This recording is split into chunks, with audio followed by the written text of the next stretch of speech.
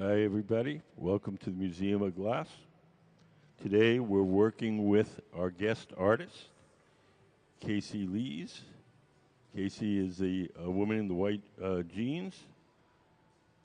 She's working with our resident team of glassblowers, and we're making these sculptural forms inspired by astronomical phenomena, is nebulas, supernovas, galaxies, and she's works a lot in neon. So we're making these glass forms, and she's going to fill them with neon and light them up.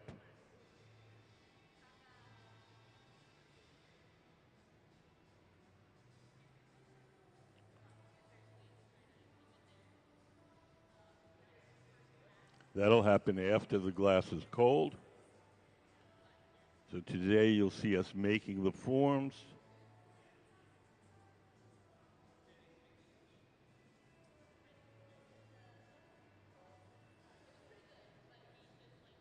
Can we put up some of Miss Lee's work on the big screen? So if you look up on our big screen, you'll see some examples of Miss Lee's artwork.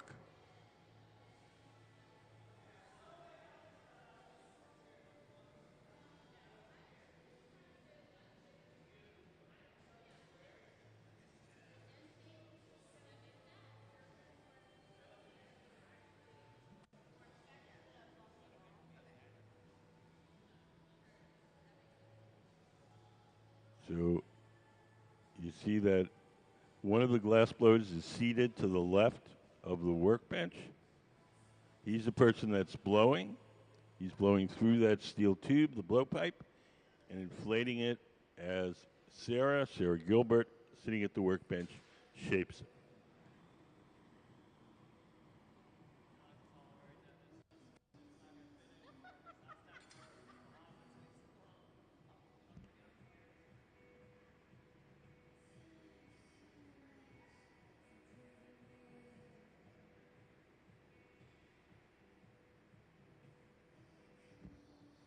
Sarah's taking a tool called the jacks and squeezing the glass and making a little notch in it. That's the place where we'll be able to break the glass away from the metal pipe once we're done shaping the sculpture.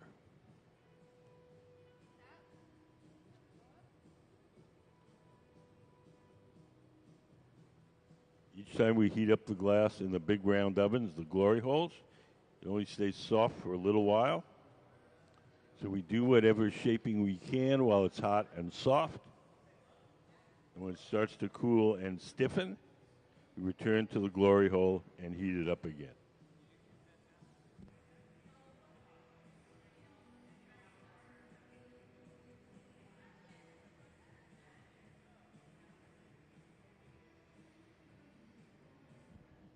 Everything we're making today is a design of our guest artist, Kacie Lees, and the designs are being executed by our resident team of glassblowers in collaboration with Kacie.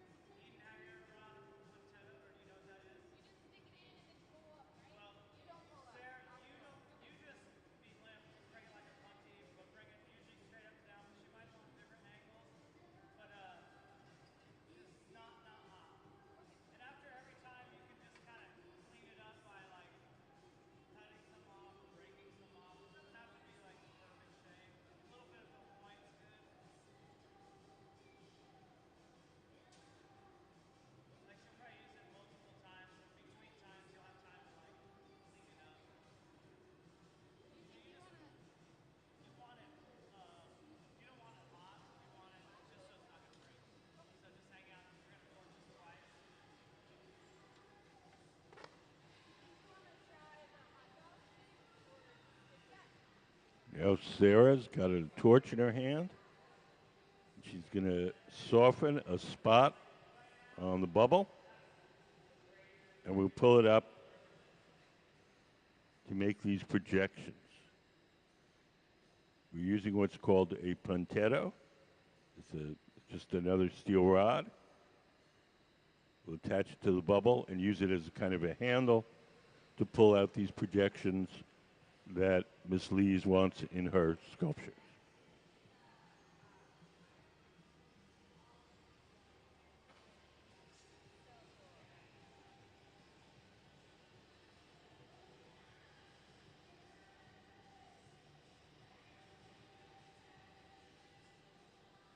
So Sarah's heating up the spot on the bubble where we want the projection.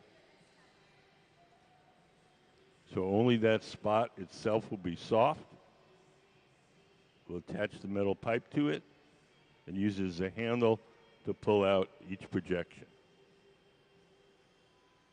This is called a puntetto.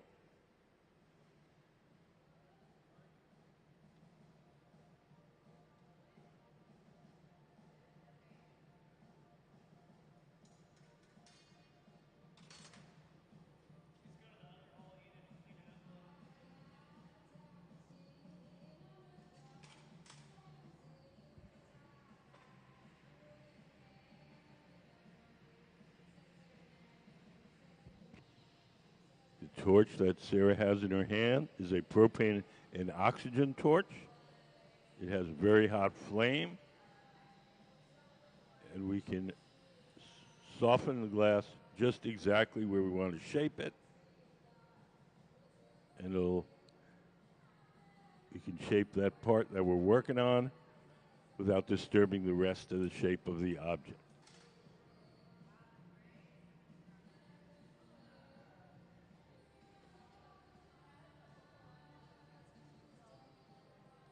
Miss Lees, Lees, is here from Wednesday through Sunday. Tomorrow, she's going to be giving a talk here at the in the hot shop. That'll be at 1 o'clock. We'll be streaming it. Everything that we do here is streamed to the internet. You go to our website and click on Hot Shop and scroll to the bottom. You'll see our live stream.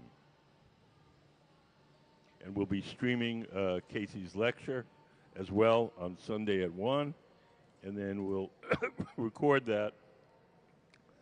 And if you don't make it at that time, a week or two, it'll appear on YouTube, on our YouTube page.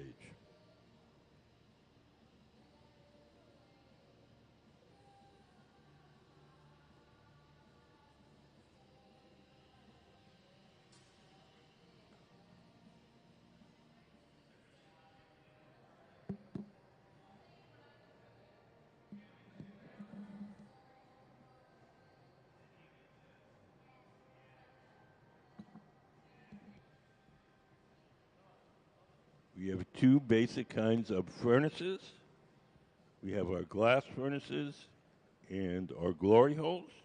The glass furnaces are the machines where you see the doors closed. That's where we keep our reservoirs of molten glass. If you look up on the big screen, you'll see a diagram. That's what the furnaces look like inside. So in each of the furnaces, there's a big ceramic pot. In that ceramic pot is 1,000 pounds of melted glass. We keep the melted glass at 2,100 degrees Fahrenheit, 1150 Celsius. At that temperature, the melted glass has the consistency of honey.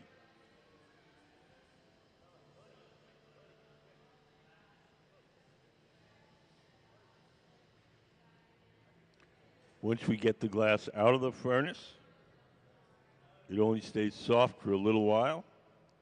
So we do whatever shaping we can while it's hot and soft. And when it starts to cool and stiffen, we go to the glory holes, the round furnaces with the doors open, and we heat it up again and soften it.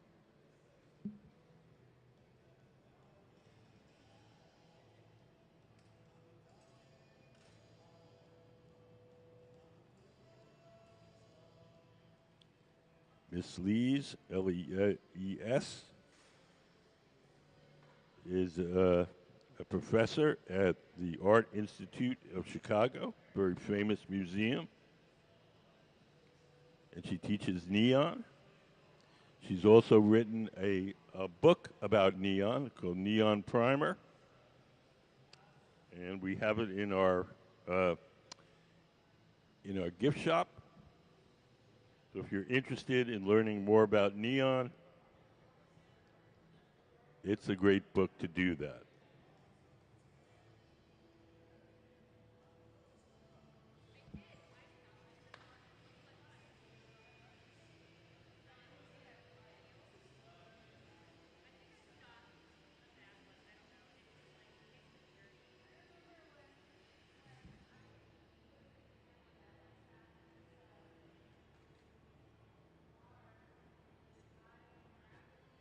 Glass blowing is a team sport.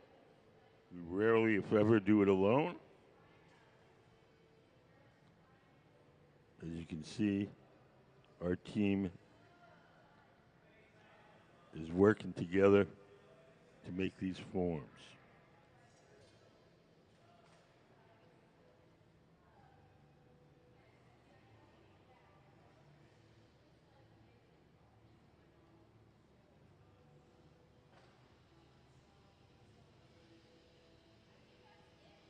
Folks that are working the glass today are our Museum of glass blowers. Sarah Gilbert, sitting at the center workbench. Gabe Feenan, seated to the left of the workbench. Carly Uphoff is the woman heating up the glass now in the glory hole. And to the right is Eden Gibbons.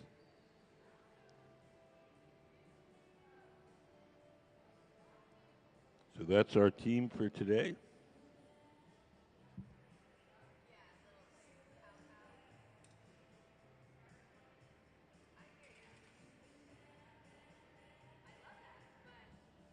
Does anybody have any questions?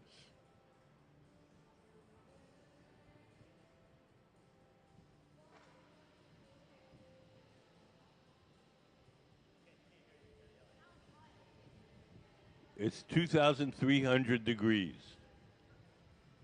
That's 200 degrees hotter than the hottest volcano.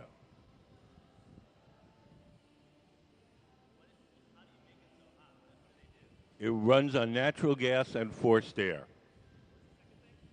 Forced air. They blow air into the gas stream, and it makes the flame hotter.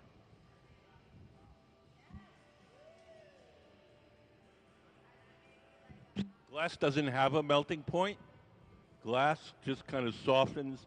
The hotter you get it, the softer it gets, the cooler it gets, the stiffer it gets.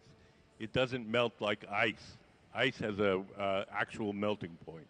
Glass does not. It just kind of gets softer and softer the hotter you get it. We keep it in our furnaces at 2,100 degrees. And at that temperature, it has the consistency of honey. Yeah. Say that a little louder.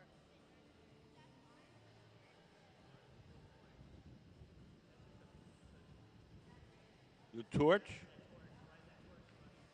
Oh, it's on pilot so that we can grab it at a moment's notice and we squeeze the trigger and a big flame comes out. We use the torches when we want to heat up the glass in a specific place. When we heat it up in the glory hole, it kind of heats it up generally. When we want to focus the heat in a particular place, we use the torches.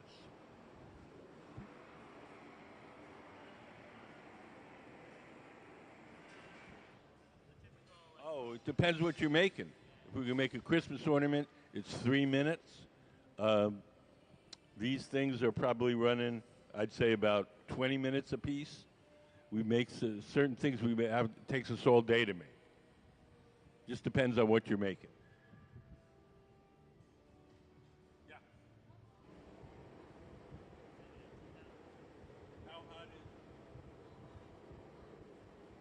How hot is the glass? Well, when it first comes out of the furnace, it's 2100 degrees, and then it starts to cool quite rapidly.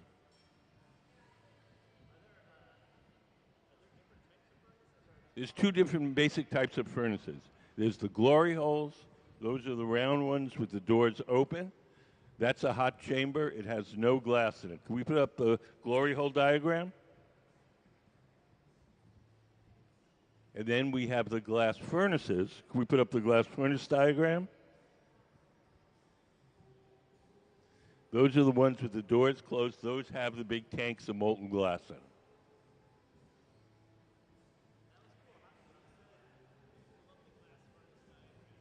What?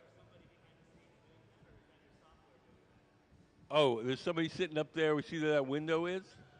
It's Serena today. She's looking at it. It's kind of like an NFL game. She's sitting at a big computer, and she can see all the different cameras. And she can also put up the pictures if I ask for it. Okay, Serena, you have a compliment from the crowd. She said that you're doing a good job.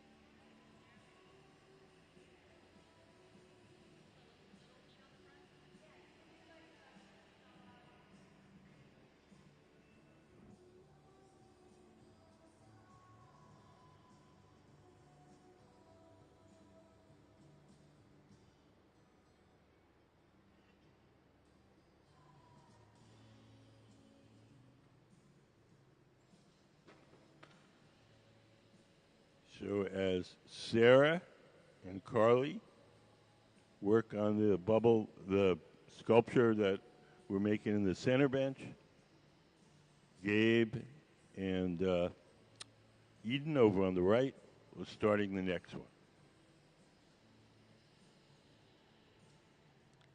Gabe in the black hat is blowing a bubble of clear glass. Eden is heating up some colored glass, and we're going to coat the clear bubble with the colored glass. All the glass that's in those furnaces is clear glass. We buy colored glass in various forms, and we coat our clear bubble with the colored glass.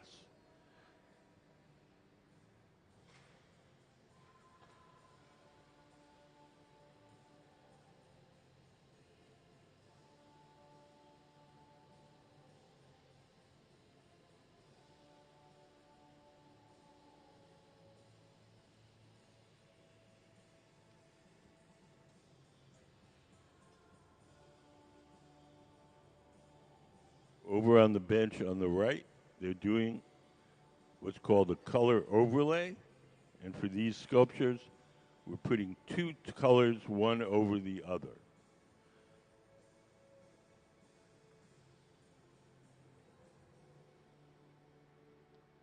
So here comes Eden with the first color.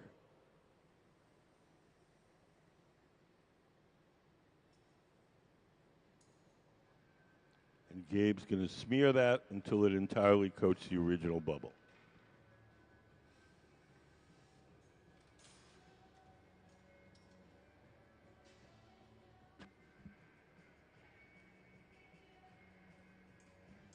You look up on the big screen. This is what we call a double overlay. So we make a clear bubble. We put on the first color, and then we do the same process and put a second color over that.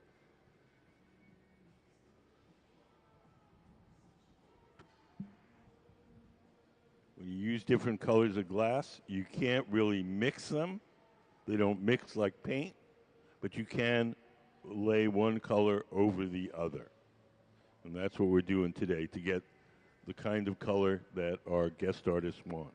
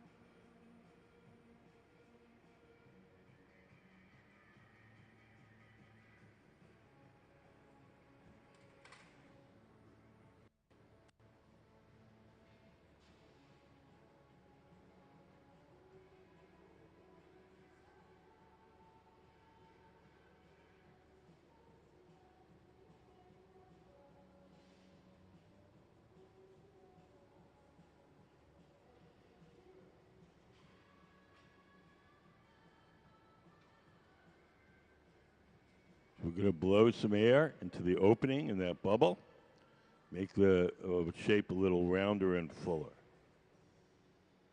The tool that they're using is called the soffietta. It means little blower, little puffer in Italian.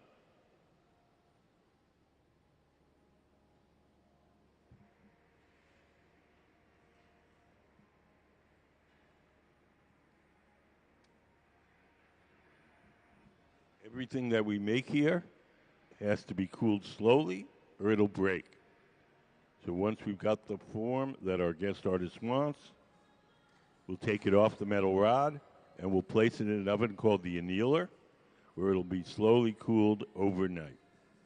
If we just made these things and put them on the table and let them cool on their own, they would cool too quickly and unevenly and they would break.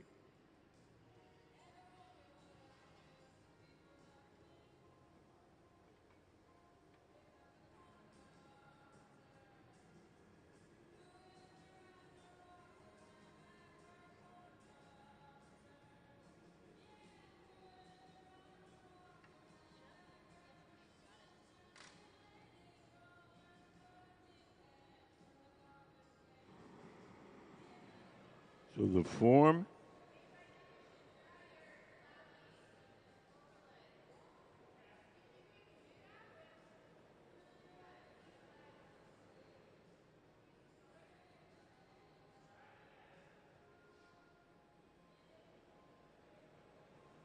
So the one in the center bench is done. We're going to take it off the metal rod, and we're going to place it in our annealing oven, where it'll be cooled slowly overnight. If you look to the far right, you'll see Carly putting on some protective clothing. She's going to carry the finished piece to our annealing oven. She's putting on some Kevlar gloves. When she grabs that sculpture, it'll be roughly 1,000 degrees. At that temperature, the glass will be hard. It'll no longer change shape. And we'll carry it to the annealer, where it'll be cooled very slowly overnight.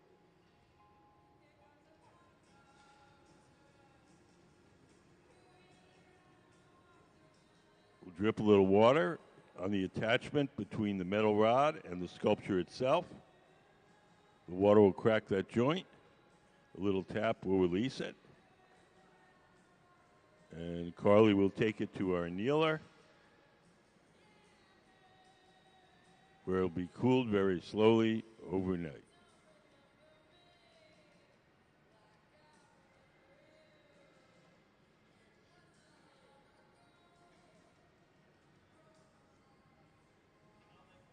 Does anybody have any questions?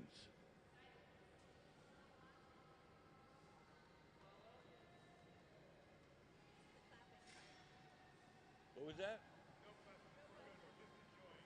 Good.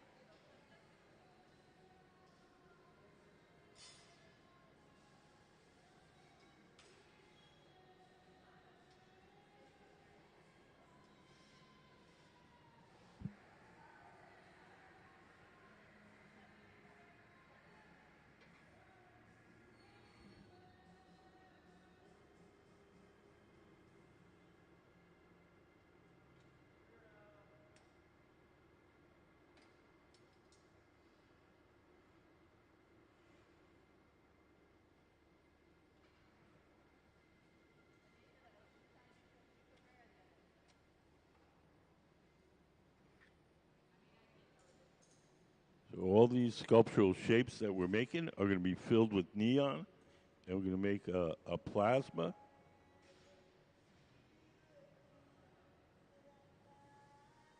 And when you shoot electricity through them, they'll light up.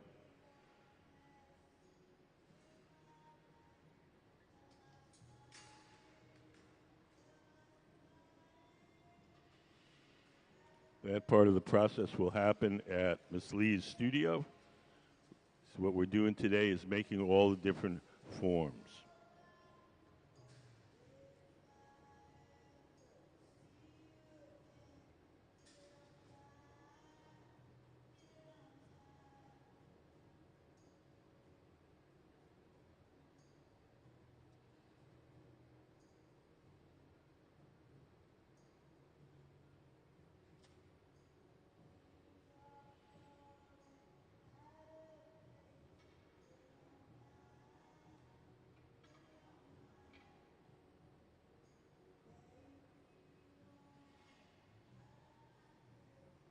So in the center, Sarah has blown a bubble of clear glass. Carly, with the reddish hair, is heating up some colored glass. And we're going to coat Sarah's clear bubble with the colored glass, which I believe is gray.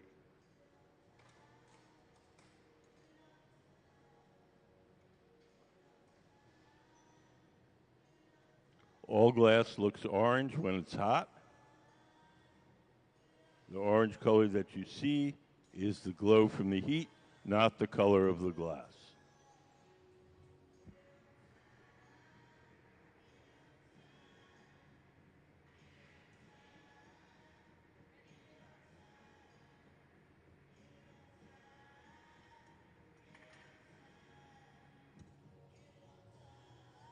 We got a little assembly line going here. So Gabe on the right has blown up a bubble for the next sculpture. And Sarah is starting one over on this bench.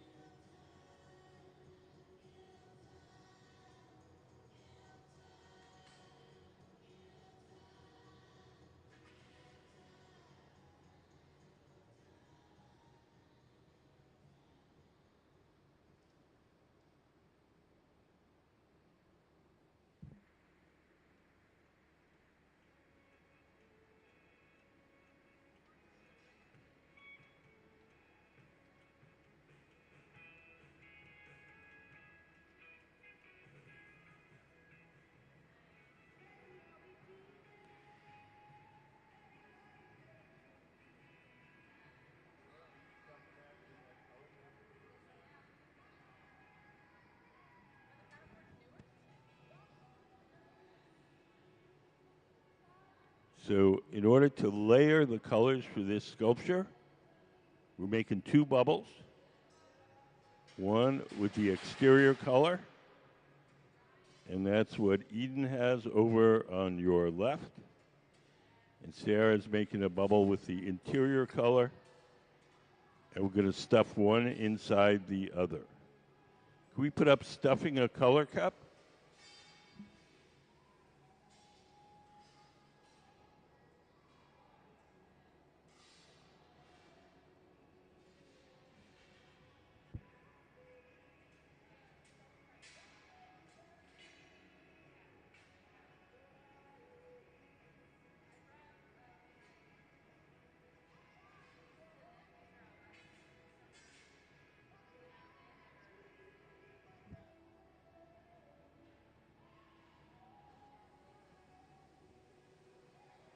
Can we put up stuffing a color cup?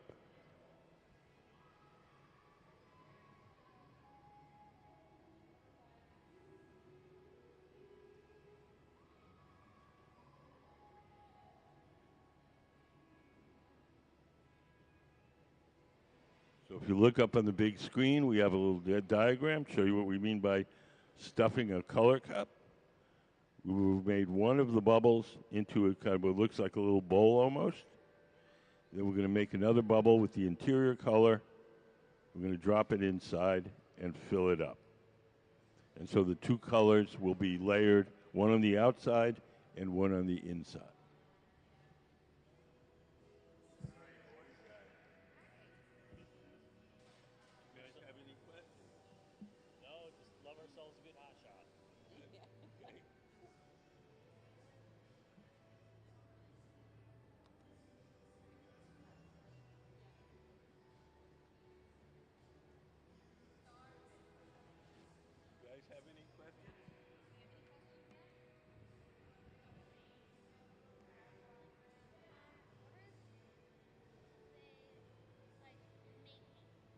They're making these sculptures based on stuff in astronomical stuff like nebulas and supernovas, and these are the inspiration. Yeah, right here. Small, be this sort of this big. Then she's going to take them and she's going to fill them with neon, and they're going to light up. That'll happen after the glass is cool.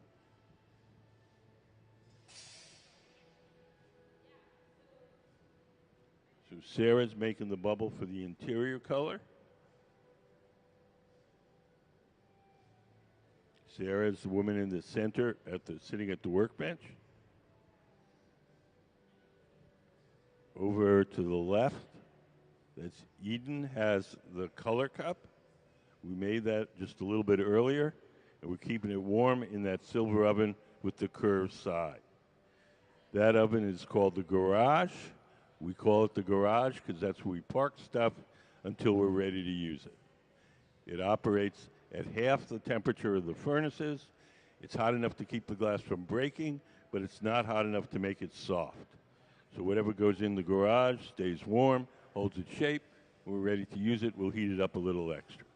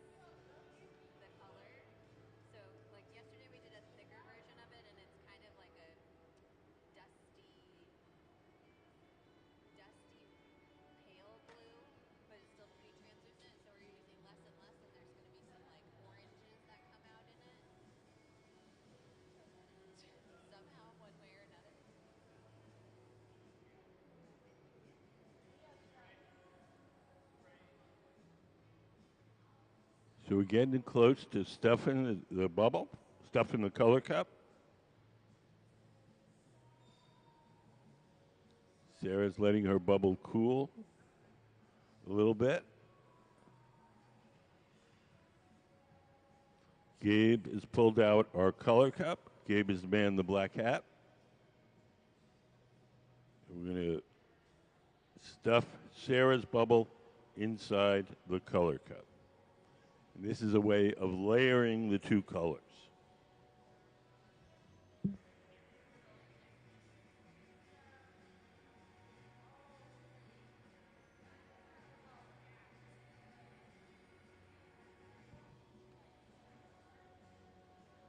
So over on the bench on the far right, Gabe has the color cup. In the center, we have the bubble that's going to go inside.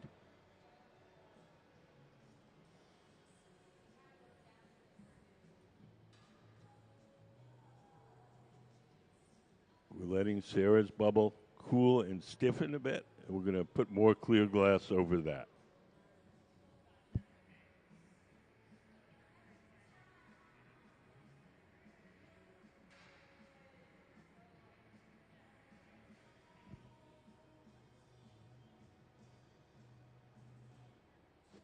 Sarah's going over and checking the size of her bubble versus the color cup. Make sure that we've got it sized right. Sarah's coating her bubble inside the big furnace, the glass furnace. She's got a fresh layer of clear glass.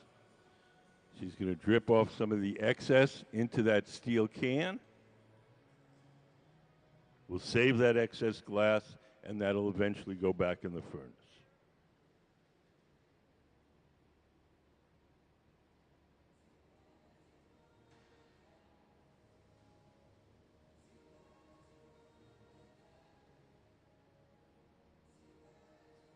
We just put up quickly stuffing the color cup again.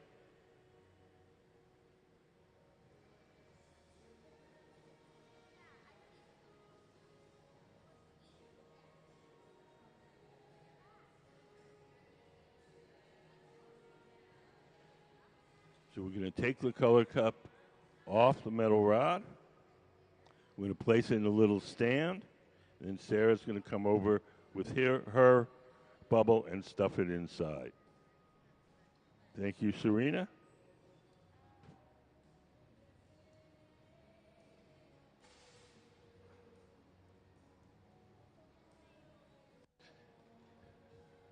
So we take the color cup off the metal rod. We place it in that stand. And Sarah will come over with her bubble and stuff it inside.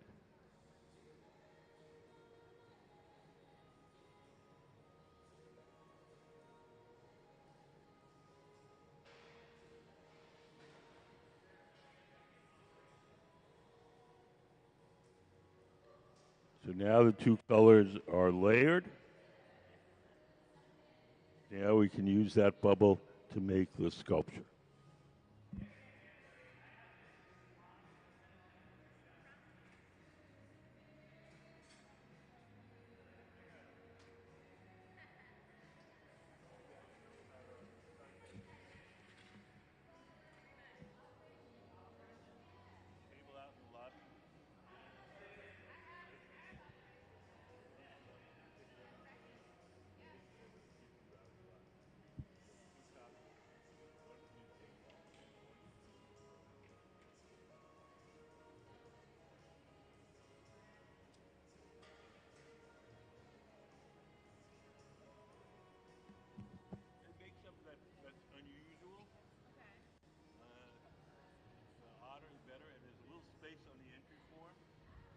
Write something about what you drew, and if you have a good story to go along with your drawing, that helps a lot in winning.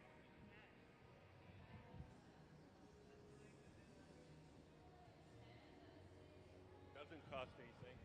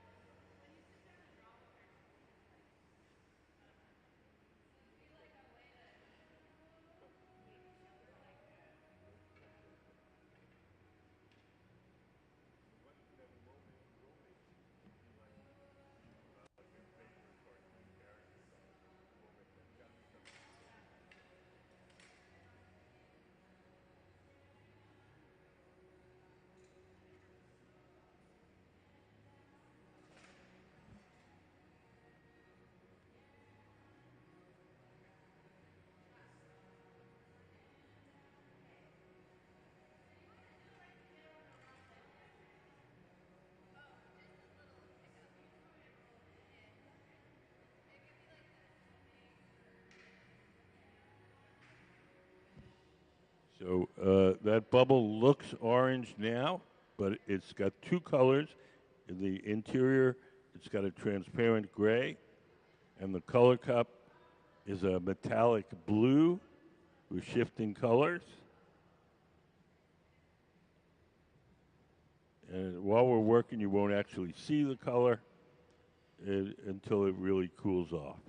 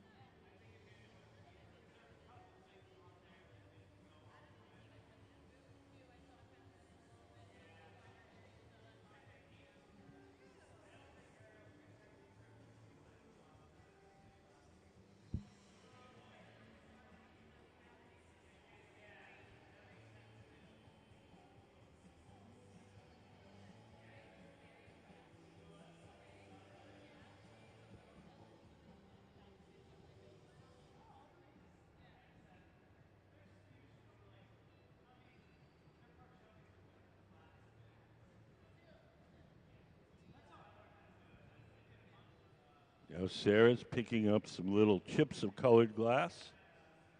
and melting them into the surface. And they're going to appear as dots of color on the surface.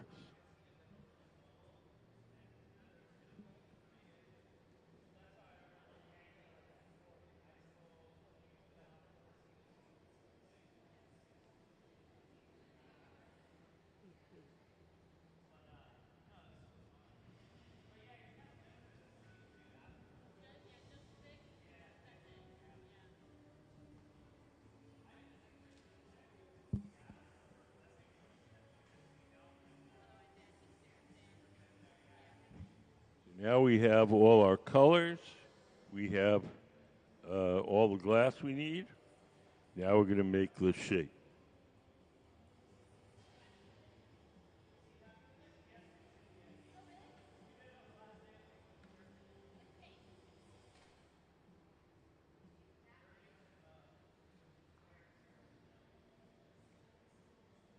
Sarah's taking a tool called the block and shaping that glass.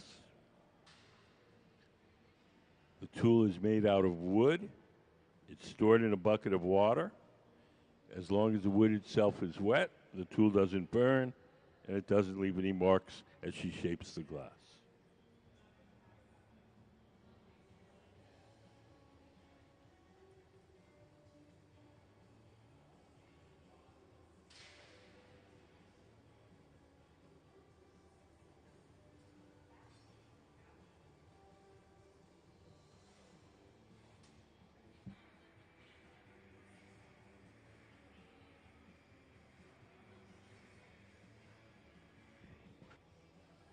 Notice that one of the glass blowers is seated to the left of the workbench. He's the person that's going to be blowing.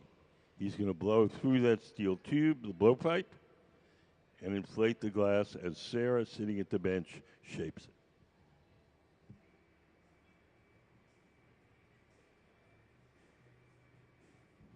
Glass blowing is a team sport.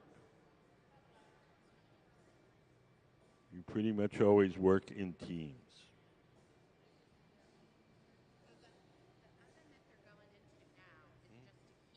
Yes.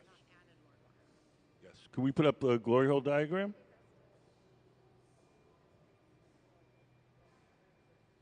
So if you look up at the, so it's just a big brick barrel with a gas burner in the side.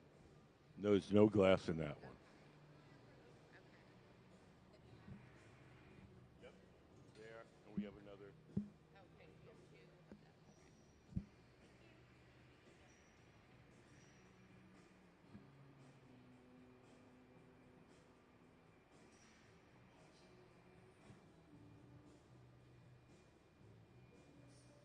So Sarah's squeezing the glass with a tool called the jacks and making a little notch in it. That notch is the place where we'll be able to break the glass away from the metal pipe once we're done shaping.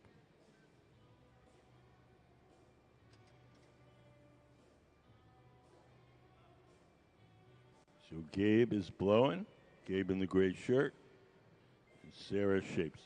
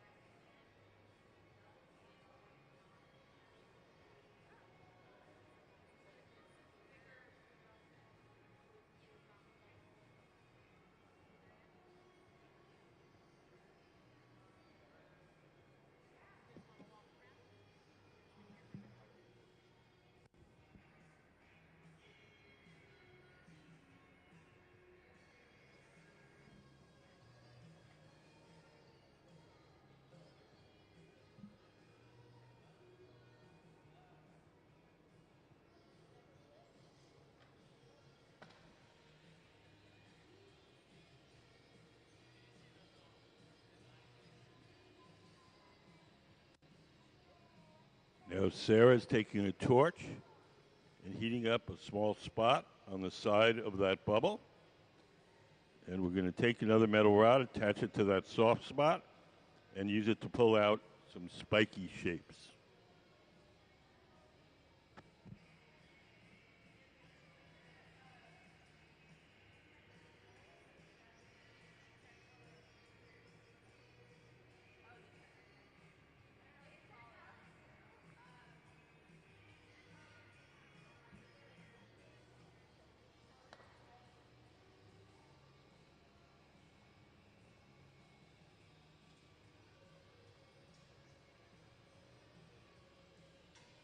We have two ways in which we heat up the glass.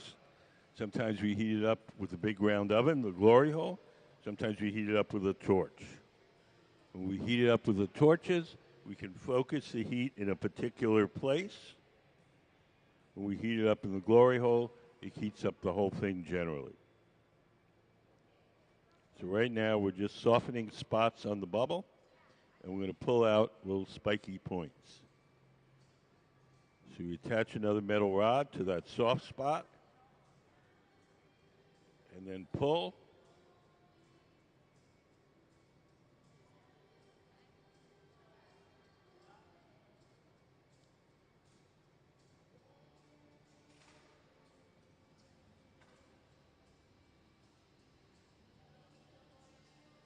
Sarah's going to melt the little tip where we cut it off.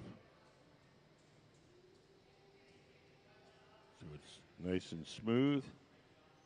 We're going to repeat that process several times to get these spiky shapes that our guest artist wants. Our guest artist is Kacie Lees, Lees. She's the woman in the white jeans at the center of the workshop. So everything we're making is her design. Anybody got any questions?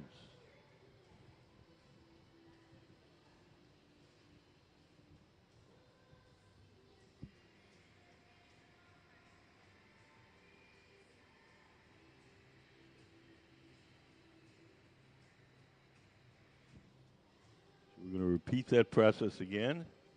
Sarah's going to soften another spot on that bubble, and we're going to pull out another little spiky point.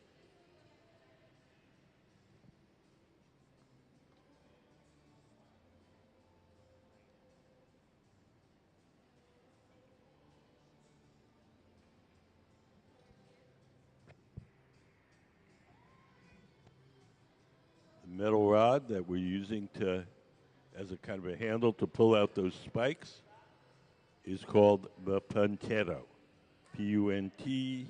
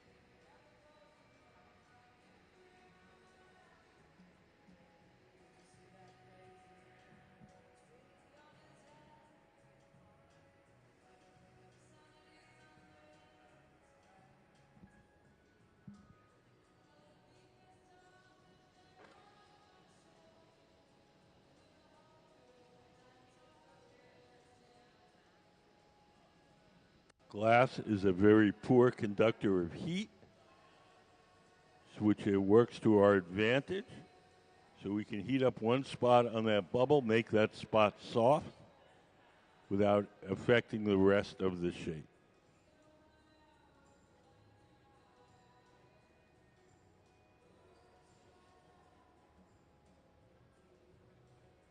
We taking the puntetto again, attaching it to the surface, and pulling it.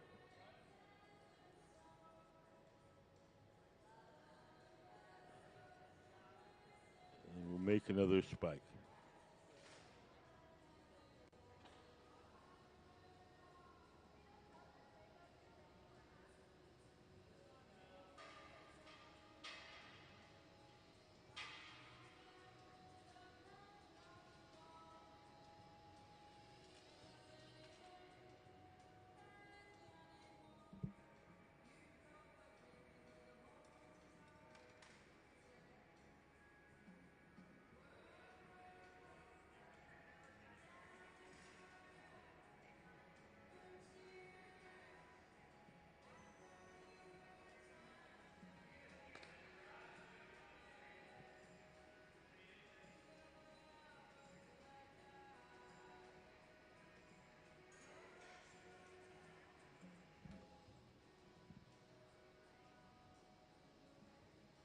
Does anybody have any questions?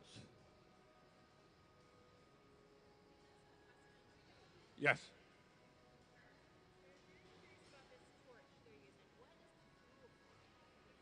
There's two torches. The one with the focused flame, that's a propane and oxygen torch, and it has a 5,000 degree flame. The one with the bushy flame, that's a propane and air, and that has about a 3,500 degree flame. Mm-hmm. Yep.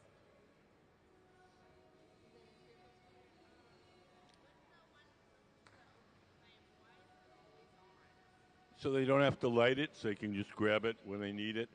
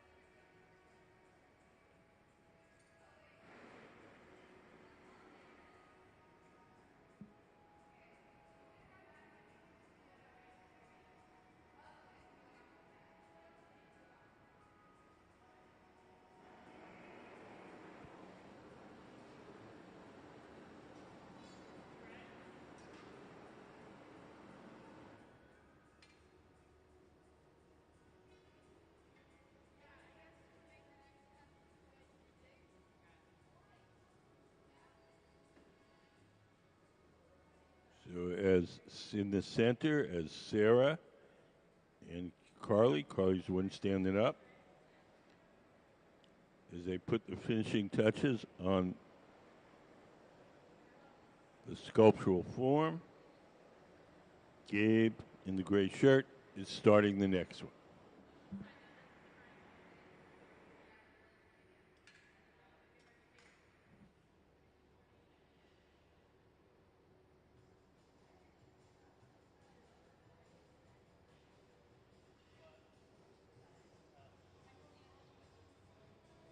Oh, no, Gabe is, we're going to punty this up, sorry.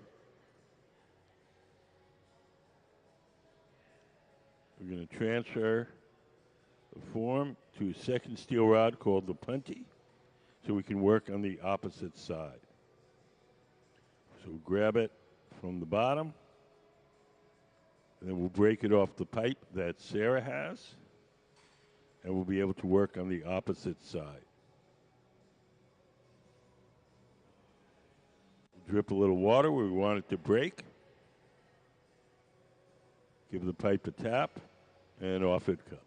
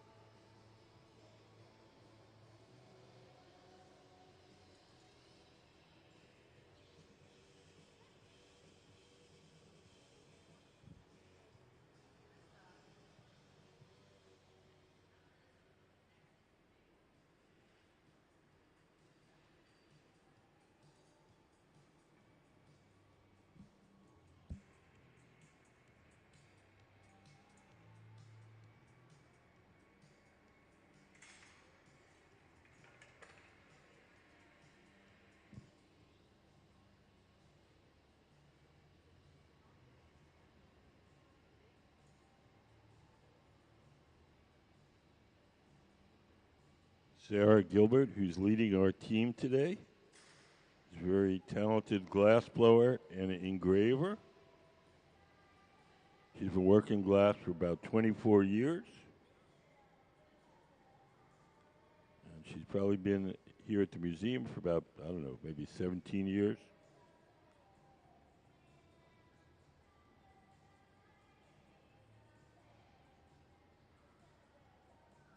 We're going to blow a little air into the front end of that shape, make the shape a little fuller and rounder.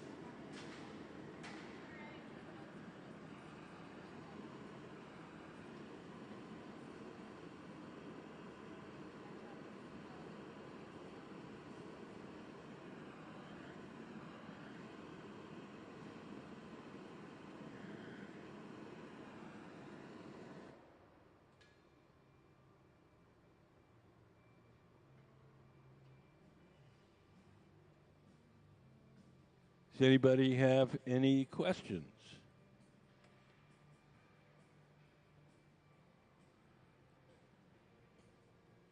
You guys have any questions?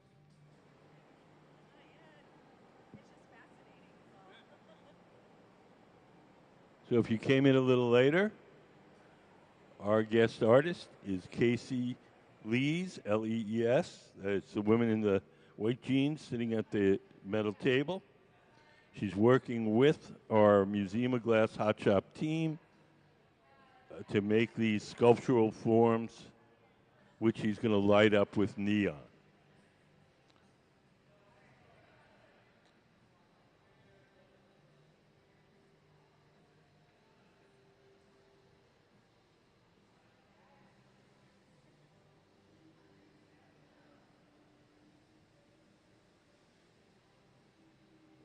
So we want these forms to be spiky.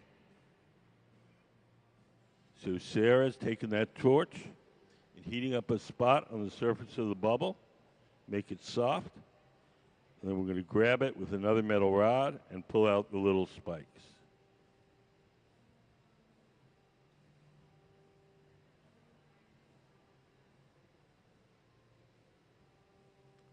We're adding a little chip of colored glass.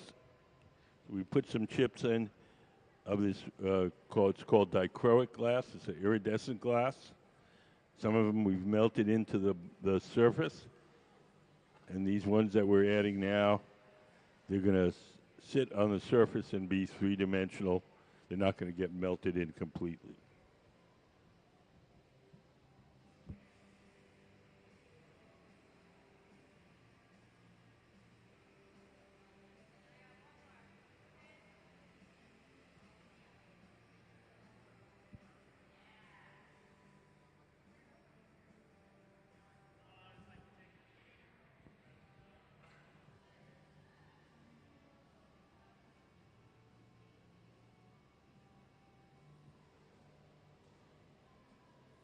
We've layered two colors of glass, a transparent gray, and then over that, a kind of metallic blue.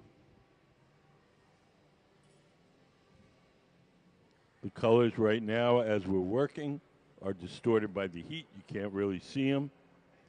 When it cools off, you'll see the true color.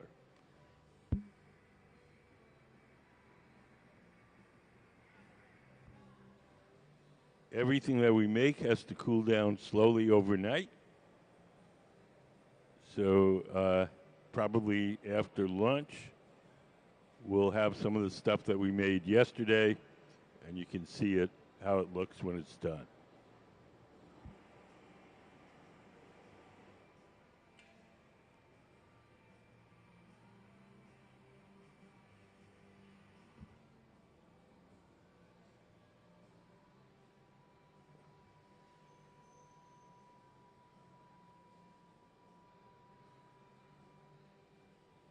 As we finish each of these sculptural forms, they have to be cooled very slowly overnight so they don't break. The slow cooling process is called annealing. You have electric ovens at each end of the studio, the big black ovens. We keep them at a constant temperature all day long. We place all the objects that we make during the day in there. And then at night, they have a little computerized thermostat that slowly turns the temperature down to room temperature.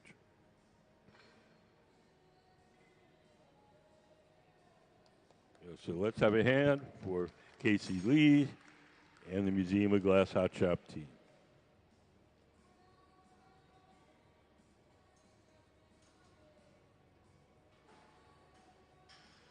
Anybody have any questions?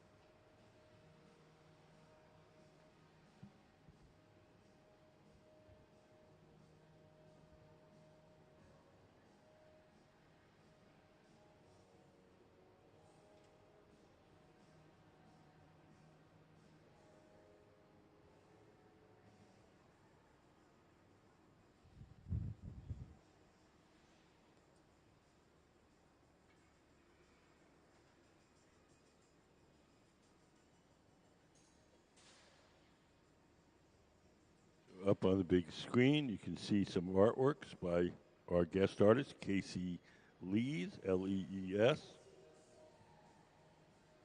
She works a lot in neon, and these sculptural forms that we're making today, they will all be lit up with neon. They'll be filled with plasma.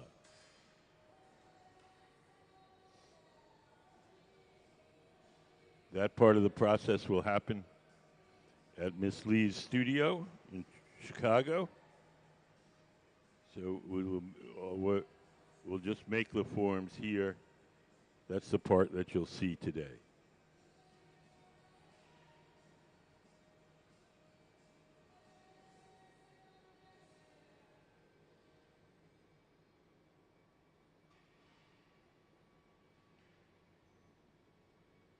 So we're going to layer 2 colors for these. We're going to do what's called stuffing a color cup. Gabe on the right is making the color cup. So can we put up stuffing a color cup again? So if you look up on the big screen, you'll see we're making a little open shape. That's called the color cup. That's what Gabe's making over here. In the center, Sarah will make another bubble of a different color, and we'll stuff the interior bubble into the color cup, and the 2 colors will be layered. You guys have any questions?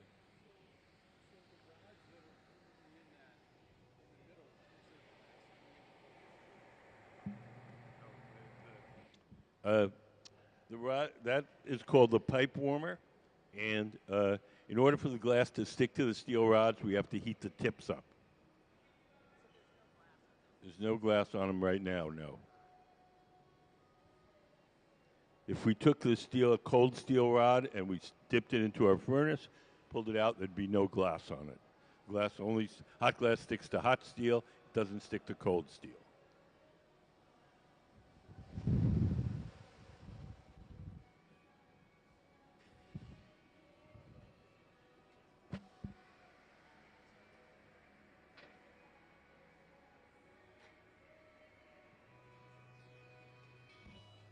All the glass that's in our furnaces is clear glass. It has no color. We buy colored glass separately in various forms. We blow a bubble of clear glass from the furnace, and then we coat it with colored glass.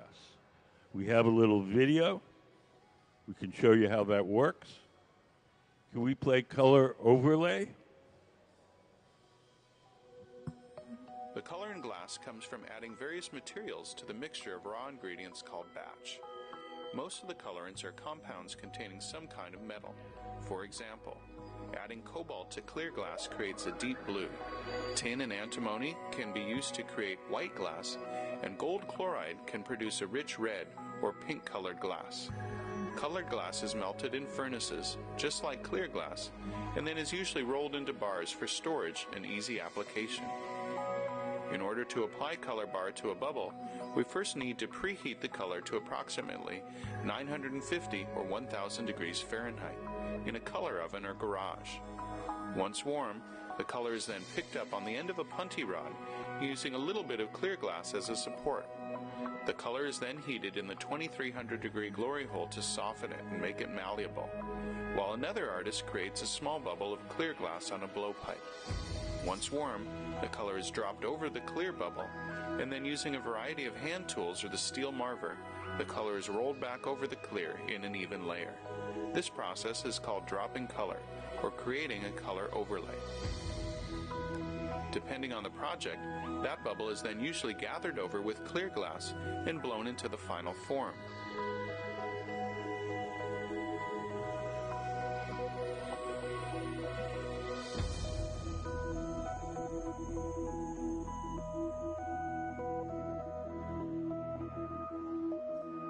The finished product may appear to be all made from colored glass, but when viewed in cross-section, we can see that there is only a thin layer of color sandwiched between many layers of clear glass.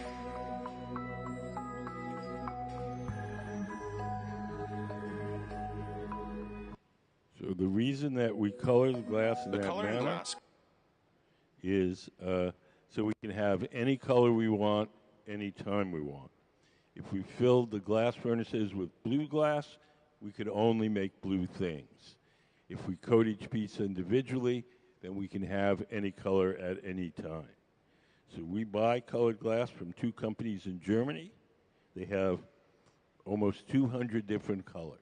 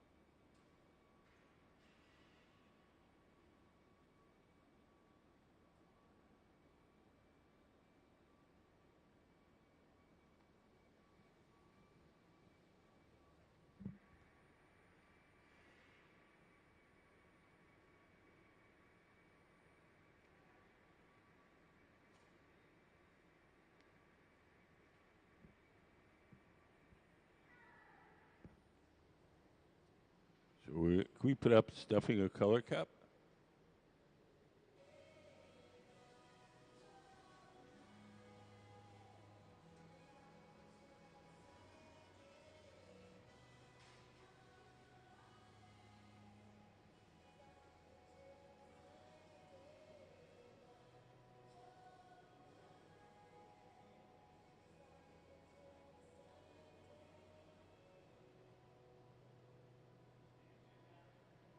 Can we put up stuffing a color cup?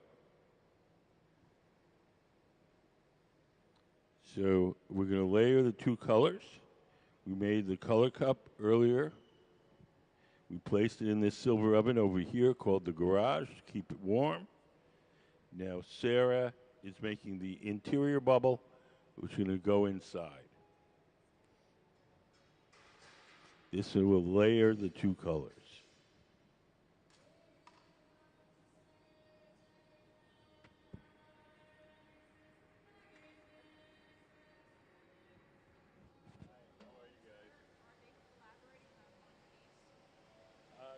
Yeah, I mean, they're not collaborating. They're Kacie piece, and they're making it for them.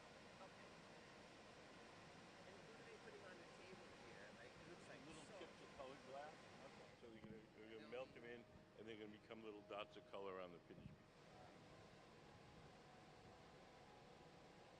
That's what the team sport. We always work in a team. Yeah. It's not one person. Okay. Yeah, we saw that.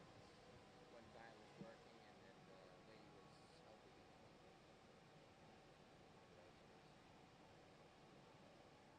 So we've put the color cup into the silver oven on the far left with the curved side. That's called the garage. That'll keep it warm until we're ready to use it. Sarah Gilbert in the center is making the bubble with the interior color.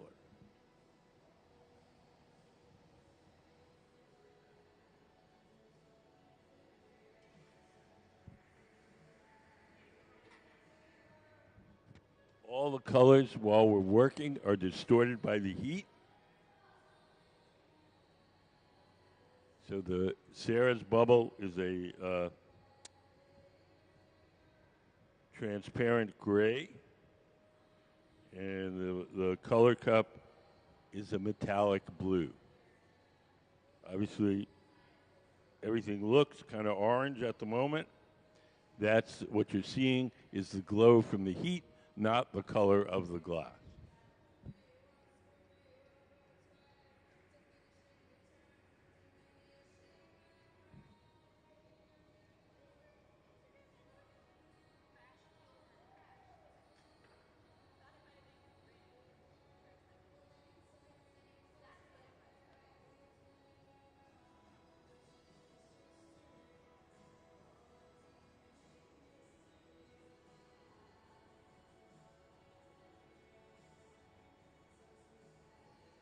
Sarah's going over to our furnace.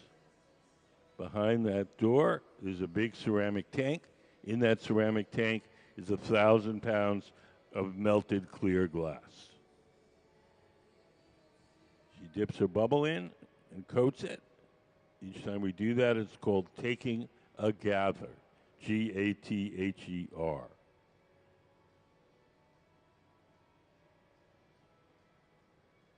So the glass that Sarah just added is clear, and we have a layer of color underneath that.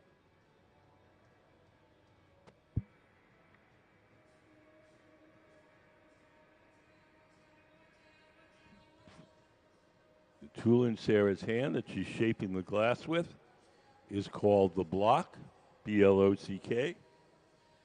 It's made out of wood. It's stored in a bucket of water.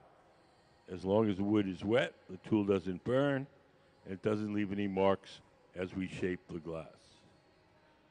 The tool looks like a scoop, where we don't scoop up any water in it. We use it empty. We just want the wood itself to be wet.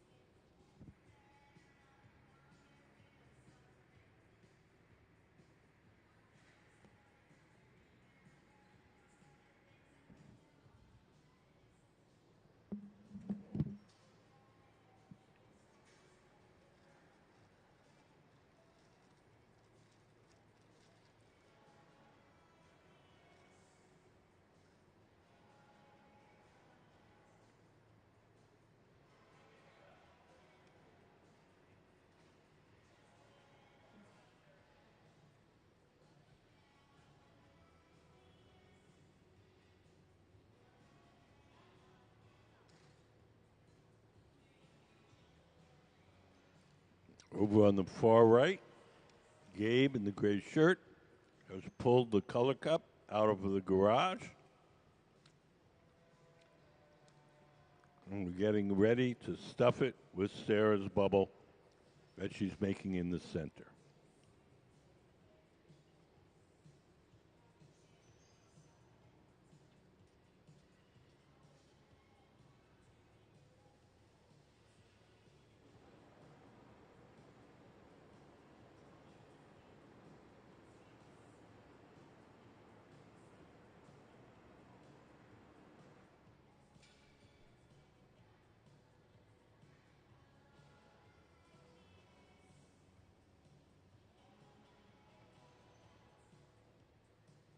Sarah's shaping the glass using a pad of wet newspaper.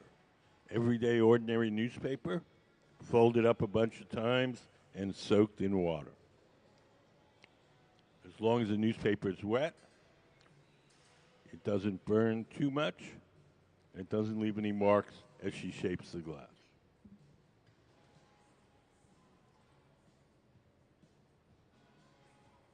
Hi, how are you guys? Great, how are you? Good. You guys have any questions? Not so far. Do you have questions? You know about our contest for kids? Yep. We entered. Great. We're hopeful to get picked. That's right. I have a very good story. Oh, right. That helps a lot. Hopefully, right?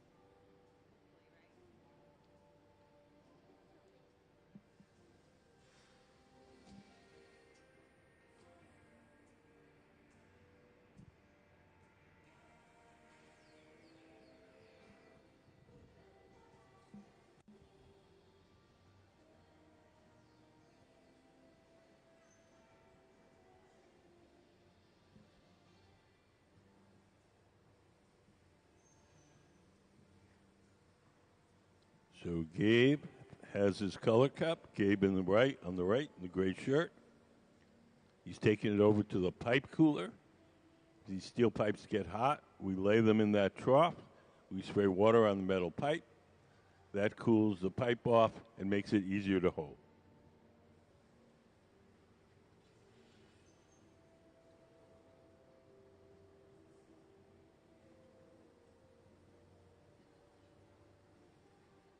Sarah is letting her bubble cool and stiffen a bit. We're going to put one more layer of clear glass on Sarah's bubble. You guys have any questions?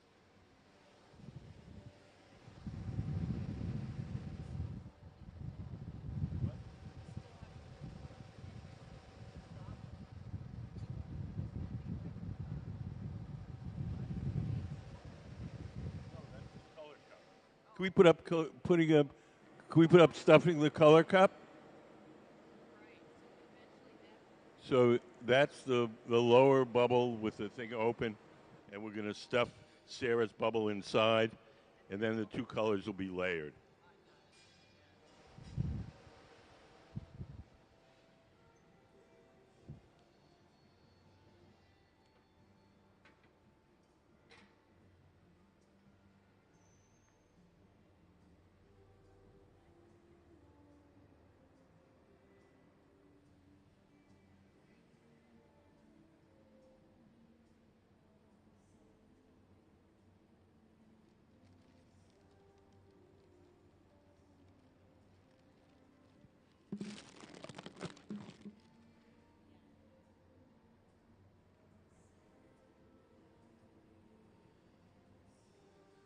Sarah's dripping some of the excess glass off into that steel can. We'll save that excess glass, and eventually that'll go back in the furnace.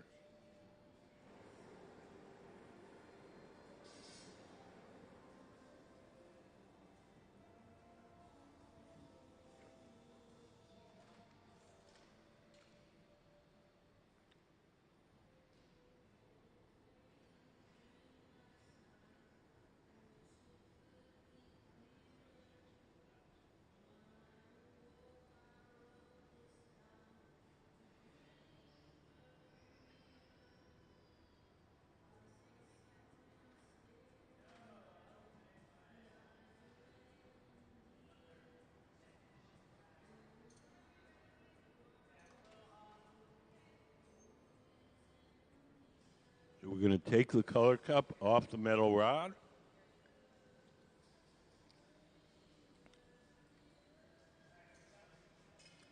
We'll place it in a stand.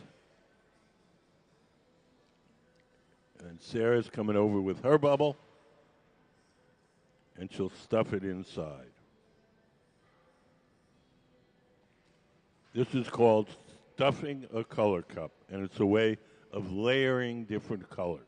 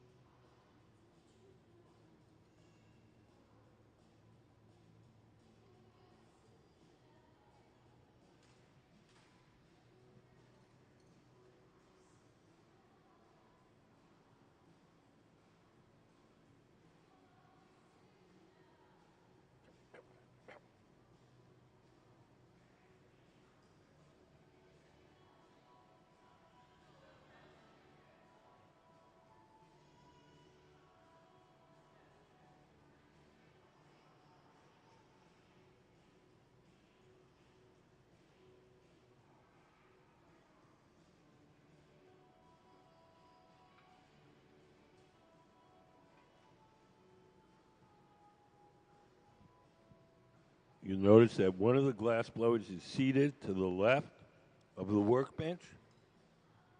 He's the person that's going to be blowing. He's going to blow through that steel tube, the blowpipe, and inflate it as Sarah, sitting at the workbench, shapes.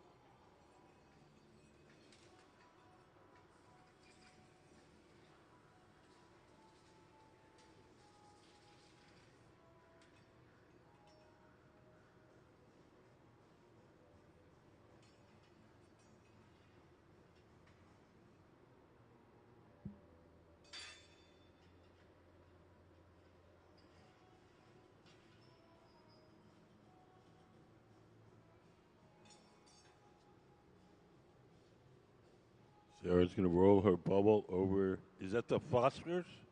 Yeah, it's a glow-in-the-dark powder that holds on to the glow. So this is the green one. You charge it up, and then you take it away, and it continues holding the glow. Same with the blue here. Crazy. And then you end up frit. Kind of the same spot? Yeah, I like, yeah.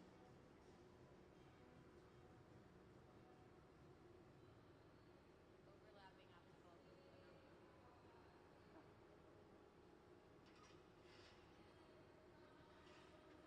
That's gonna be like a whole mix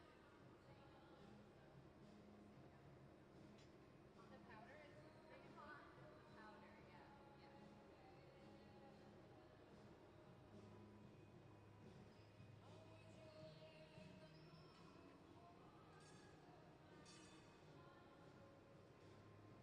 We're going to roll the bubble over some chips of colored glass. Those are called frit. And they'll stick to the surface, and when we melt them in, each one will become a dot of this iridescent color.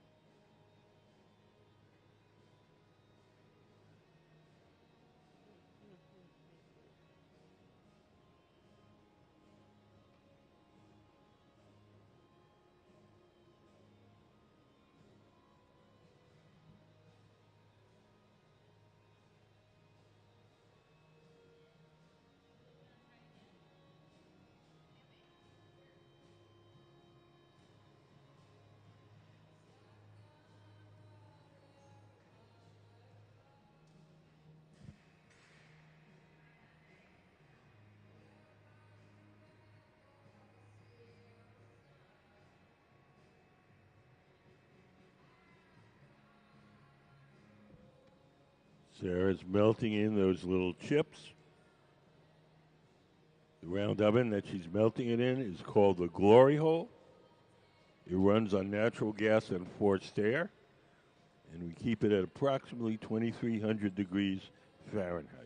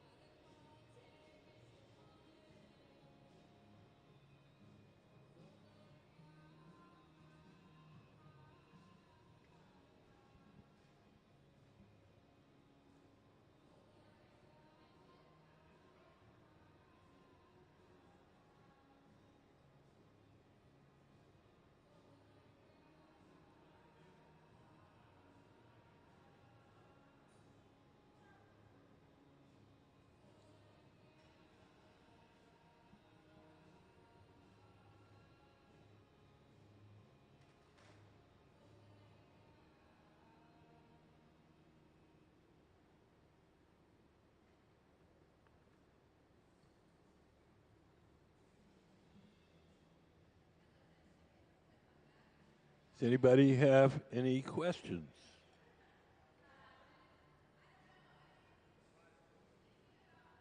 The big round oven, 2,300 degrees Fahrenheit.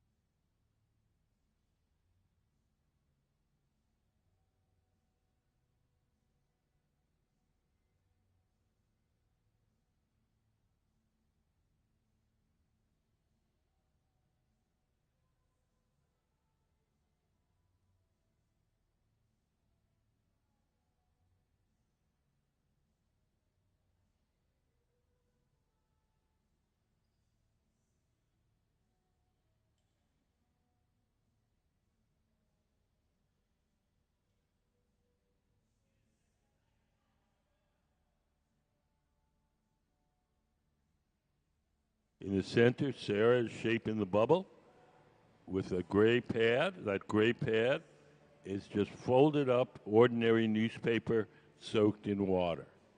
As long as the newspaper is wet, the paper doesn't burn too much, and it doesn't leave any marks as she shapes the glass.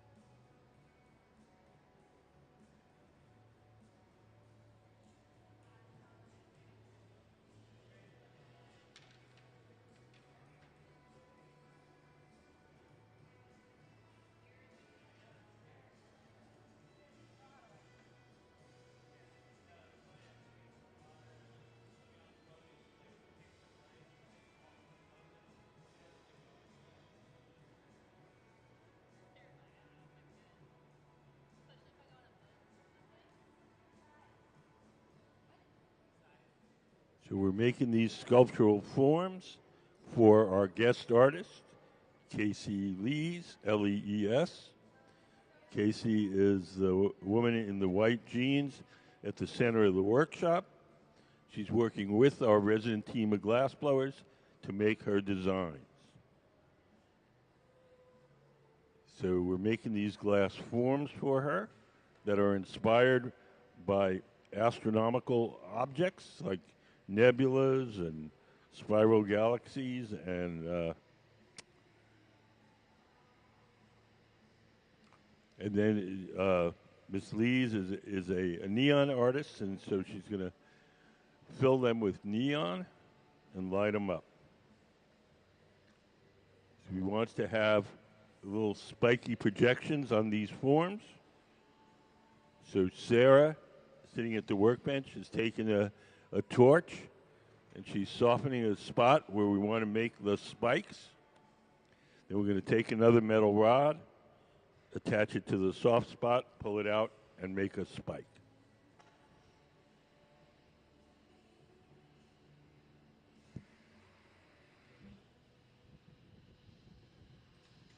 Has anybody got any questions?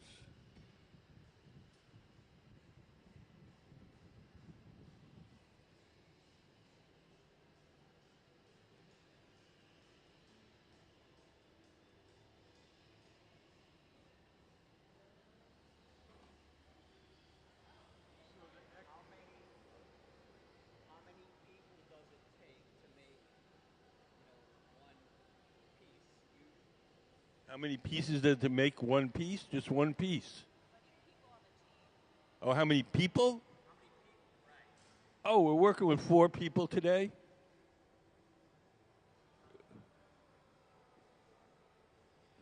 I'd say our standard team is 3.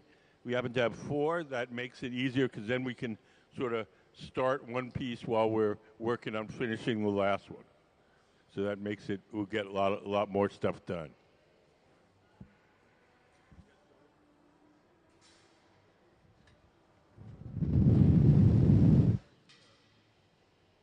Yes. Like puts a different finish on the glass? Or No.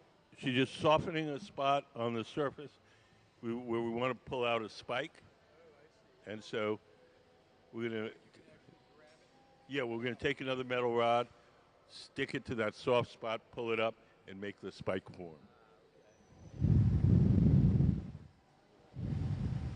do you know how many pieces are in the installation? It's that one, the one we're putting on over here. Oh, I don't know. She can probably make,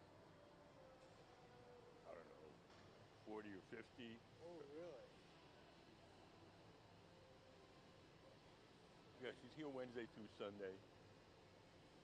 And then neon goes on the inside. The Yep. whole thing will be lit from. Wow.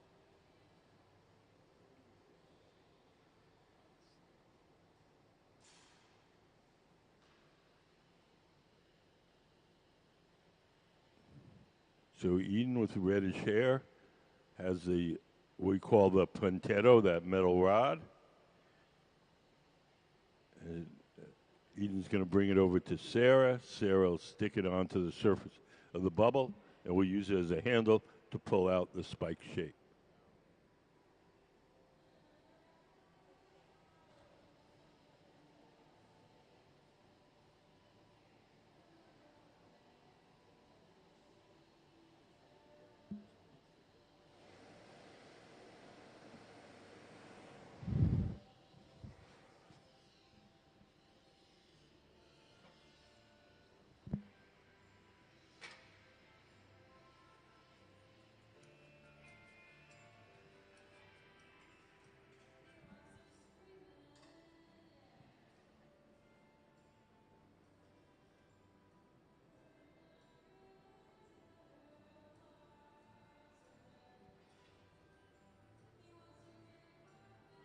So here we go.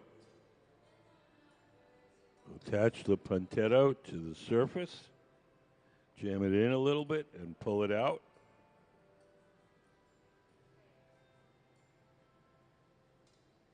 And we get our spike.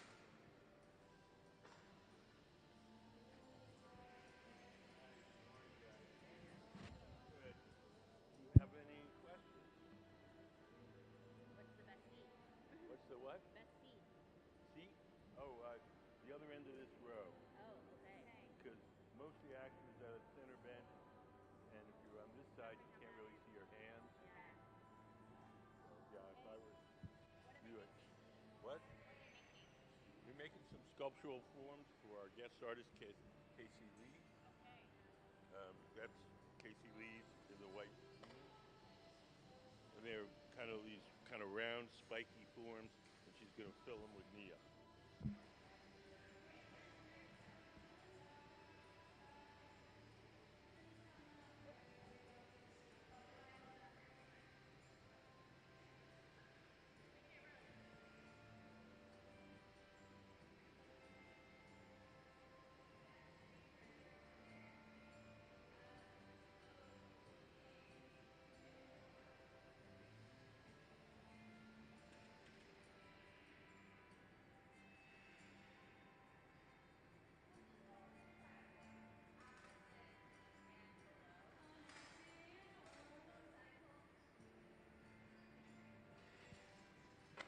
I have a better angle to see her hands and what she's doing. Sarah's using a propane and oxygen torch to soften a spot on the bubble.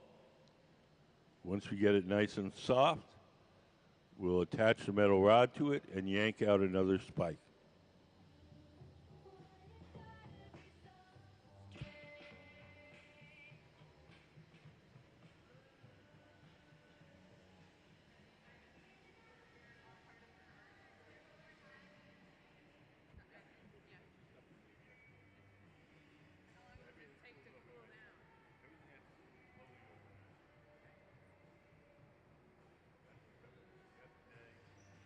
Put stuff we're making today in that one.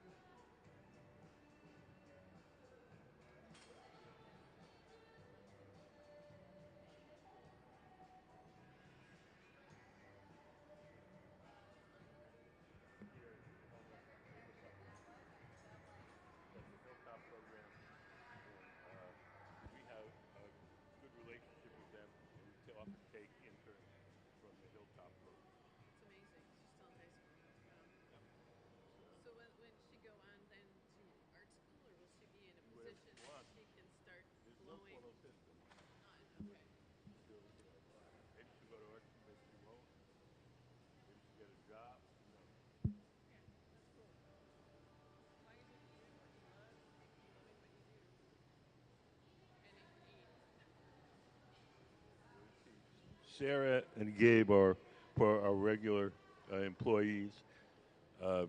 Gabe learned entirely at work.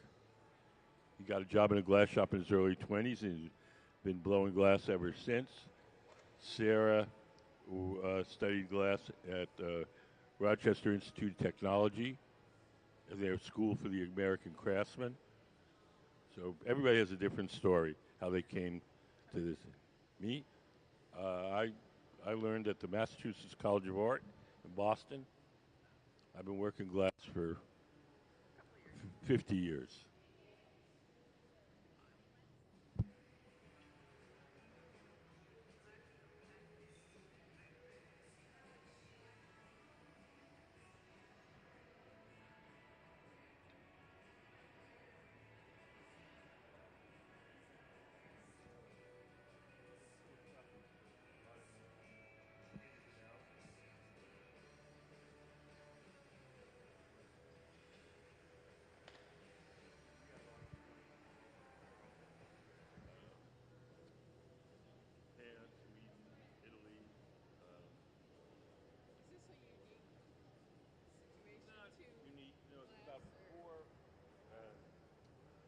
Museums that have a similar type of setup. Corning Museum in New York, the Refraction Museum in Norfolk, Virginia, Toledo Art Museum in Toledo, Ohio, and us.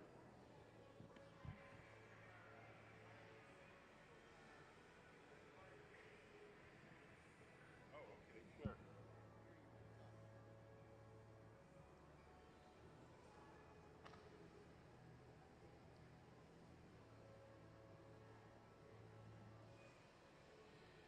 So we're working on a sculpture for our guest artist, Kacie Lees.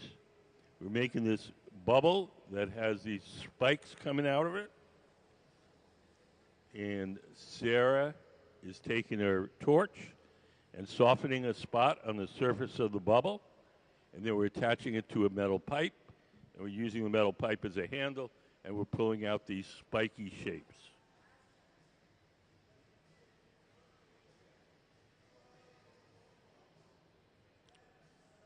So these sculptures are inspired by astronomical phenomena, nebulas, galaxies, supernovas. And we're making these kind of spiky ball shapes. And Kacie Lees, our guest artist, is going to take them back to her studio and fill them with neon, and so they'll glow.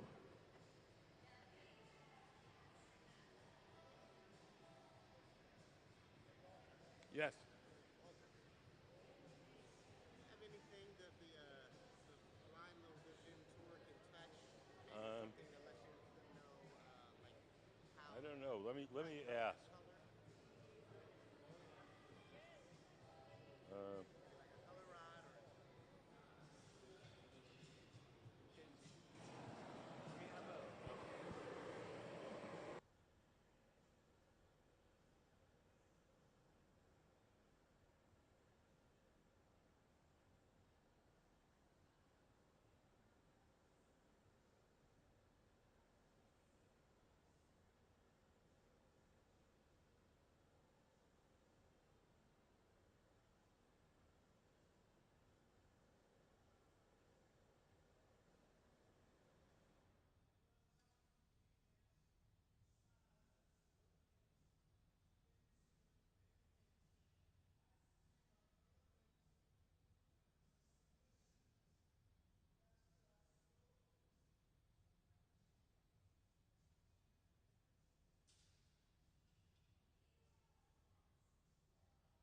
in order to shape these, we have to heat up the glass and make it soft. Each time we heat it up, it only stays soft for a little while. So we heat it up, we do whatever shaping we can while it's hot and soft, and then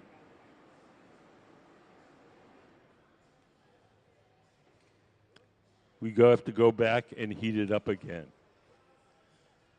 The furnace that we heat it up in is called the glory hole. It's a big brick barrel with a gas burner in the side. The door is open. We stick the glass on the metal pipe into that big brick barrel. We heat it up we sit there for a minute or two. It gets hot and soft, and then we can shape it. So now we're going to transfer our spiky shape from the rod it was originally created on to a second steel rod called the punty. This second steel rod will hold our shape from the bottom while we work on the top. When we feel that that bond is strong enough to hold it, we'll break the glass away from the original pipe. We'll take a pair of tweezers, dip them in water, and we'll drip a little water where we want the glass to break. And then we're going to tap on the pipe, and it'll break away from the original pipe and stay stuck to the second pipe. Here we go. There's the water dripping off into a little notch. Give it a tap, and off it comes. So now it's held from the bottom. The top is exposed. The top can now be heated and shaped.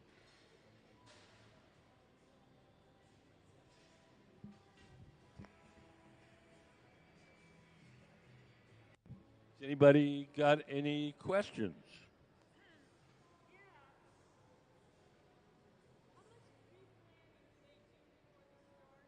They have, I don't know, 15 minutes or something.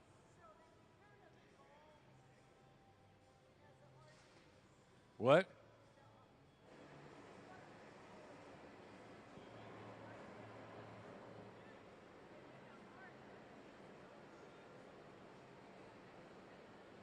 You're losing me.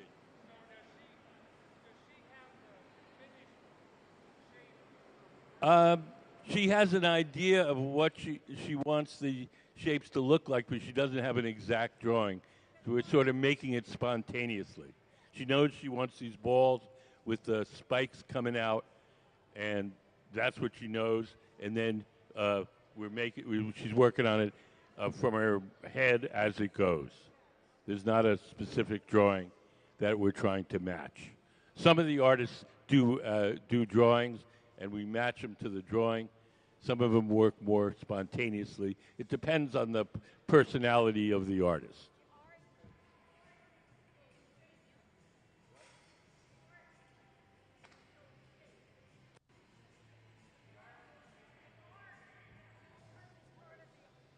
I guess.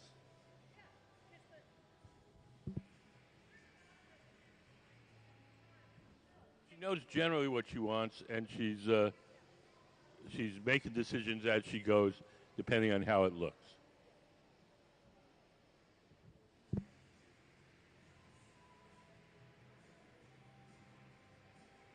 So the artist is the woman in the white jeans. That's Kacie Lees, Lees. And the folks that are working the glass, those are our Museum of Glass Hot Shop team. We have 4 folks working today. We have Gabe Feenan in the gray shirt and black hat. We have Sarah Gilbert, who's leading our team. She's the woman sitting at the workbench. And then we have Eden Gibbons and Carly Uphoff, and they're assisting.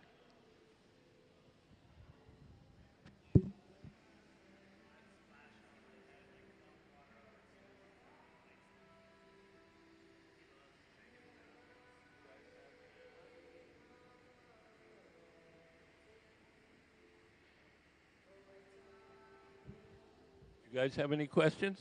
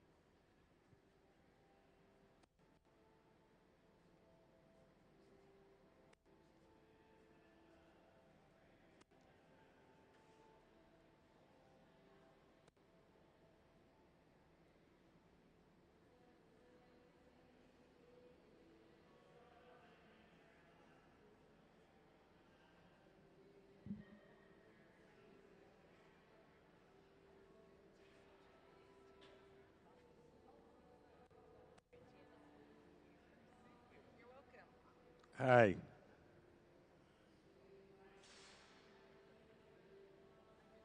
Hi, how are you guys? Good? Do you guys have any questions about what's going on?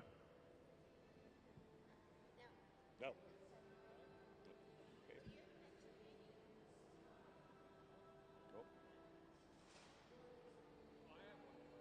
Sure.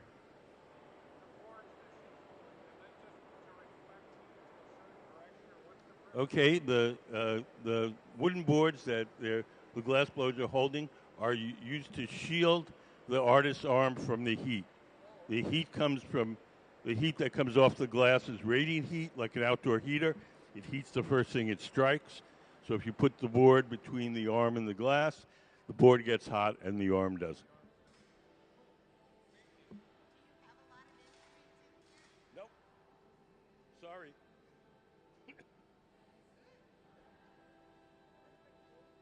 We've had one trip to the emergency room in 22 years.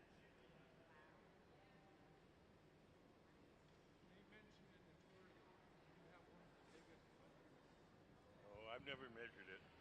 Not worried about how big it is. Is that one of these down here? Or is it in another room?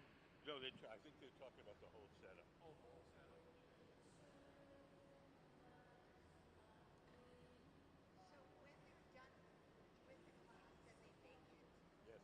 Okay, when they're done with the glass, everything that we make here has to be cooled slowly so it doesn't break.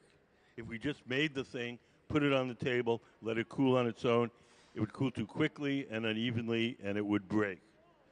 So if we want to keep it, we put it into one of these big black ovens on either end of the studio, and we turn the temperature down very slowly overnight, and that slow cooling prevents the glass from breaking.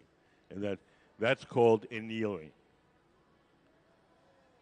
So if you look over on the left, where the oven, there's an oven that's open. That's the stuff that we made yesterday. So that's cooled down. The big black oven on the right side of the studio that's closed, that's hot. That's where we're going to put all the stuff we make today, and it'll be cool tomorrow. So the heating is 2,000 degrees. So how do you cool it down?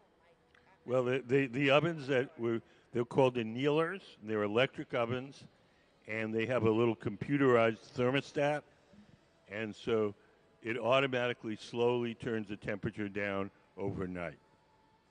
Like 100 degrees at a time, or? Oh, it goes from I've never measured it. It's like goes from 925 degrees to room temperature over 16 hours. So, yeah, so we don't have to stand here and turn temperature down. It's computerized. So we put all the stuff we make during the day in an oven, and then we set the timer, and it cools it down slowly overnight. So how many artists do you have every day? We usually have one. Each artist, like Kacie, comes here for 5 days, Wednesday through Sunday, and they work with our team like they're doing now. And the artist comes and brings all sorts of plans and designs, and we make their designs, and then next week we'll have a different artist. So it's really like a 5-day schedule? Yes.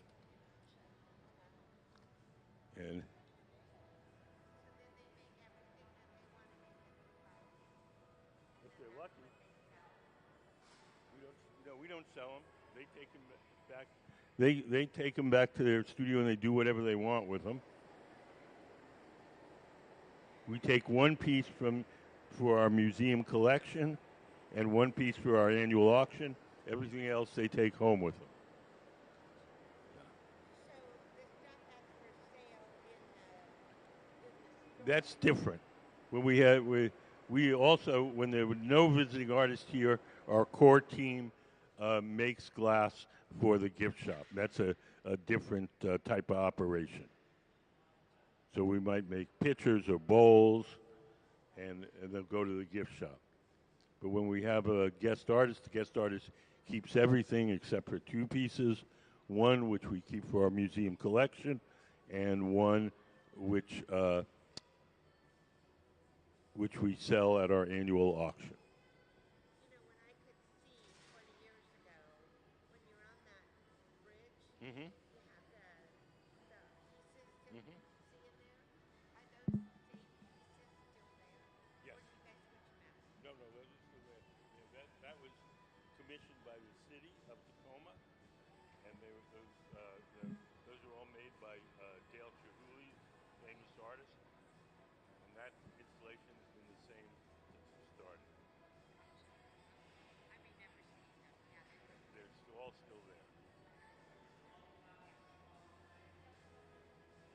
You guys have any questions? I do. I kind of wondered why underneath the workshop are not wearing gloves or have safety glasses. Can you tell us? Well, they're all wearing glasses, at least they should be.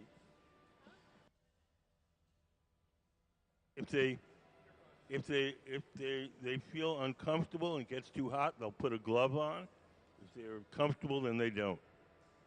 So right now, they all seem to be pretty comfortable. But when we make bigger stuff and they become uncomfortable, we'll put I think Sarah might have a glove on her right hand. I can't see from this angle. So she's got a glove on her right hand. On her right hand, yeah. So that's the hand that's closest to the glass that's taken the most heat. But, they put it on just depending on how comfortable they feel.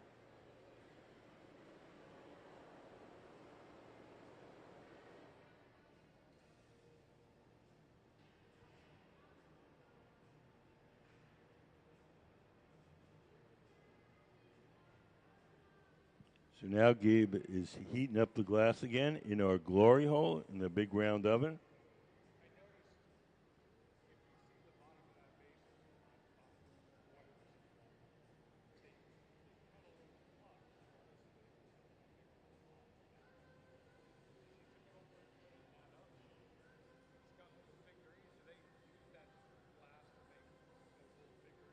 No.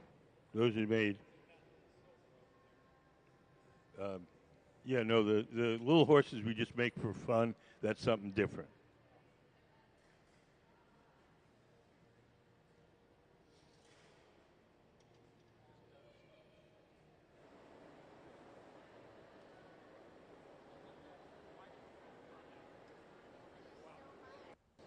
Sure, no problem. This one. I thought you wanted my microphone. Thank you all so much for coming out for the tour. Really enjoyed it. Thank you. Okay, thanks for coming in, guys.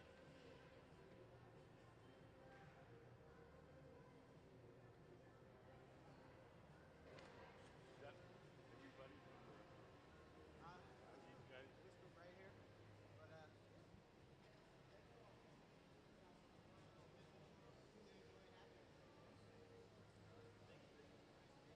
Hi. You guys, I'm Walt. Nice to meet you. You guys have any questions? No. So now, Kacie Lee in the white jeans has little tiny chips of colored glass, and we're melting them onto the surface. She melted in some chips of glass earlier on, and those are completely melted into the surface, so they're little dots of color. These she wants to remain three-dimensional, so they'll stick out. So we're melting them on at the very end, and we're melting them on enough to stick, but not enough to completely flatten them on the surface.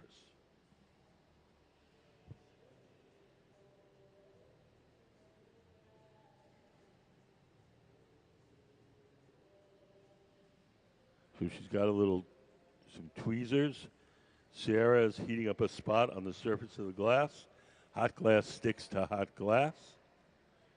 If we didn't heat them up, if we didn't heat that spot up where we're sticking them, the glass wouldn't stick to it.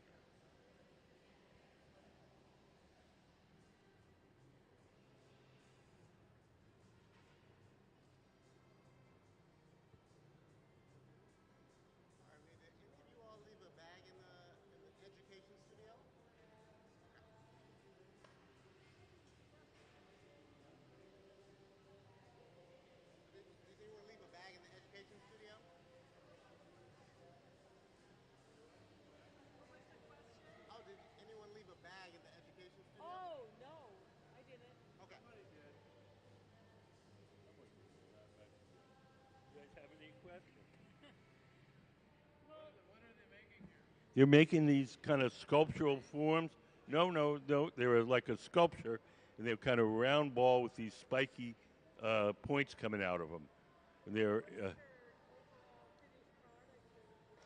It's going to be these sculptures, and she's going to fill them with neon, and they're inspired by astronomical things, so they're going to look like stars or nebulas, or. And she's a neon artist, so she's going to. Kacie, Kacie, Lees, Lees.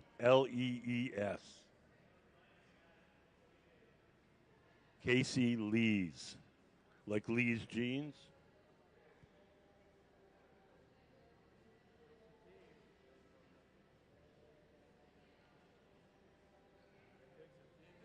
Oh yeah, it's a team sport. Oh, thanks for coming in, guys. Appreciate it. Oh, cool. That's a great museum.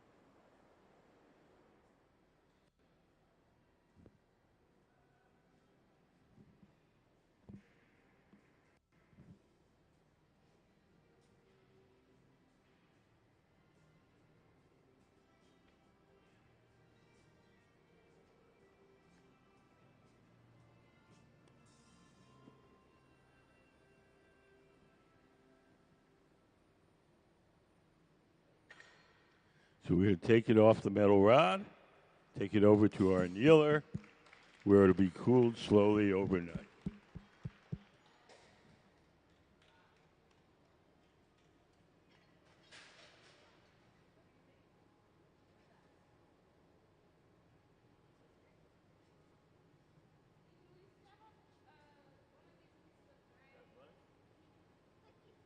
Might do one tube pull. I think we're gonna do a tube pull.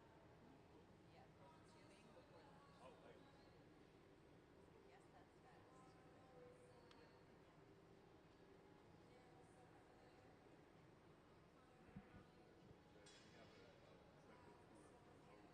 Yes, that's fast. Oh, right now? No, yeah, well, that's why I was up there. They do that tomorrow too, or just today?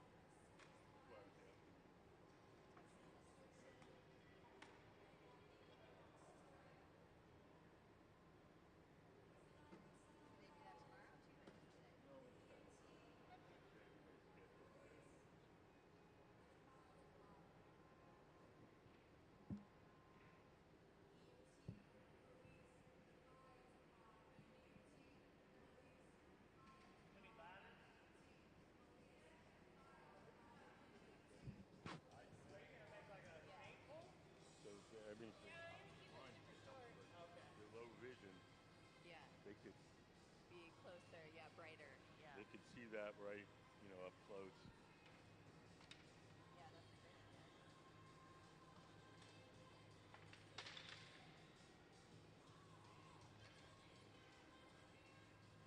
So we're going to make some handmade neon tubing for our guest artist. We're laying out these ladders. We're going to pull a long tube, and we're going to let it rest on these ladders to cool evenly.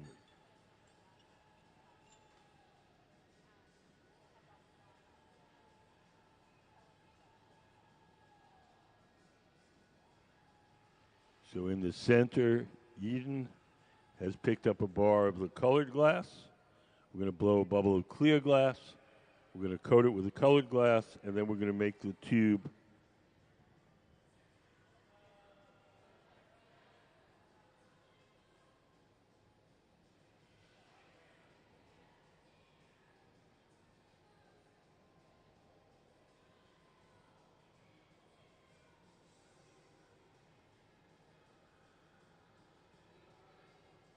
Yes, yes. Can we put up some of Kacie Lee's artwork up on the big screen? My grandfather made neon at home. He made neon signs professionally. Yeah, cool. And very old. So when he blew the tubes at home, he had his own burners at the house in his basement. Nice. Very against the law. Very unsafe. Very unsafe. There you go. You got to do what you got to do. But he had, we'd go in his basement when we were little and we'd watch him make signs. And he had the old school tubing and he had to put mercury in the tubes. Mm-hmm. He put it in his mouth. Oh. So he said, I was like, Grandpa, isn't that unsafe? And he'd be like, trick is you don't swallow it. So that's how he was taught. He put it in his mouth and he'd heat up the glass and he'd spit it in the tubes. Oh my God. Yeah, that's how he used to do it. That's crazy. Well, when I was young, they used to use mercury in filling cavities. Yeah. So he'd spit the mercury in the tubes. There you go.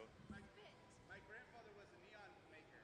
Cool. In St. Louis. He'd make all the neon signs. St. Louis is where I was born. Where you were born? I'm from St. Louis.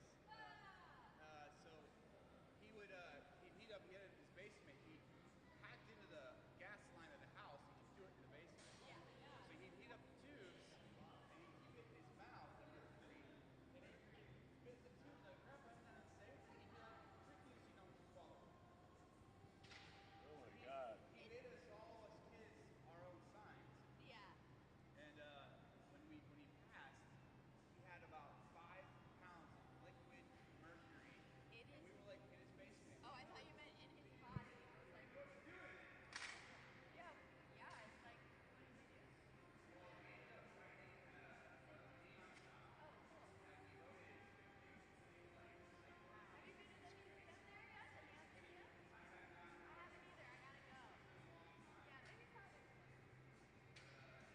we always love this stuff because like it reminds me of him, seeing you guys blow some of the stuff that he made. That's where I come from. I teach at the School of the Art Institute of Chicago, and then I do an NYU class.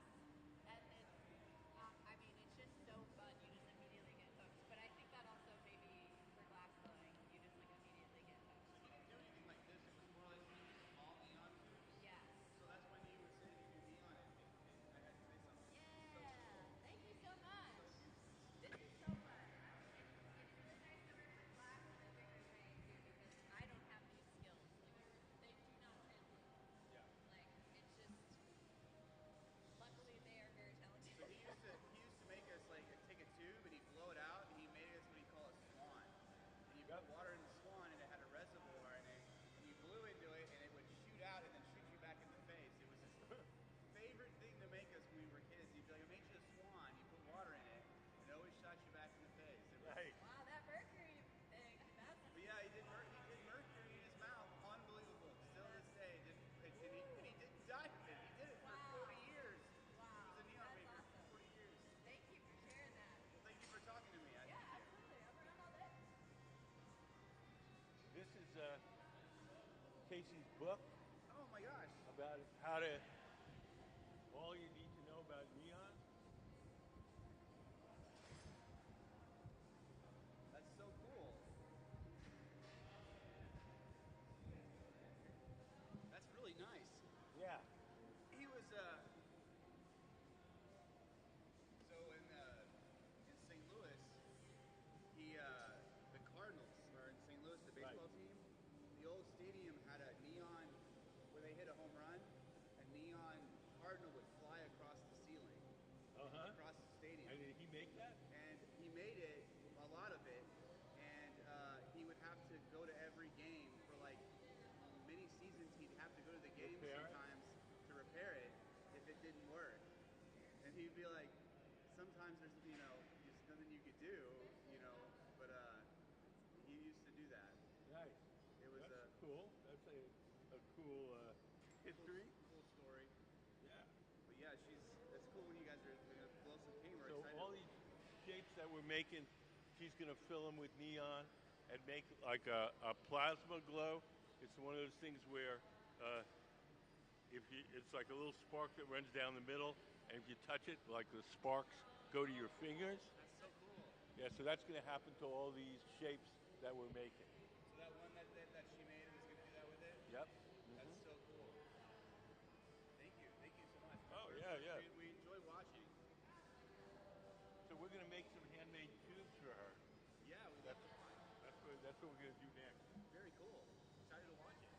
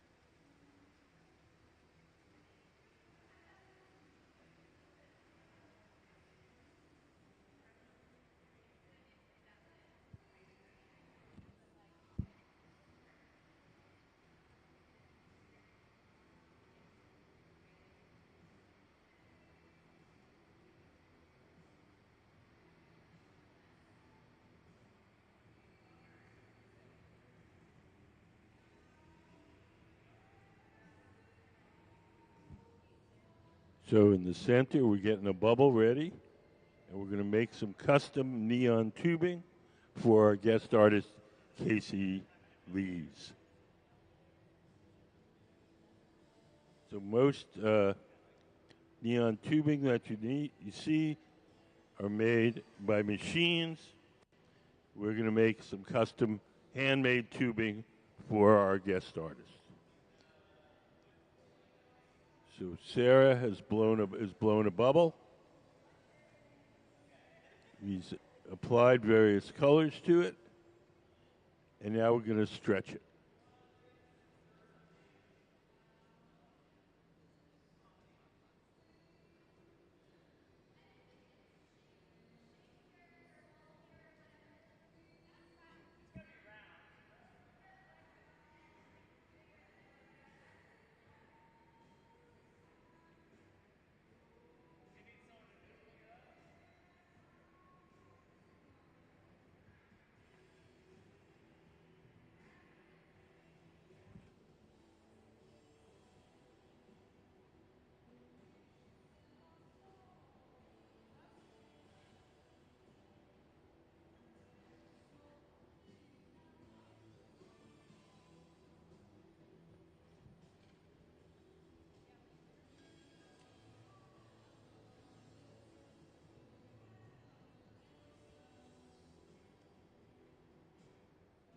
Sarah's unrolling a blow tube.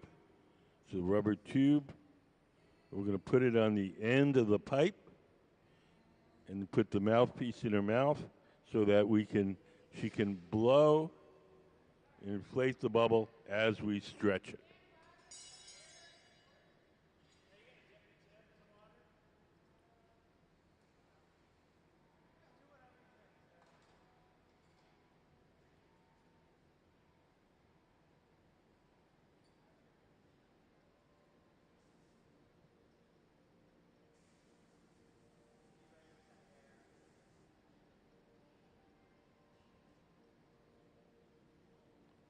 So here we go. We're going to attach Sarah's bubble to a disc of glass that Gabe has. We call that the post.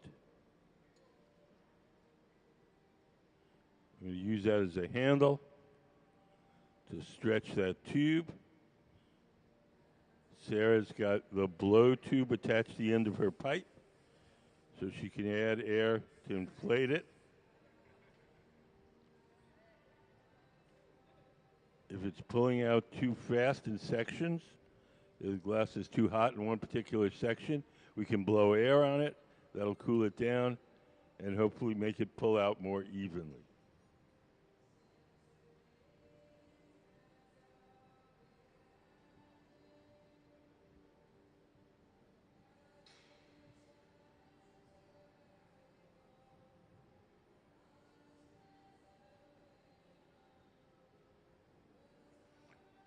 We've got it stretched as far as we can. We'll stop, hold it up in the air for a minute, let it stiffen up a bit, and then we'll slowly lower it down to these wooden ladders to cool. The ladders keep the tube off the ground so the air can circulate and it can cool more evenly.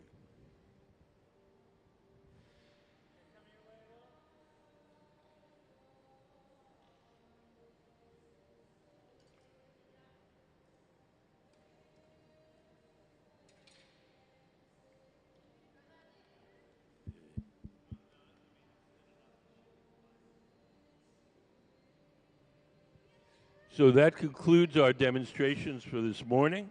We're going to take an hour lunch. We'll be back in an hour. If anybody has any questions before I go to lunch, I'd be happy to answer them. Otherwise, enjoy your lunch. See you guys in an hour.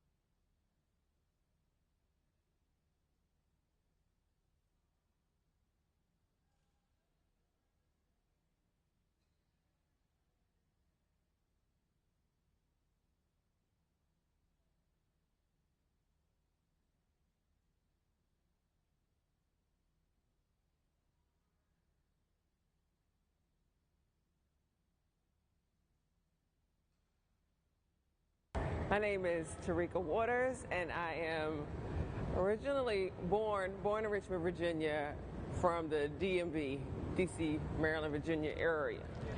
I am making a windshield for my rocket ship. So I have a solo exhibition coming up at the Seattle Art Museum. It opens May 7th, and one of the featured pieces is a giant powder pink colored rocket ship. I've been working on a series of ball barrettes over the years, some various mediums. My recent series, they were all done in glass.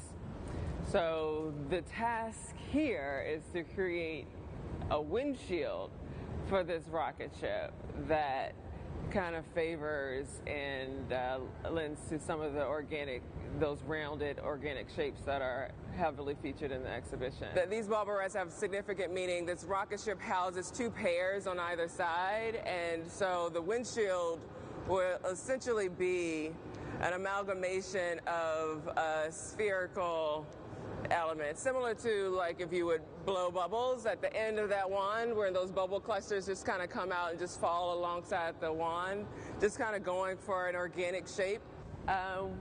When I found out that I was going to be doing a solo exhibition at SAM, they wanted to give me enough time. I create immersive installations, so that requires a lot of planning and building out and that sort of thing. But when the year was 2025, that meant a lot of things. So I just knew that, hey, we're here, 2025. The exhibition is called Venus is Missing, and it's rooted back in my early childhood days in Richmond, Virginia, and it's focused on a specific time.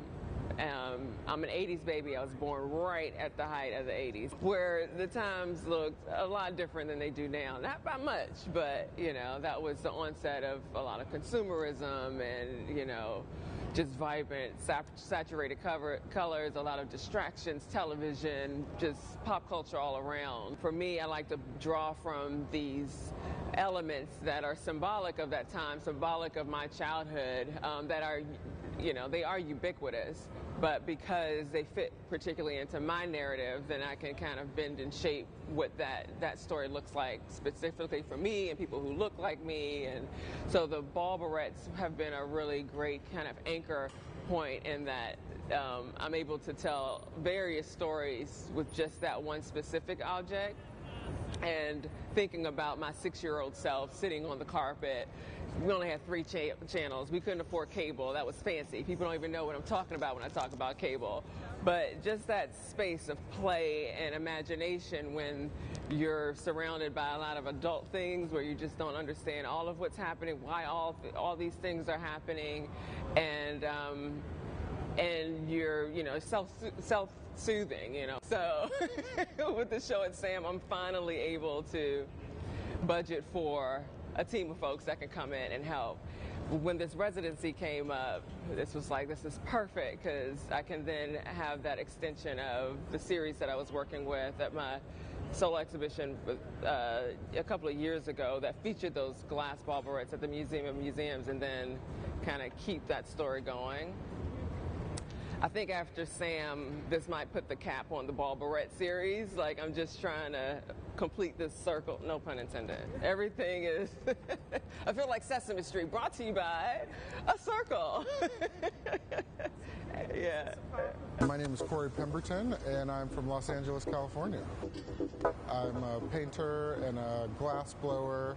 I dabble in textiles, and I run a nonprofit. This week at the Museum of Glass, I am working to translate some quilt patterns that I've been studying into glass Marini patterns, making some intricate sort of tiles that will eventually adorn the surface of some vessels. This whole interest started when I was gifted a book called Sweetgrass by Sonia Clark, who was the department head at Virginia Commonwealth University, where I was going to school. school, and it was about those sweetgrass baskets. She knew that I was looking at them and was vaguely interested, and that act of her giving me that book or turning me on to that text felt in a way like I was being given permission to investigate my African roots. And I am of mixed race, and so sometimes I felt a little bit like it wasn't my place to investigate that sort of work or those sorts of interests in my work. And ever since then, I've had this interest in celebrating the makers who came before me in my lineage, potentially, and sort of inventing a history. The one pattern that we've been focusing on a lot the last few days is the log cabin quilt block. So on the Underground Railroad, there was this block that if you saw it on a quilt that was, say, hanging from a clothesline or on the outside of a barn or a home, you knew that that was a place that would be safe for you to stop and rest on your journey to freedom. And so I'm looking at that particular pattern and seeing how many different variations I can get by switching up the colors and the rotation of the Marini tiles. I also have a painting practice, so I do a lot of portraits and interiors of people who have historically not been included in the conversation in galleries and museums in terms of historical portraiture, people whose bodies fall outside of that, and who are typically depicted in moments of trauma or being extraordinary. I try to show people just existing.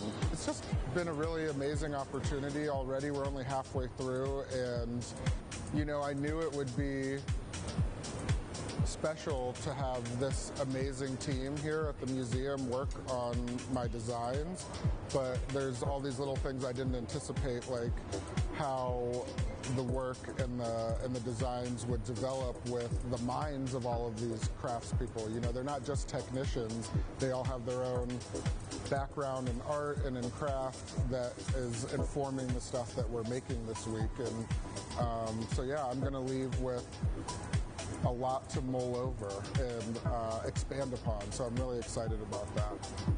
I've got a lot of things sort of on the horizon. One particular opportunity that I'm really excited about is an exhibition at the Mint Museum in Charlotte, North Carolina. I'm also doing a lot of work through the nonprofit Crafting the Future that I co-founded and am the director of. We have an event series called Better Together. The last time I was on this hot shop floor was for the closing demonstration for the Tacoma Glass Art Society conference. We've got one coming up at the end of this month, actually, at the Pittsburgh Glass Center. So getting ready for that, really excited. We'll have a team of black and brown craftspeople coming from across the country to celebrate one another and invite the public in to learn about glass making through our lens. So those are a couple things that I'm really excited about.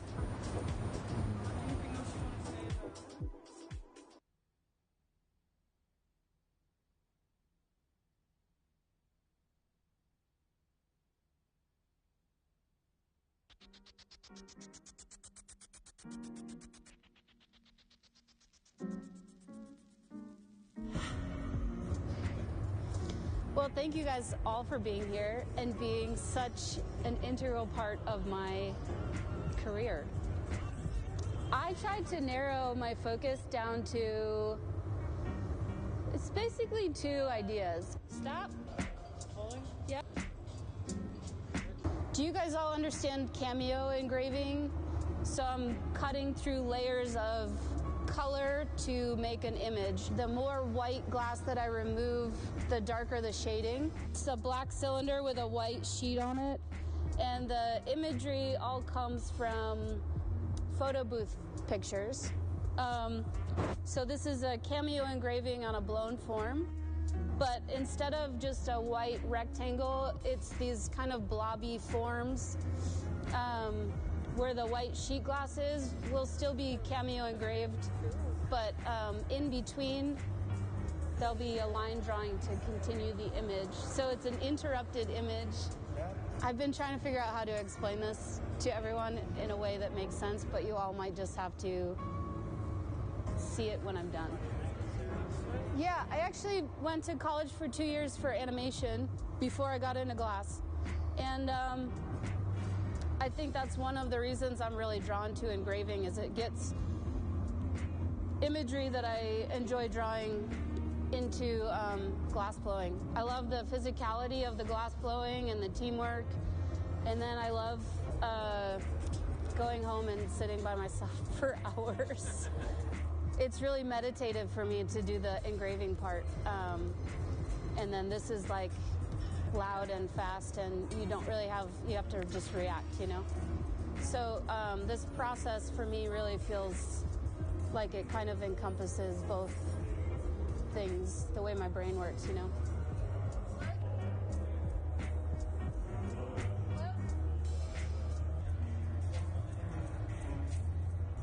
A little blowing.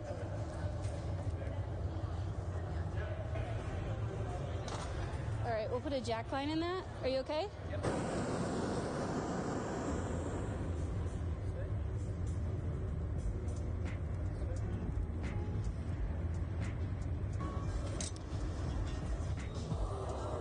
Yeah, I just want to blow it up now, Nick. Okay. How do you feel? Good. Okay. A little bit of everything? Yeah, do you want torching or anything?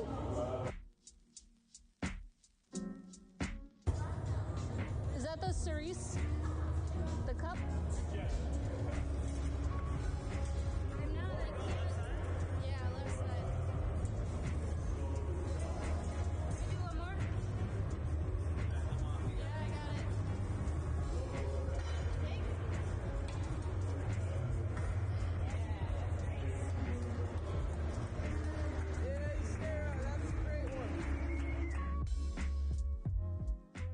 Hi, my name is Benjamin Cobb. I'm the hot shop director and one of the glass blowers here at the Museum of Glass. Originally, I'm from Newport, Rhode Island, and I've been living in Washington State for 22 years. Yeah, I would describe myself as a maker or an artist. I pursued glassmaking in art school as a material, and then I was always interested in the process of glass blowing, the pursuit of sort of technical excellence, sort of a lifetime learner, if you will, and a problem solver. So I like to have all these techniques sort of packed away in my brain so that as I think about what I want to make, I might be able to pull from that to realize my ideas. I spend a lot of time outdoors with my family. We spend a lot of time on the water, fishing, hiking, camping. So a lot of time to take in sort of the natural wonders, as it were, and be inspired by them. Very lucky to have Olympic Color Rods sponsor me this week, and use this time here at the Museum of Glass to experiment with those. And one of the things I wanted to try, I've been wanting to try for a while, is layering up three colors. The pieces that we were working on today it's sort of a general leaf shape with a bunch of lines in them to sort of represent sort of that visceral systems that you see in the leaf. I'm not trying to recreate those things, just inspired by it. The microcosm of things that are around you and sort of blowing them up to draw attention to those details. When I first started showing work, I made a variety of things that were sort of based on human anatomy. So I came up with this idea. I started making these forms that were sort of these abstract stomachs. They're very slick, modern-looking pieces. When I first started sort of making these, it was two colors, right? So a transparent over an opaque, and you get this hyper-saturated surface. But that would just make the interior that one opaque color, which was typically, in this case, it was blue. So I want to figure out how to add something more in there. So the interior of this thing is this bright yellow, and then there's an opaque blue, and then there's a transparent blue.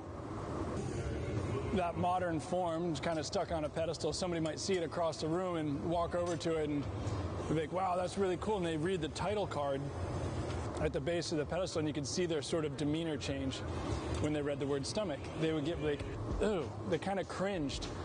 And I don't know, that was almost more interesting to me than the actual work. I don't know if creative control is not the right word, but I have a lot of input on the creative direction of the museum, from developing the visiting arts program, working with curatorial closely.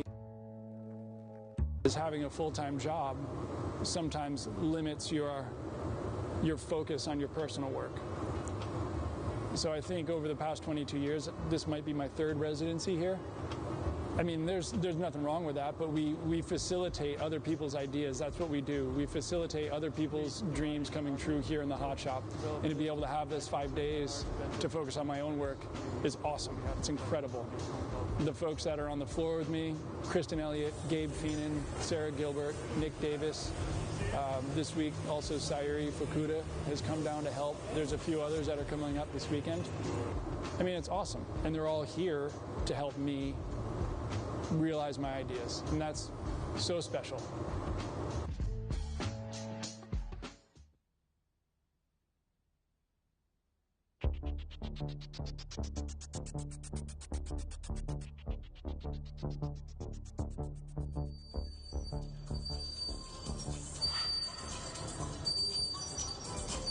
All right, start to go flat, Nick. Yeah, Jordan, push it forward. Stop.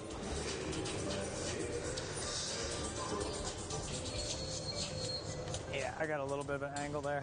Just give it a light one. We got to sandwich it one more time. Whew, I got to put a glove on. Oh, I said it's like punning it up on the inside.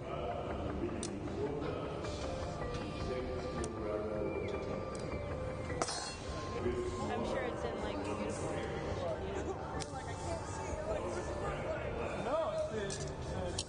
No. Yeah, so now we're going to put a punny right here, Sarah.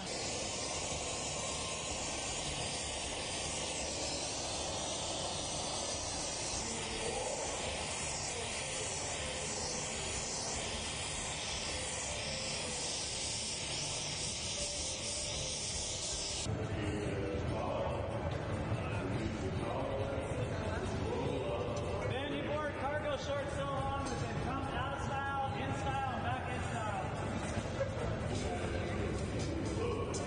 Cap?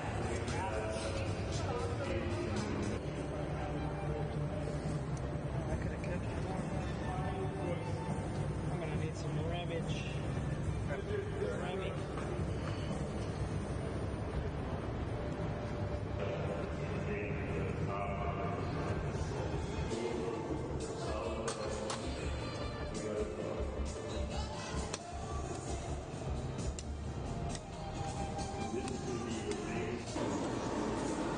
You can call me Nancy.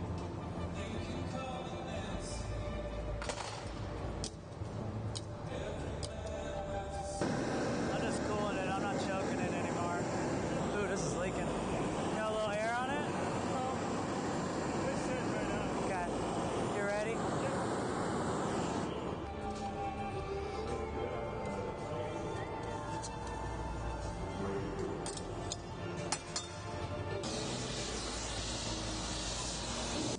Flip.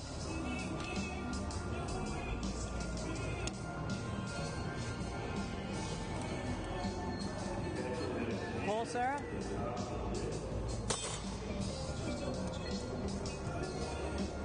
Keep pulling. Good.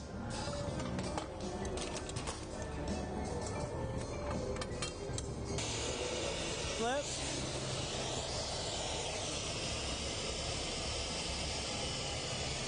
Take it. I got it. To the side. Go up again. To the side. You can go this way, Ben. Either way. Nice. Flip.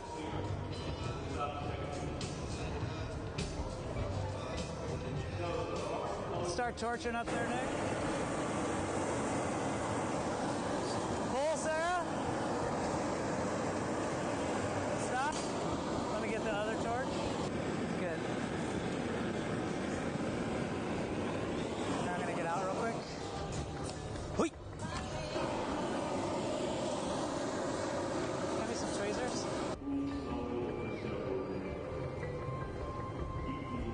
make some small stuff tomorrow.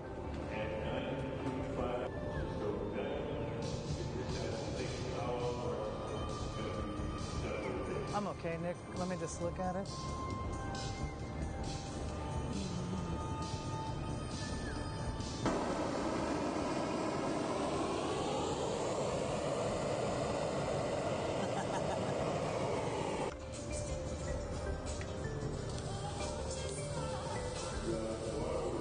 How's it coming off? You want it flat or on edge, Nick? Edge. Flip. One more flip. All right, take it.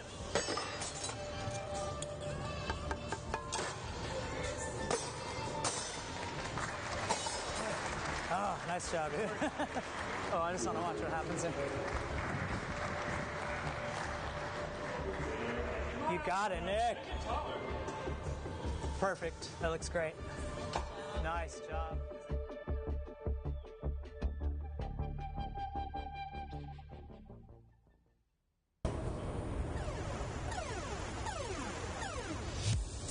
My name is Eleanor Anderson, and I currently live in Hamtramck, Michigan, but I'm moving to Portland, Maine.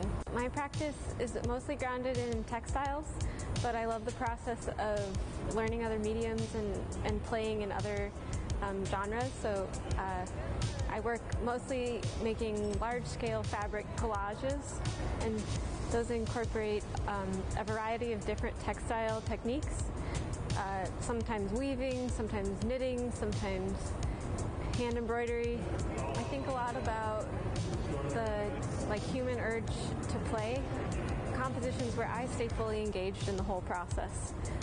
I don't have a preconceived plan before I go into them, so they really come about in a emergent way rather than a pre-planned sort of I have a sketch or something like that. I came in with a lot of experiments that I started during the residency at Pilchuck, and then this week they're all getting a lot bigger. We're making some glass bricks or squares that I'm going to be later using in an installation. And I've also been experimenting with flame marking stringer into a knot pattern, and so these are getting applied to different vessels, like some bowls and vases. I think this afternoon we're going to do a smushed cup, a bunch of cups that kind of get compressed. I think they might be, maybe they'll exist on the blocks, or maybe they'll exist on the table or in constellation with other works. But I just love that. I love that they're so vibrant. I love that they stay luminous, and they can be both matte and transparent and sandblasted or shiny, and the light reflects and they glow. It's really like a collaboration between me and the material, or me and machine. I'm Cedric Mitchell. I'm a Los Angeles-based glass artist. I think, as an artist, it's just, you have to, one, believe in yourself. And then, I spent a lot of time with perpetual practice. I come from a production background. A lot of my influences come from Editorial Sotsas and the Memphis Design Group, Nickelodeon, so childhood cartoons and old school 90s and 80s toys that came from that era.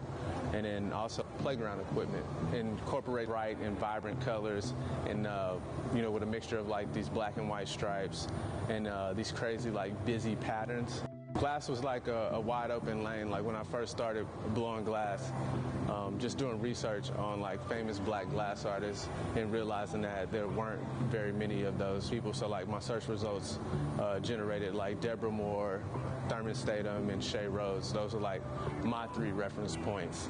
And then just realizing that needs to change. So instead of looking into them, it's just becoming one myself.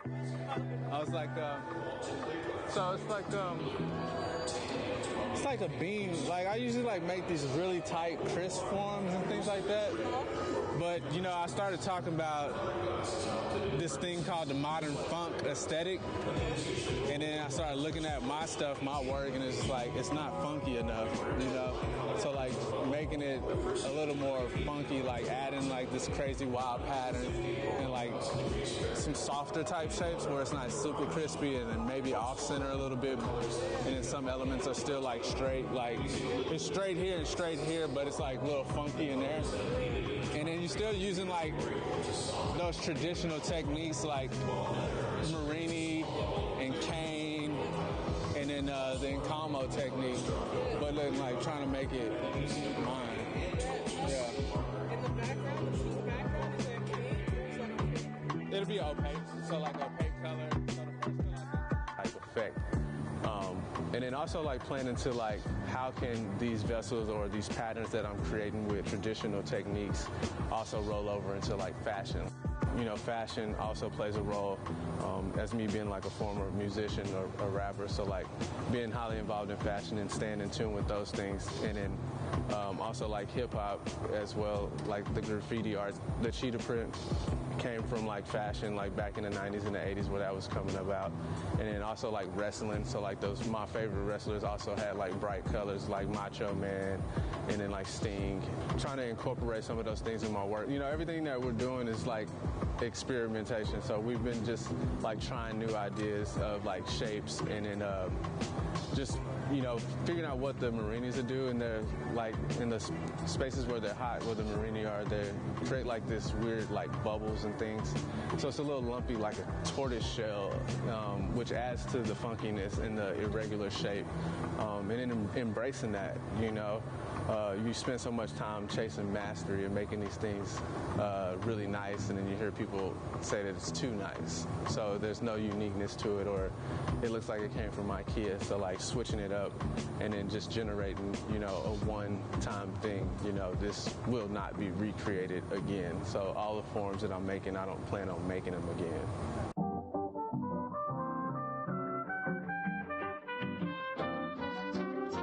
My name is Nate Watson, and I live and work between San Francisco and Louisville right now. I work between disciplines and mediums. I work intuitively and through research. My work is additive. It's changing all the time. The way that I start in the morning isn't the way that I end at night, and so my ideas shift and change. But there's a visual language that I've carried with me for the last 20, 25 years. I try to create a container, and my process is essentially vessels, containers, assemblages. I try to build works or take on projects that deal with those felt things that tend to be a little bit more invisible. I think as an artist, I think of myself sometimes as a translator, and also making things I've come to understand is really healing for me as well, and I think it is for others. Well, the funnel is a shape that I've worked with and around for a long time now, and I just did a little bit of research and kind of looked up that form and that shape and found that it had been applied to everything from universal expansion and the shape of the universe to also data visualization and how people chart issues and things like that. You can segment different parts, their facets and things like that. And for me, it's become more of a metaphor for the accumulation of experience and things, and having those things be focused down to like a point or a moment. So all of the experiences, the things that everyone's done to get to that level where they can work together seamlessly, and then focus all that energy in that moment and make it happen, that is the funnel. And the funnel is actually happening. It's the team. It's a group of people making the work.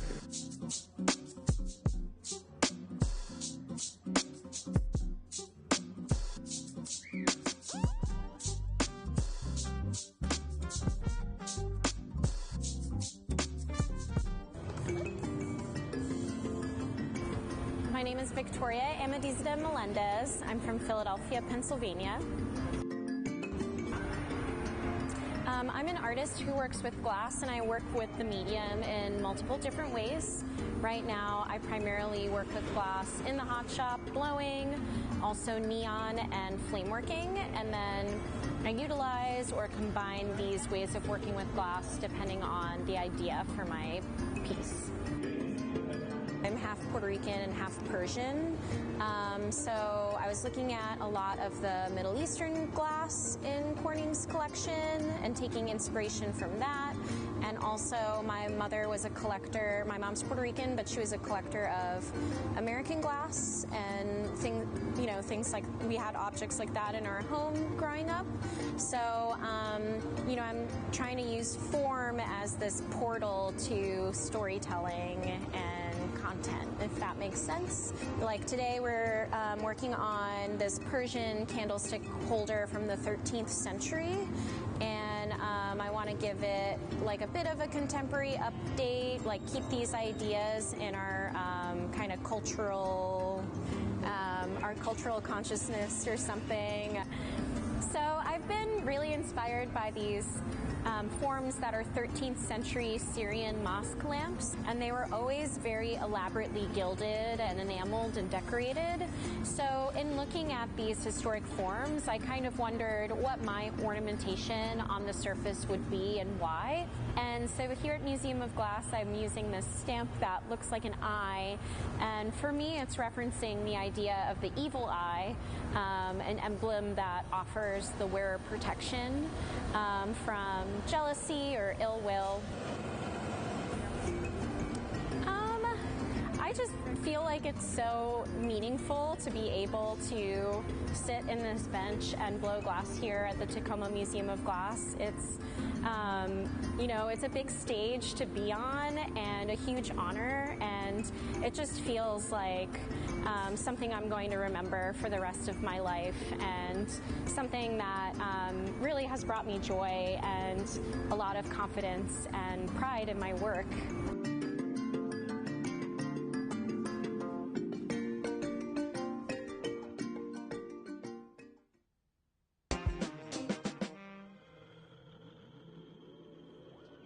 I like to explore many different techniques in glass making. I feel like glass just has an endless amount of techniques to learn, and I like to sculpt glass, and I like to play with different techniques, and I like to combine different techniques too.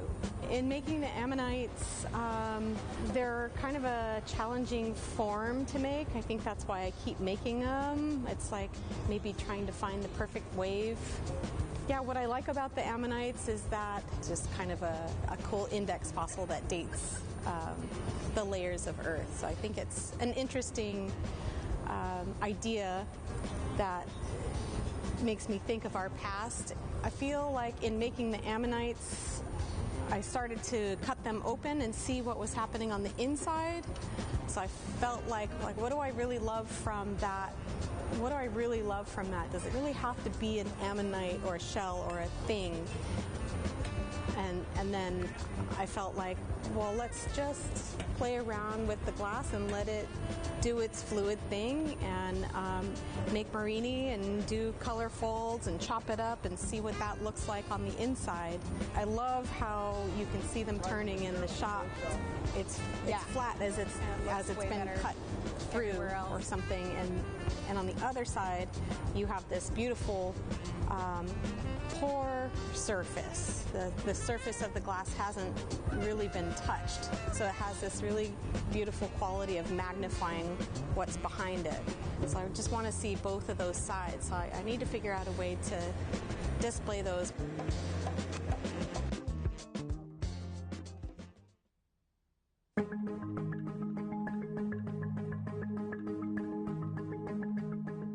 My name is Fumi Amano. I'm originally from Japan, but currently I'm living in Seattle area.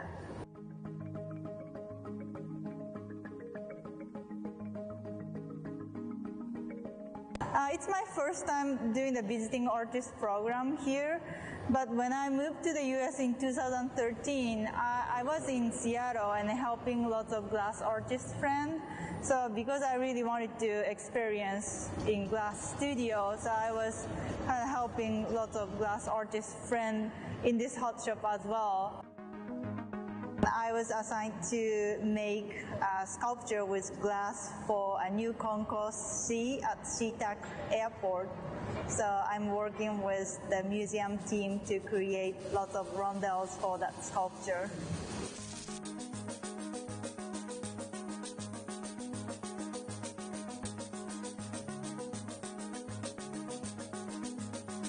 I was inspired by the nature in Pacific Northwest, especially moss. It's such a beautiful nature, so I use a lot of cans to create like a moss-looking texture on the rondelles. So it's kind of a lot of experiment in the hot shop, but I really enjoyed it.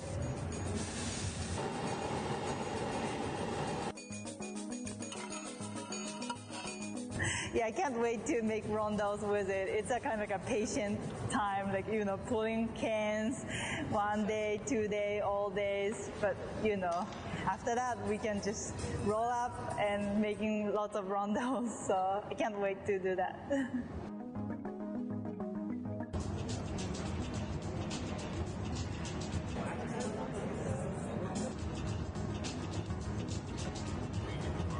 Yeah, I do use different mediums. Like I use lots of mundane objects or some like old furnitures. I use old window frames or some like bed legs or something like old recycled materials to create sculptures.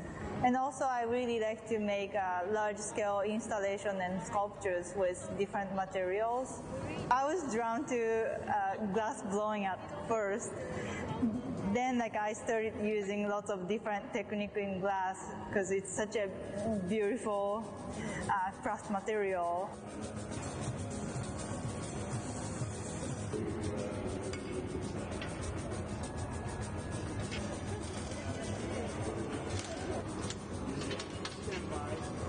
Yeah, it's so satisfying to see like a really good glass artist like manipulating glass so smoothly. It's so satisfying to watch. So, yeah.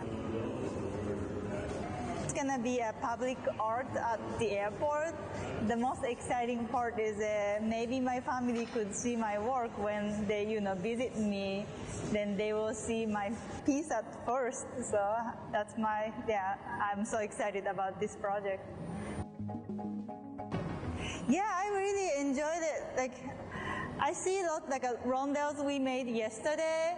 Like, it's kind of like an experiment. So because I'm trying to make rondelles with kind of like a texture look like moss, it's a kind of challenging for us, like how to make and how it would look like as a result on the rondelles.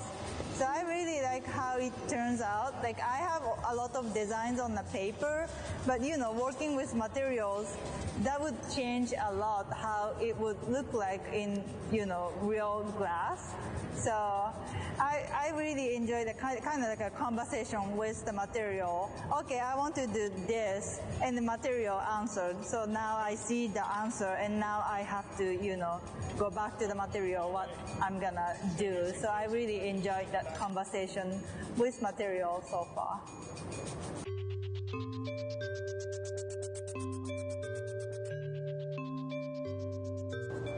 I'm Jay. I'm from Canada. Sorry.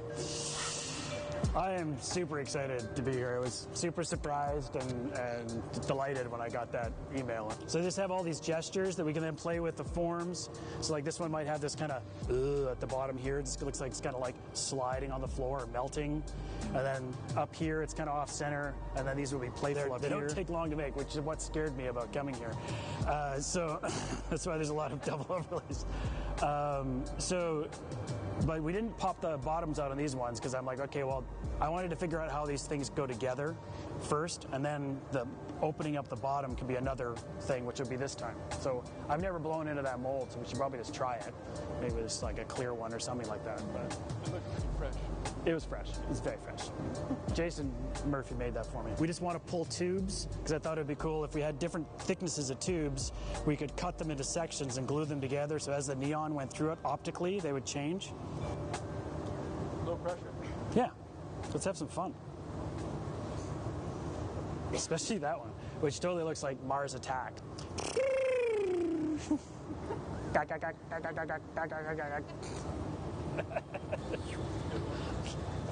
That's where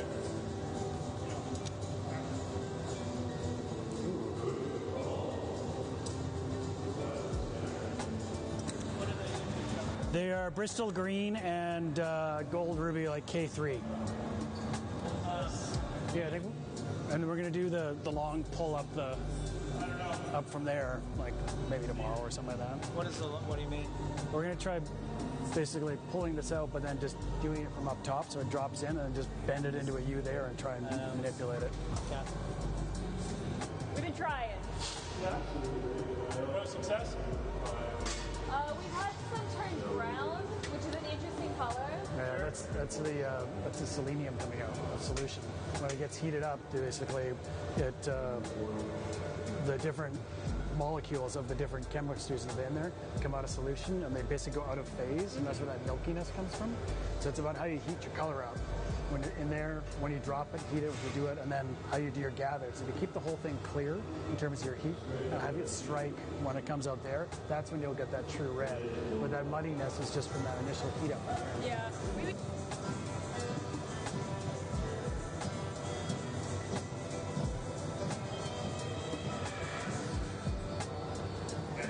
It'll be great. That's how it works. I might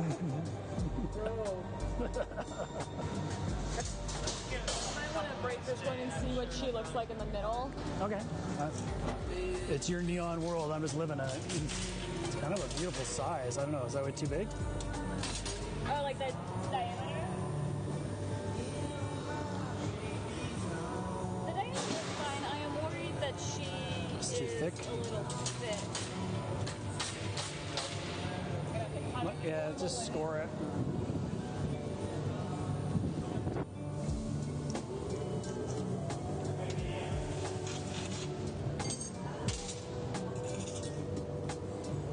She might even be a little thin.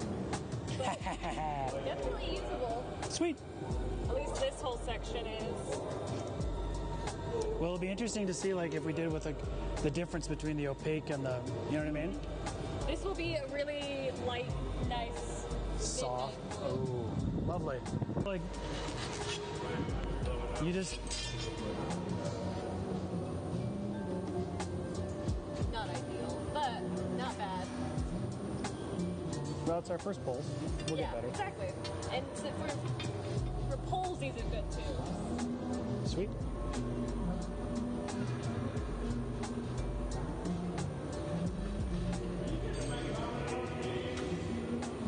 Oh, that's beautiful. Is that cool? Okay. You're just going to do one gather over? No, probably two. Like, the tube should be about that big. Yeah. 2 gathers? Okay. Yeah.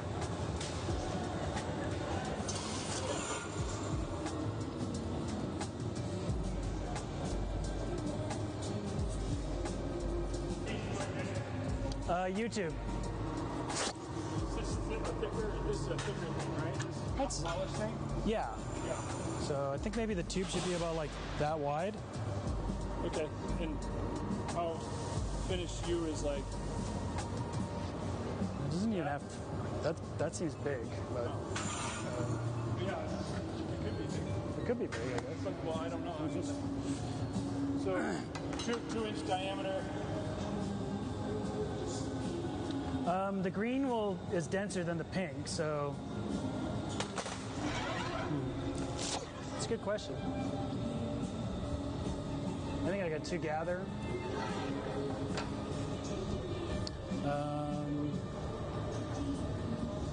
That wide, if it goes like that. It'd be kind of funny if it was like a short one. Well, I'd kind of always be short. Yeah. Depends where you cut it. That's true. That's fair. So just try to make a nice bend. Yeah, it's You get really artificial looking ruby. So you want a color sample of this guy? Sure. And then one of the cobalt. Do you want neon and argon of both of them? If we do that, then I'll know what it looks like. Yeah. Yeah. This will turn gray. Okay. That will turn purple with neon. Yeah, we'll do 2 color samples of each. Okay, cool. Then we can see, like, we can look through different colors and see what they look like, sort of thing. Cap? Yeah. No cap. No, I'm just kidding. No cap. James.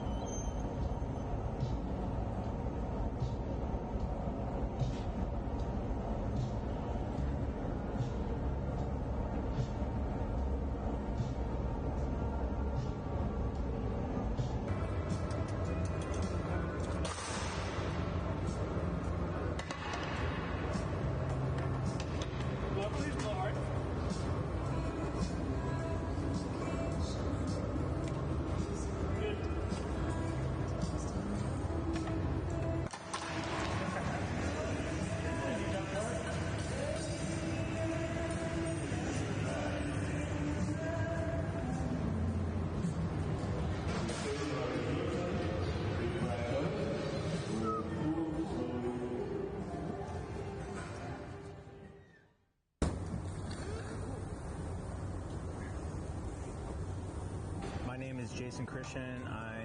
I reside from Ballard, Washington, originally from Coopville, Woodby Island, Washington. I've been making glass for 28 years. I started in a factory called the Glass Eye Studio in Seattle, Washington. I was lucky enough to be in Seattle where it was the golden era of glass in the city. There was lots and lots of studios, so I could at any given day walk into a studio and just open the doors and learn.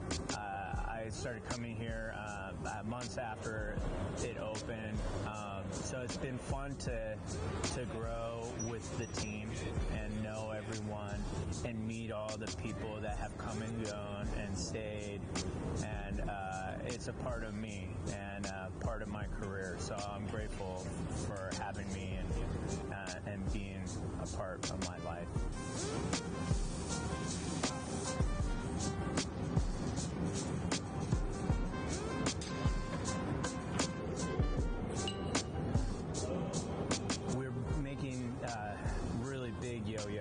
They're massive. We're pushing the scale. These are some of the biggest ones I've ever made. First of all, I love the texture of glass patterns that you make. The traditional patterns like Radicello, Emerletto, the filigrana patterns. And I love to be able to actually like touch those patterns and feel that. It's like a fabric. Patterns and colors, I make those all by myself.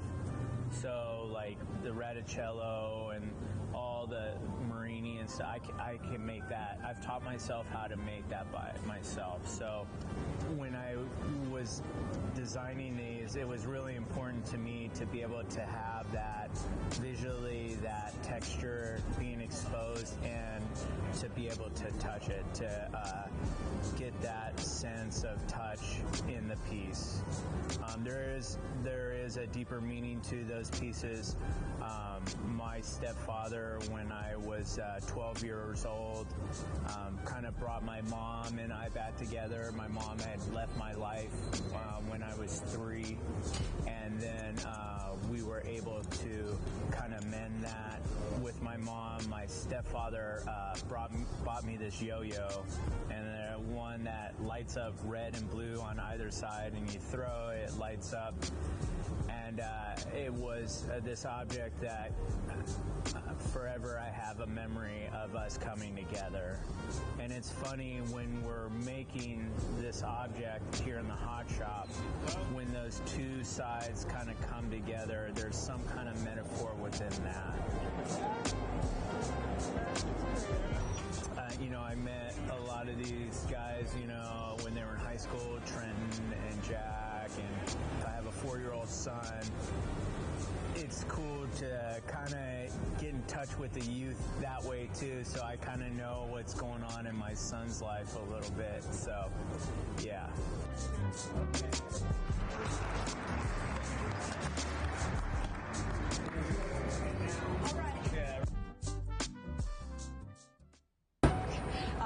I'm from Hong Kong. My name is Kun.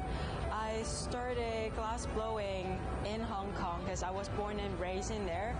But by the time that I started glass blowing, there was only one glass studio. So I never thought of having glass as my career or like having like a future dedicated with it. But by the time I graduated that year, the one and only glass technician retired and asked me to take over his job. So I took that opportunity and my glass journey started there. Glass blowing is a teamwork. I love working with people, but because I started in Hong Kong by myself, so I didn't really have assistants or anything like that to work with, so I have to figure out a way to make it work when I work by myself. So I understand glass through my own practice. Like, you'll have to get it very hot, how to like move your hand, so when you're holding a pipe, you'll still be able to do a lot of different angles. So that's how I started. So then even if I have a chance to work with someone else, I keep that practice. It's kind of muscle memory right now. Since I start glass blowing, I always do figurative objects because I'm very into cartoon children books, because that's the way how I learn about like stories, and when people try to teach you something, it's always start with illustration, right? So that's where I start. Now I'm working on a series about my Hong Kong identity. I'm using this character called Lo Teng. It's a mythological character that based in Hong Kong. They have a fish head and human body, so it couldn't live in the sea or the land. It's gonna be like in between, a struggle either way. So this is how I feel about coming from Hong Kong to the United States. When I first started, glass color are very expensive, and I started in Hong Kong. Imagine you have to buy something and have it shipped all the way to Hong Kong. It's very expensive. So when I started, I only do clear, black, and white. That's how I learned. And I think that's helped me a lot throughout thinking about color, because I started with shading only.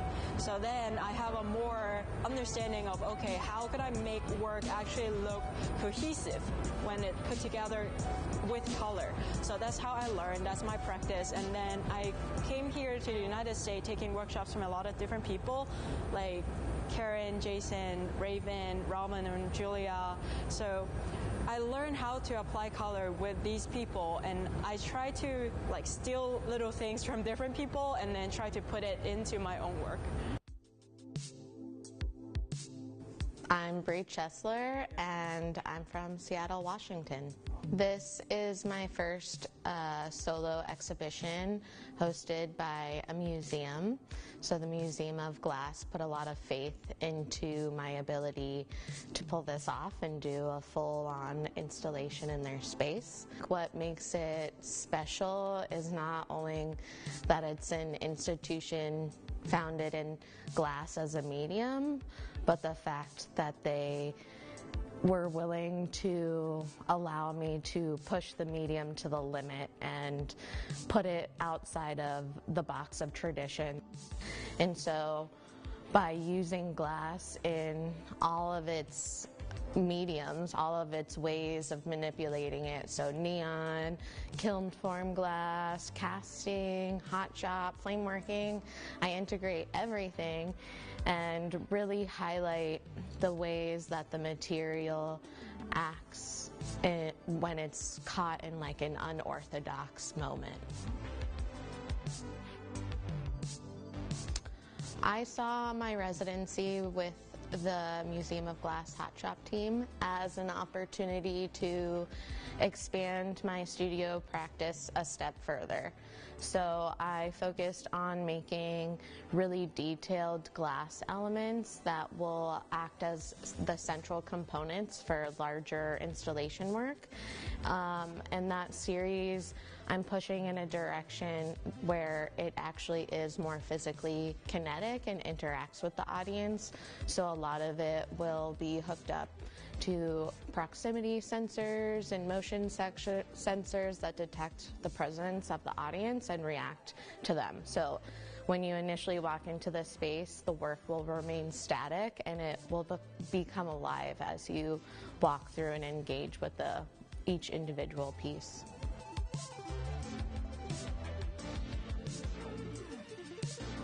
In a way, all of the work in here speaks to that, speaks to how I use the medium and how I highlight it in different ways. I would say specifically the things that people don't recognize as glass usually are. So I think that's kind of a fun play on the material, is sometimes I hide its identity and it really makes people question what it is. The aesthetic that I put onto my work that has that kind of whimsical, it could look childlike, or it could look like pre-teeny a little bit sometimes. I do that intentionally as a distraction to the audience. So it is meant to lure you in, kind of like a sugar-coated candy that's sour inside. You're gonna walk into this space kind of mesmerized and excited, but if you spend time with the work, you start to reveal these darker layers and complexities that make up the bigger picture. For me, the future of my career, what I really want to do is have a solo exhibition at the Guggenheim and be a Guggenheim Fellow. I really want to bring glass to an arena in the art world where it's not just isolated as a craft medium and as a medium that's seen as this delicate and fragile kind of material. I really want to amplify and show off the qualities of glass that speak to that kind of gestural, emotional narrative that you can really capture. And I feel like the art world hasn't really given glass that opportunity yet. There hasn't been that many people that have pushed outside of making a beautiful object. And so that's really what I'm focused on doing as far as advancing the material as I grow my practice. So my hope is just to make my work more and more interactive, to the point where it can't be ignored. You have to have an encounter with it, and it's just close enough to living where it has a fantastical kind of energy to it. But I still think that I'll always draw from my personal experiences when it comes to concepts and the ideas that kind of underpin the work.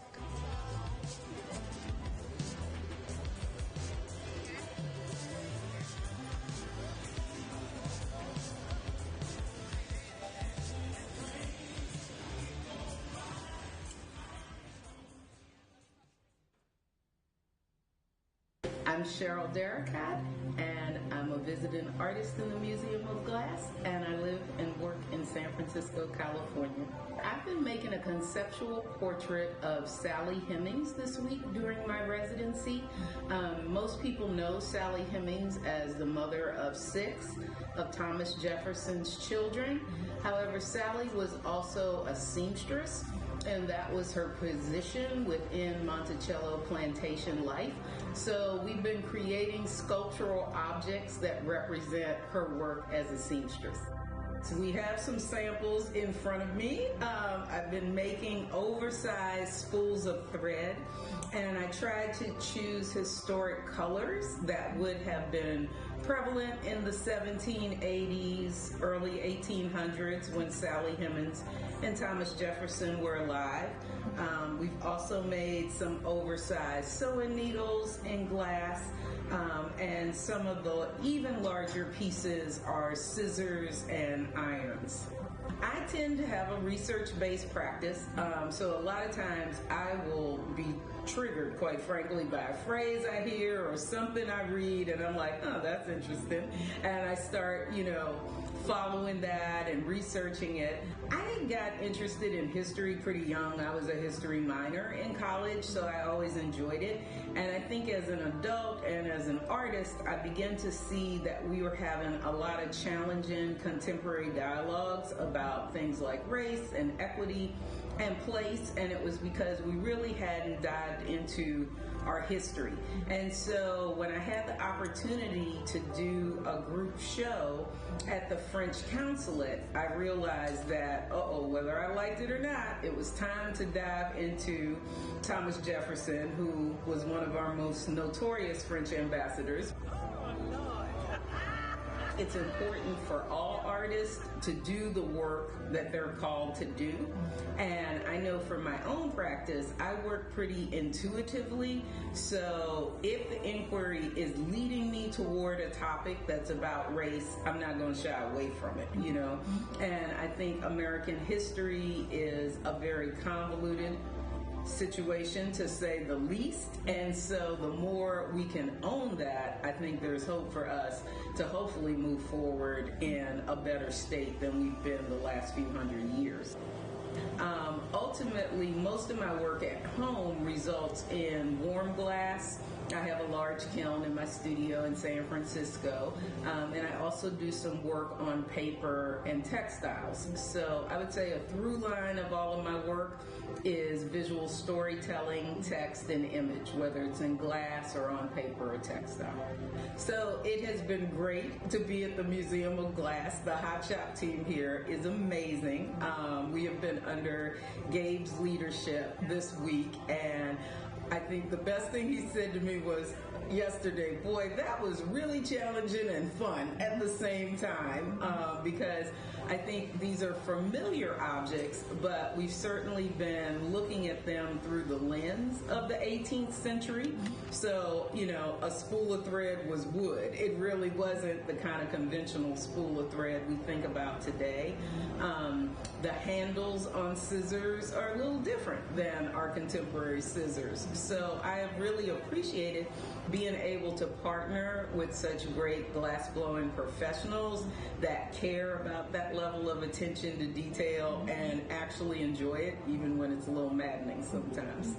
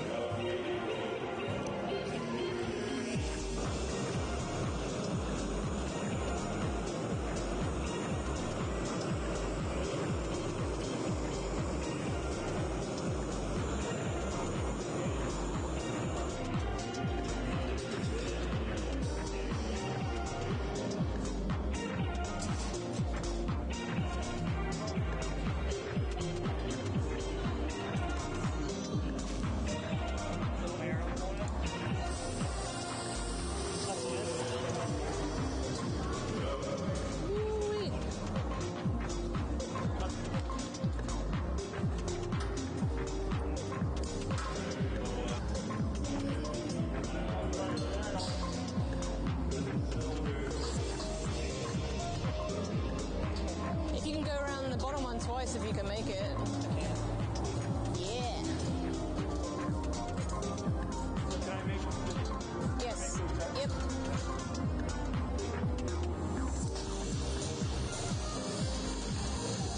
Be snappy. Look at that bottom. Yeah, sure.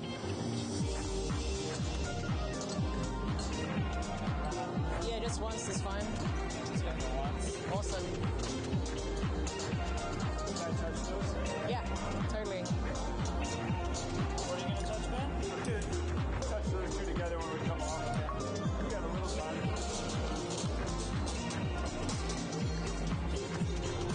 You say when? Do you want to touch those or not? No, because I need to take that out.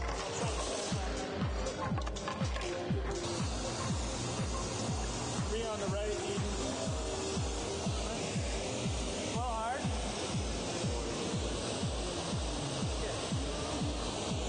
Wait for this. Maybe I can pull it out, take a touch here, curl. Or do you want me to keep it free floating? What about if you like bring it like across, bring it across these ones? Bring it over the top? Yeah. See this Let it out? touch? Yeah. Okay. Will you just stand by on the hot torch? Yeah, totally. Stop.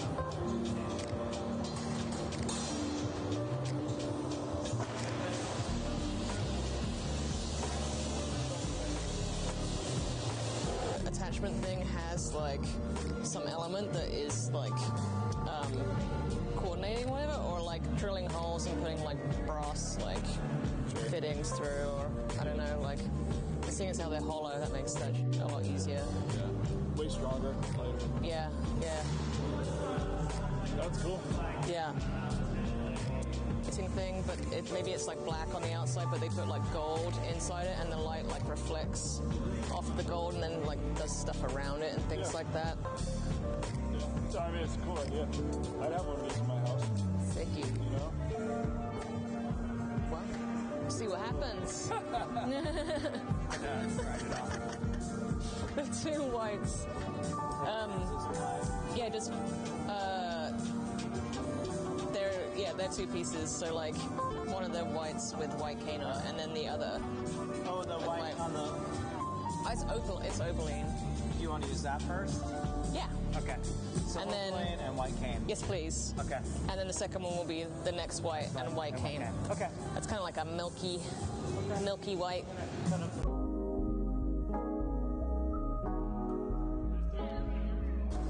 So I'm getting ready for a show in the fall at St. Louis Art Museum, and I'm trying to work through these apothecary vessels. So they're sort of multi-part blown glass pieces.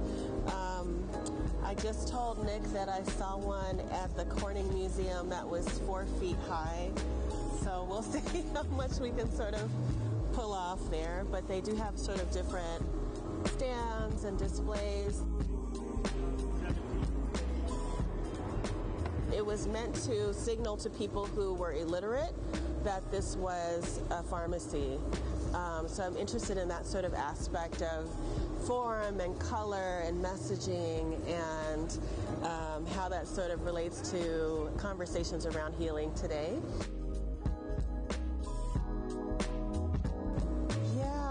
Some sketches with colored glass, and I ordered some colored glass that arrived yesterday. So I think some of them will have colored glass, but today we're starting with mostly clear glass.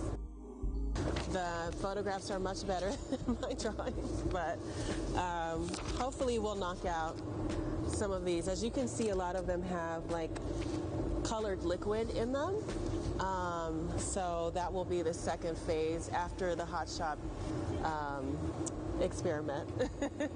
So I'm excited to be here. Thank you, Jabari, for really making this happen. We met probably 15 years ago in New York City when Jabari was at Mokata.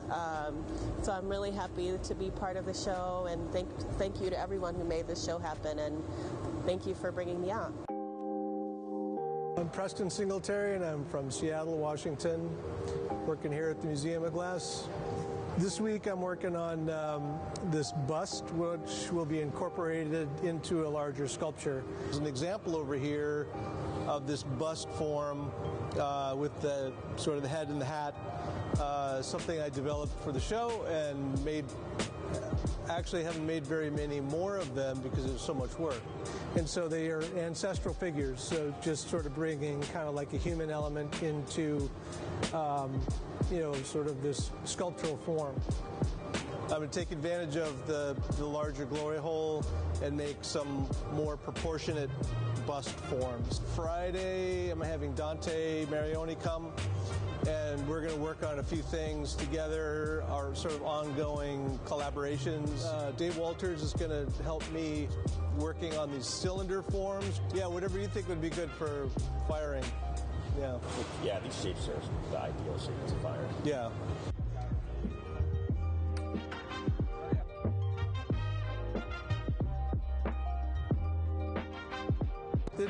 It's a way of working. I'm very heavily influenced by modernism and Henry Moore and Calder and that whole modernist era, and because in a lot of cases they were really inspired by indigenous art, Native American art. So I found that kind of fascinating. So I was kind of juxtaposing that and trying to take inspiration from the things that they made.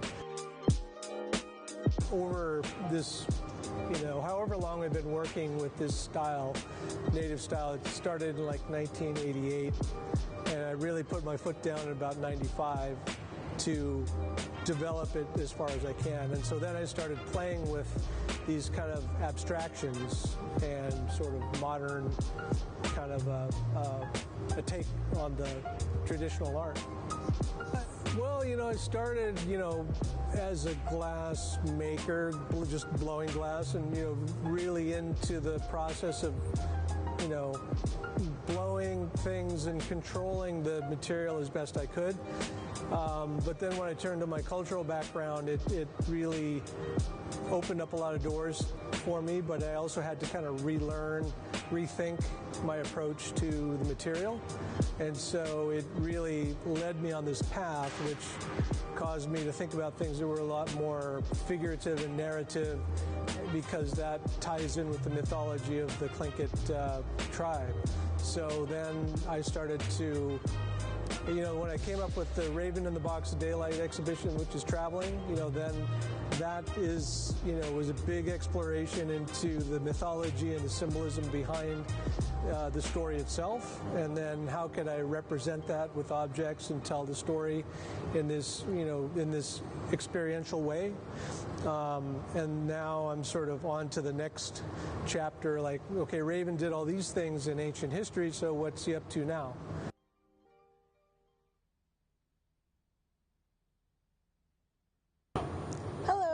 My name is Ade Jean-Baptiste, and I'm from Westchester, New York.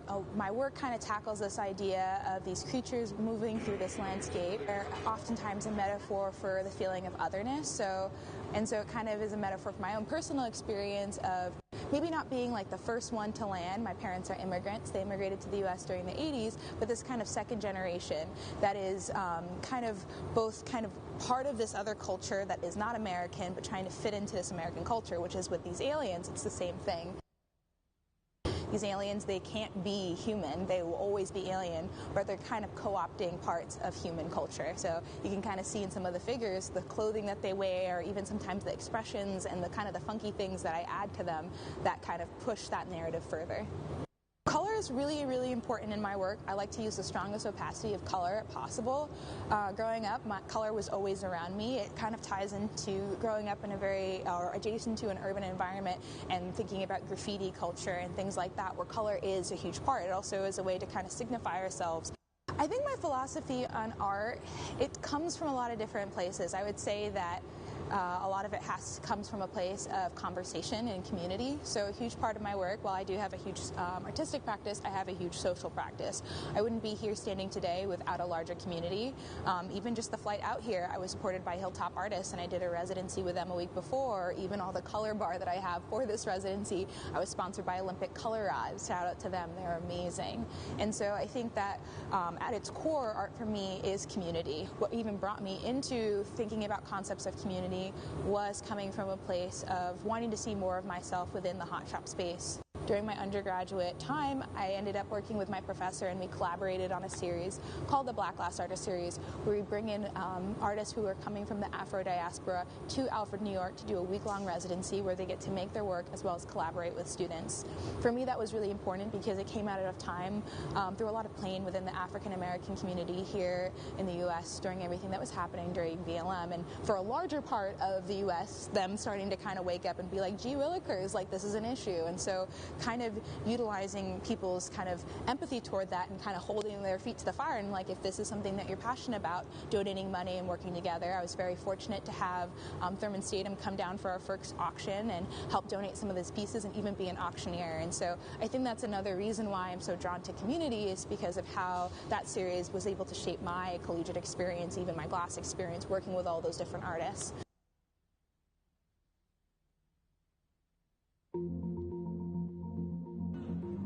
I'm Ayano Yoshizumi from Japan, and I'm based in Toyama Prefecture now. 6 objects. I draw on the paper. Then I just introduce more color and patterns into my work, because I've been making those silhouettes, but just like plain color or like plain color faded. So I just wanted a more complicated application onto it, because I'm trying to bend, because I always use mold to make a rectangle shape, but I wanted to distort it a little bit more. Yeah, so I really like the designing and colors as well. Especially I admire the etchosauces, like Italian design. Working in Australia changes me so differently. Like, I was preferred to use subtle color, which, you know, Japanese like, but it's really nice to get the people motivated. I love abstract painting, and I admire the French painter Henri Matisse. His drawing is pretty overwhelming to me, to be child, but not childish. So that's a big mold, but I really wanted to do. So I'm gonna blow into it this afternoon to see how it goes. But I find the metal is, you know, heavy, but it get a nice surface texture. Yeah, because you know, the glass blowing is a lot of like practice and patience to get exactly what I wanted to done. So I really appreciate this opportunity to help myself, because we need to take advantage of how the glass community is small, so that's, you know, people can contact easily than like other industries. So I'm being at the TA at Toyama Institute of Glass Art, and then I wanted to encourage the student get more, you know, overseas to see cool things.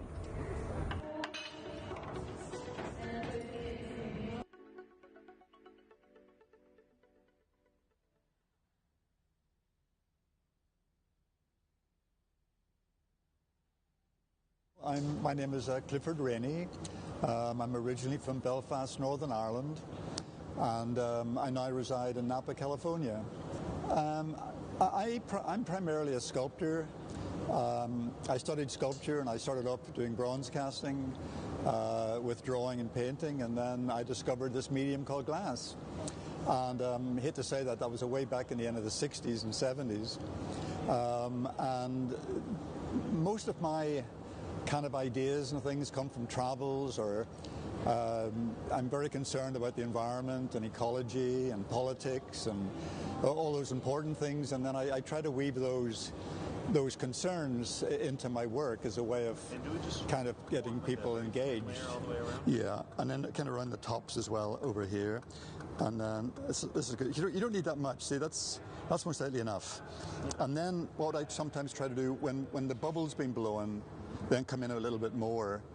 I walked from Kenya to South Africa and back up when I was younger, and I was always kind of expecting to go into these, you know, the Maasai or Tanzania or Zambia.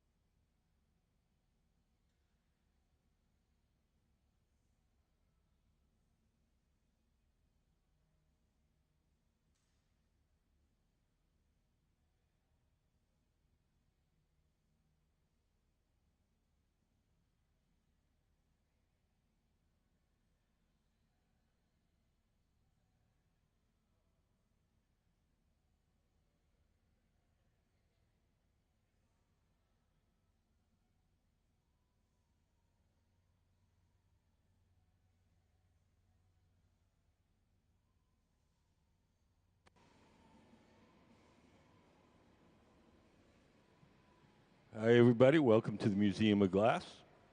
Today, we're working with a guest artist, Kacie Lees. Kacie is the woman in the white jeans somewhere on the shop floor here. Oops, looks like she just walked off. She's working with our resident team of glassblowers to make sculptures. So all the designs of the stuff that we're making are Kacie Lees, and the actual glass is being made by our resident team of glassblowers. We often invite people who are not glassblowers as guest artists, and when that's the case, they come up with designs, and our team of glassblowers make their designs. So just to get you started, I'm going to give you just a brief introduction to how glassblowing works.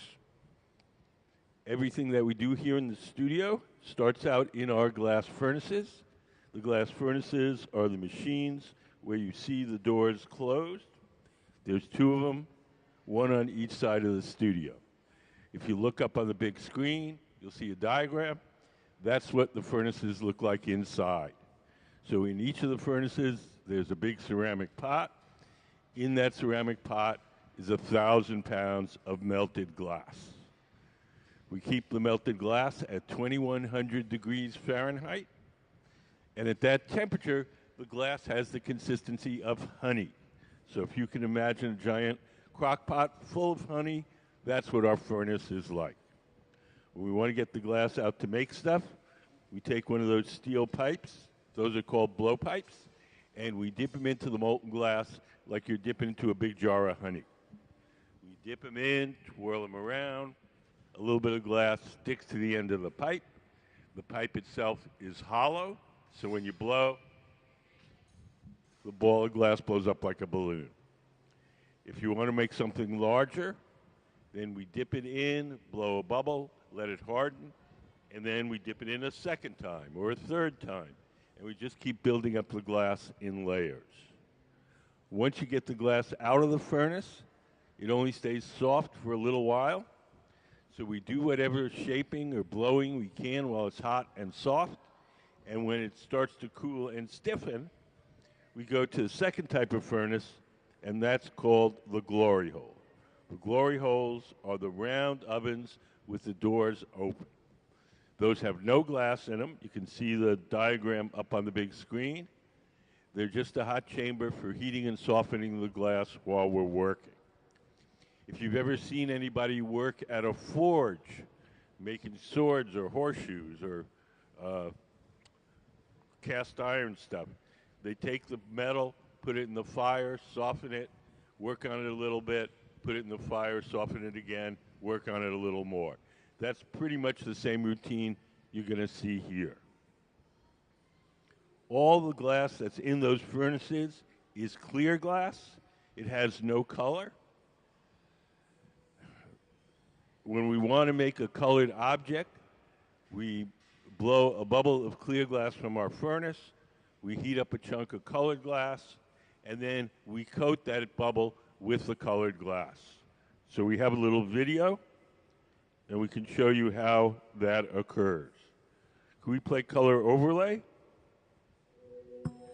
The color in glass comes from adding various materials to the mixture of raw ingredients called batch. Most of the colorants are compounds containing some kind of metal. For example, adding cobalt to clear glass creates a deep blue. Tin and antimony can be used to create white glass, and gold chloride can produce a rich red or pink-colored glass. Colored glass is melted in furnaces, just like clear glass, and then is usually rolled into bars for storage and easy application. In order to apply color bar to a bubble, we first need to preheat the color to approximately 950 or 1000 degrees Fahrenheit in a color oven or garage. Once warm, the color is then picked up on the end of a punty rod using a little bit of clear glass as a support. The color is then heated in the 2300 degree glory hole to soften it and make it malleable, while another artist creates a small bubble of clear glass on a blowpipe. Once warm, the color is dropped over the clear bubble, and then using a variety of hand tools or the steel marver, the color is rolled back over the clear in an even layer. This process is called dropping color, or creating a color overlay. Depending on the project, that bubble is then usually gathered over with clear glass and blown into the final form.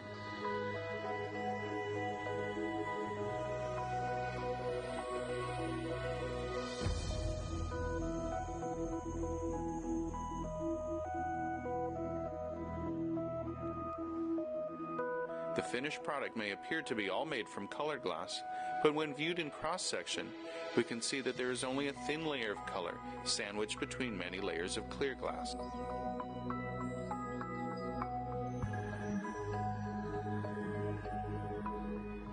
So the reason that we color the glass in that manner is so that we can have any color we want, anytime we want. If we were to fill the furnace with green glass, we could only make green things. If we coat each bubble individually, we can make a red thing, then a blue thing, then a green thing, and so it just gives us a lot more flexibility with the colors. So right now we're making these sculptural forms for our guest artist, Kacie Lees, L-E-E-S. That's the woman in the white jeans over by the metal table. So we've blown a bubble, and now we're going to make sort of spiky projections off of that bubble.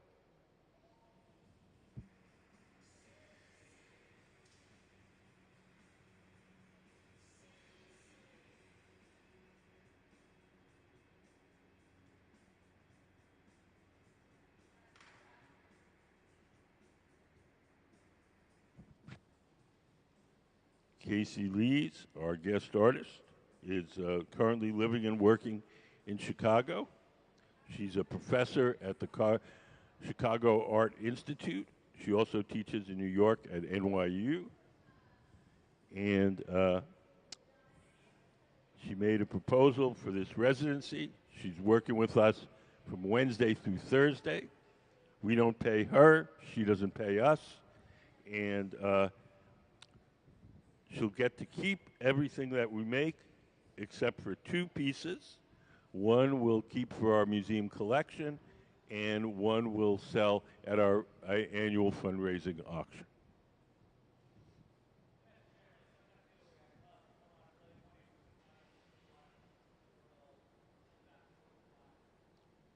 Ms. Lees is a neon artist. Can we put up some of her artwork up on the big screen?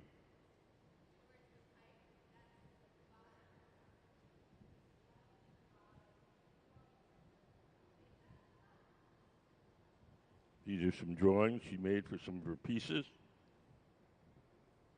So these forms that we're making today, she's going to fill with neon and make a plasma light. So we're just making the forms today, and then after they cool off, she'll take them back to her studio in Chicago and fill them up with the neon.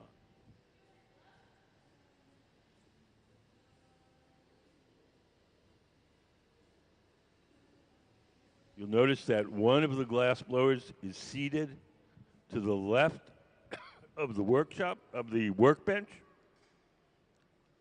He's the guy that's blowing. So one person blows and inflates the glass while the other person shapes it. This arrangement of one person blowing while the other person shapes it is very typical of the Venetian style of glass blowing. Starting in 1979, a number of Venetian masters came here to the Northwest and began teaching the young Americans how to blow glass. And since that time, we work pretty much, not exactly, but pretty much in the Venetian style. So this is the same type of glass blowing you would see if you went to Venice.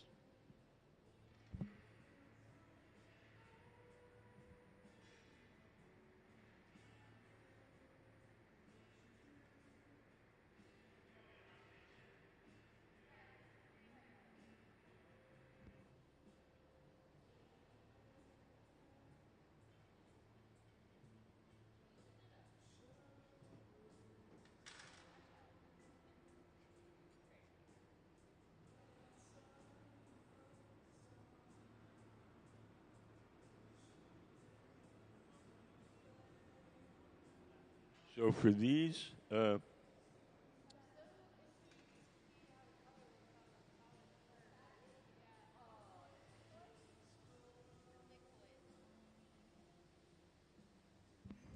anybody have any questions so far?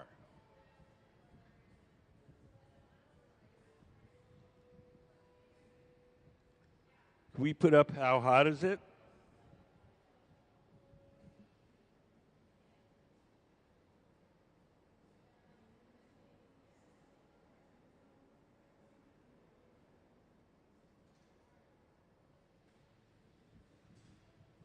So if you look up on the big screen, we have the temperatures of the various pieces of equipment.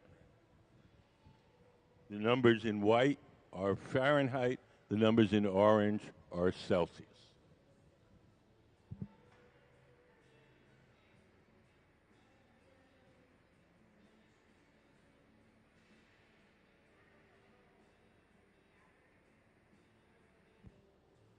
Glass blowing is a team sport. We almost always work in teams. Leading our team today is Sarah Gilbert, the woman sitting at the center workbench. Walking across the studio now is Gabe Feenan. The young one standing by the glory hole is Eden Gibbons. And the woman with the reddish hair on the left is Carly Uphoff.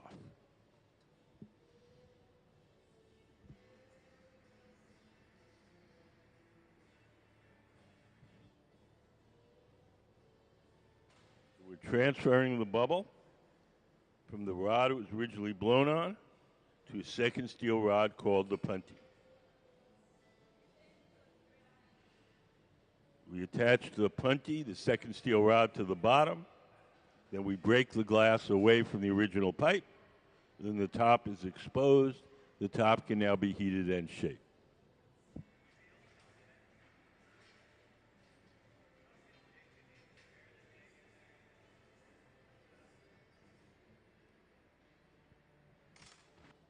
how are you guys?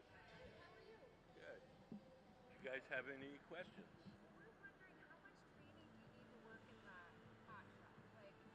There's no formal system. It's more like learning a sport or music than it is like being a lawyer. Being a lawyer is a very set path that you follow. Glass blowing is a little bit disorganized here in the United States. These guys who are working today, Sarah, who's leading our team today, she's been blowing glass for 24 years. Gabe, the man in the black hat, he's been blowing glass for about 29 years. So, people take to it at different rates. It's just like sports or music. People take to it at different rates. Some people never figure it out, no matter how long they do it. Some people are very adept and pick it up very quickly.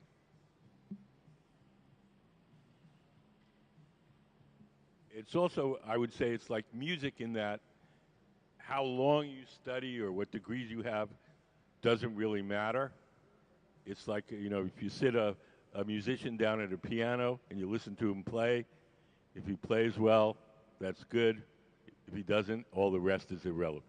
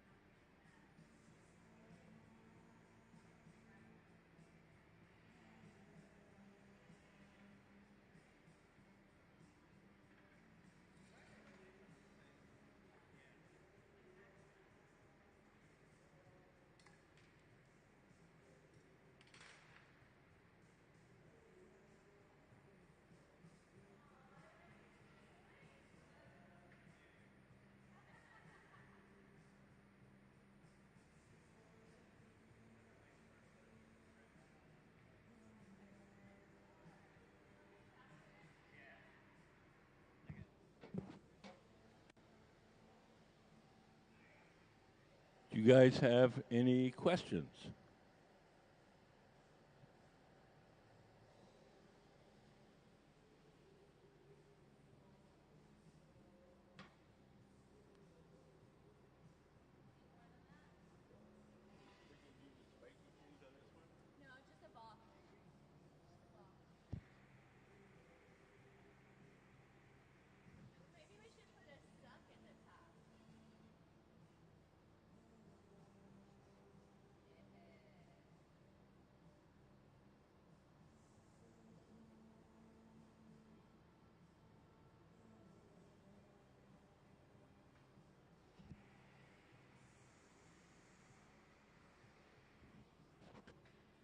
So the sculptures that we're making this morning have this spiky shape.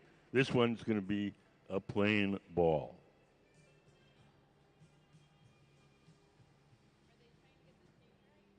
Yes. We have several kinds of powder on the table. We have powdered colored glass, and we also have phosphors, the kind of phosphors that they use in neon. We melt them into the surface to get different colors.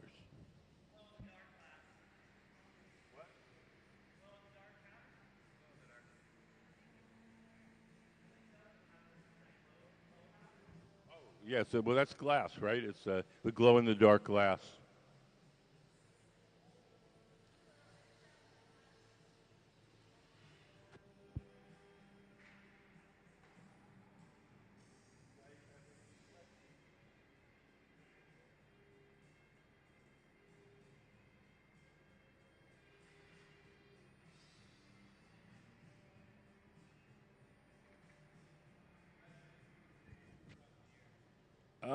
I think we do about 30.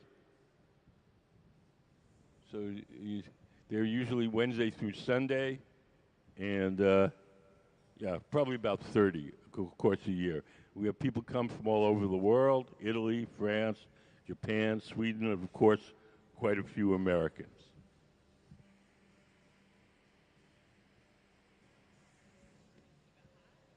The torch allows us to focus the heat in a particular place. When we put it in the big round oven, it kind of heats up the whole thing generally. When we use the torch, we can focus the heat just exactly where we want it. So if you want to shape only part of the bubble, we can just torch that part, make it soft, and shape that, and we won't disturb the rest of the shape. If you're here with kids, we have a special contest for kids. Any kid that comes to the museum can do a drawing. Once a month, we pick one of the drawings, and we make whatever the kid drew out of glass. We make 2 copies, one for the kid to take home and one for the museum collection. It's free to enter. We have a table out in the lobby with drawing materials and entry forms. And if you win, if you get picked, we'll call you up. You can bring the whole family down, and we'll make them right in front of you.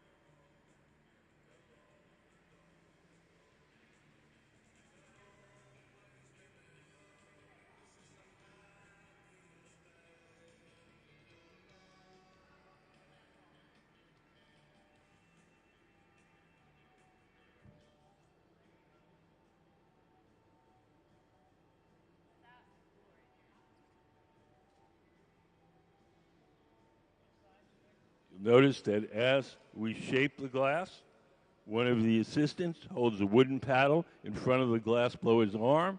That's to shield the glass blower from the heat. The heat that comes off the glass is radiant heat, like an outdoor heater.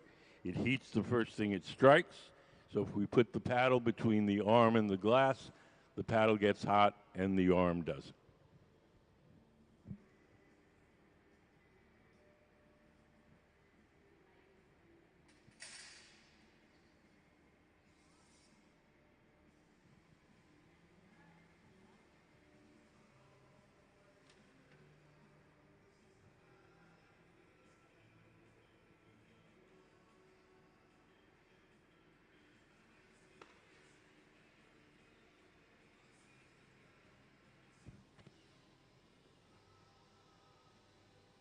Sarah's using the torch You heat up just that front part of the glass.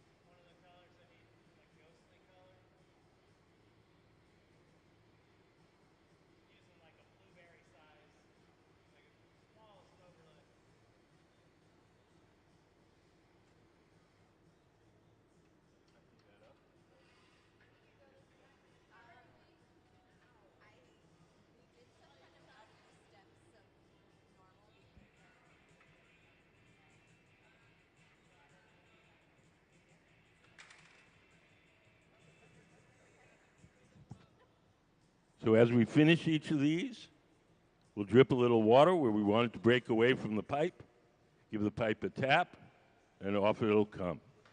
We'll carry it to our annealing oven, where we'll cool it slowly overnight to prevent it from breaking.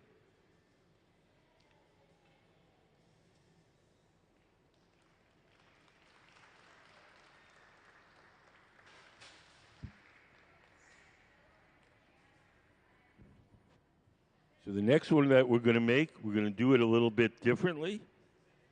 We're going to do what's called stuffing a color cup. Can we put up the stuffing a color cup drawing?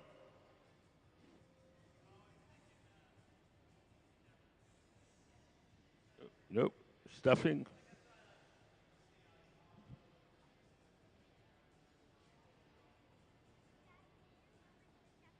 So we're going to make two bubbles.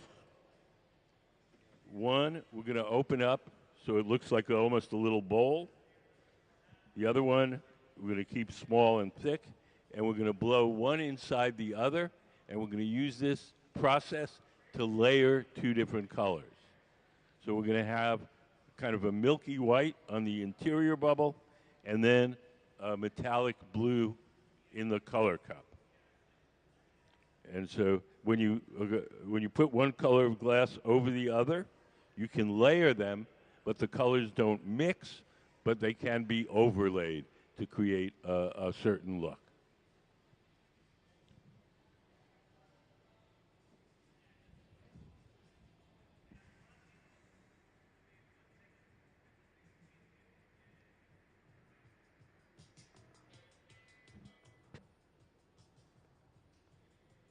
Hi, how are you guys?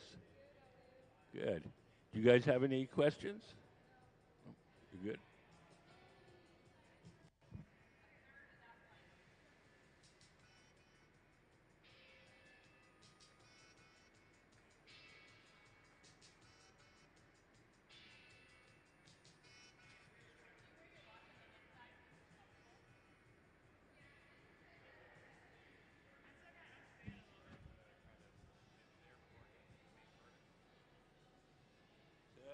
What is this that you're starting in? You're starting the glass in this thing before they go to the other room?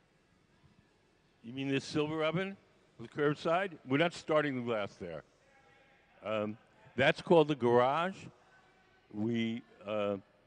It keeps stuff warm while we're working. If we have made something that's made out of several parts, we'll make part number one, stick in the garage, keep it warm, make part number two, and then we'll pull part number one out and stick the two together. So this operates about half the temperature of the furnaces. It's hot enough to keep the glass from breaking, but it's not hot enough to make it soft. So whatever goes in there stays warm, but holds its shape.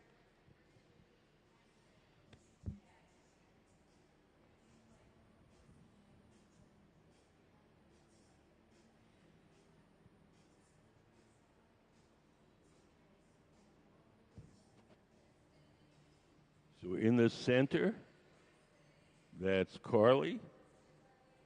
She's heating up a bar of this opaline colored glass. It's a kind of a milky white.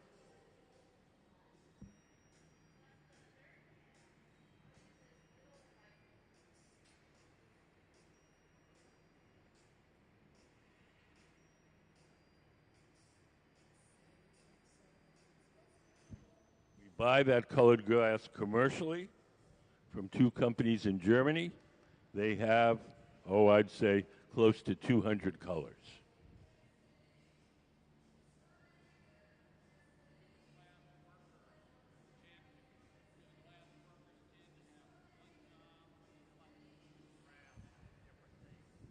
They tend to move around to different things. These guys are, professionals, so they can do any of the jobs if need be.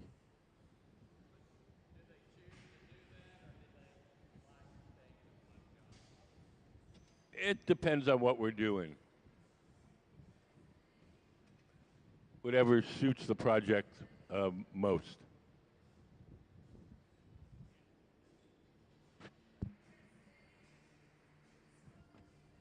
So often Sarah will start the bubbles and then hand them over to another glass blower to finish them. Today she's leading our team. She's the main glass blower. We call that the gaffer.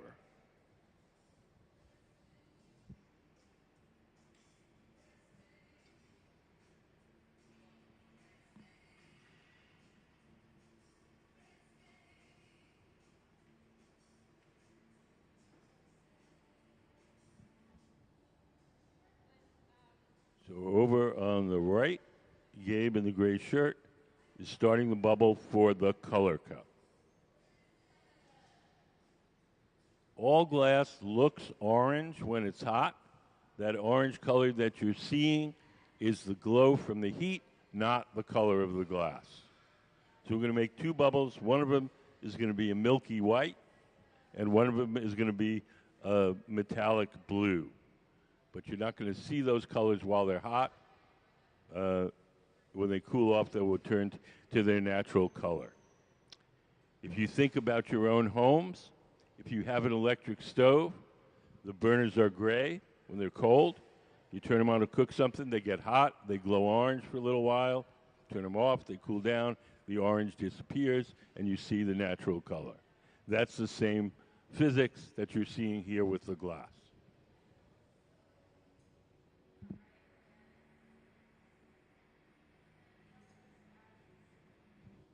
So over on the right, Gabe has a bubble of clear. And Eden's coming over with the colored glass.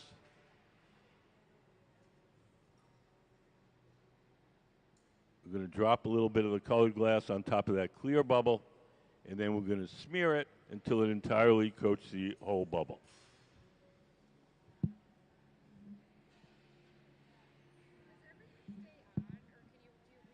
Okay, does everything stay on?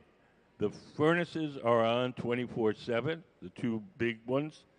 All the glory holes, the round ones with the doors open, they were only on during the working day.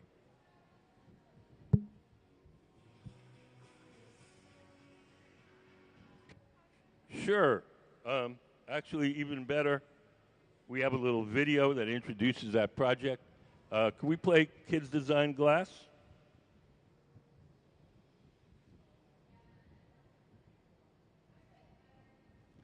we play the, there it is. Like art through the ages, glass has always been sort of made by designer and maker. And so to highlight that relationship, we created Kids Design Glass, where kids age 12 and under can make a drawing and submit it to us. We'll make 2 pieces, give one to the family, and we'll keep one to put in our collection and build the exhibition that has been Kids Design Glass. We get a huge stack of drawings, and we sift through them to pick the ones that we can make and the ones that are interesting. 200-300 drawings a month, so we get a stack of drawings. We go through each one. It's a drawing and a story about the drawing. Probably the most unique drawings are the ones that really stick out. The ones that aren't like based on a character that they've already seen. The ones that come straight from their imagination. Usually kids by that age, they're not really tainted by like pop culture and outside influences. They kind of like what they like. My original idea for the rainbow marshmallow, when the marshmallow melts, what comes out are their tears. And this one cries rainbows. Like in the inside, it's all rainbow. It was the first time that I was like kind of made contact into like the glass blowing world. And what was really fun about it was knowing that a piece that I've come up with that is like part of my self-expression was like interesting enough for others to like incorporate it into the real world. Being in a creative environment, I think that builds self-esteem, and the fact that they're going to have this thing that they're going to have the rest of their lives of something that they had as a child, and then knowing that they're actually like in a museum collection, which is pretty incredible when you're under 12 years old. If any other kids are entering the program, then I'd say I really hope that your art gets chosen. It is really mesmerizing to see the details being put on. I was just very happy that the Hot Shop team actually chose my art. Who knows, maybe if you're timing it just right, you could actually get up there when your art is like being displayed up there.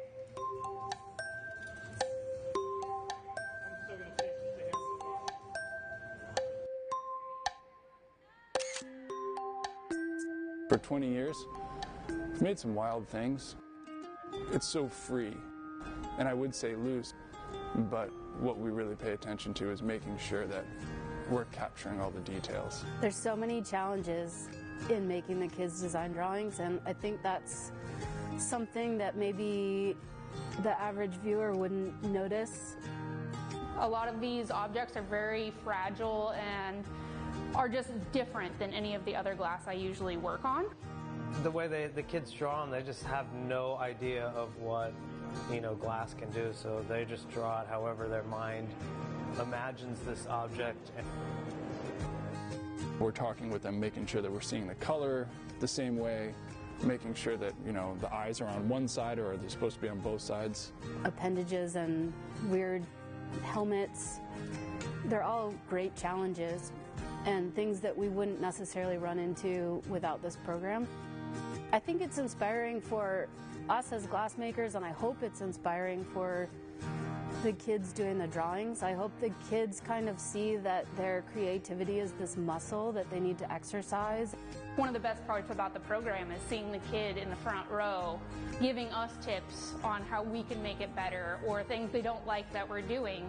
They have a voice here. I designed the lion crab in 2011.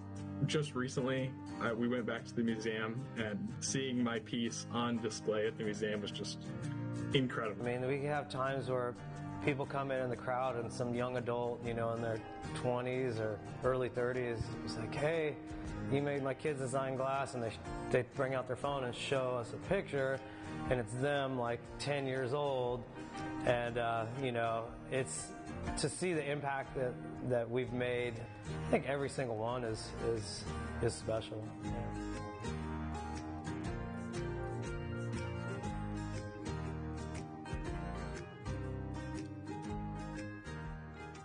So any kid 12 or under, I think I forgot to mention that, cutoff age is 12. And there's a table in the lobby. with drawing materials and entry forms. It's free to enter. So if you're here with kids, have them do a drawing, and I wish you luck.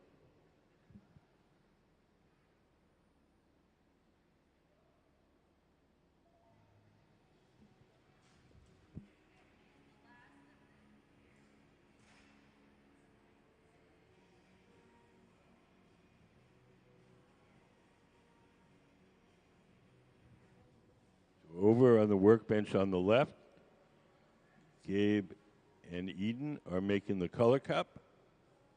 Sarah is making the bubble that's going to go inside. Can we just put up the stuff in the color cup drawing again?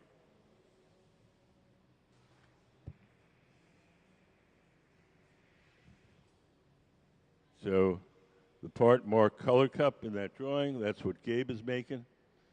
The bubble that goes inside, that's what Sarah's making.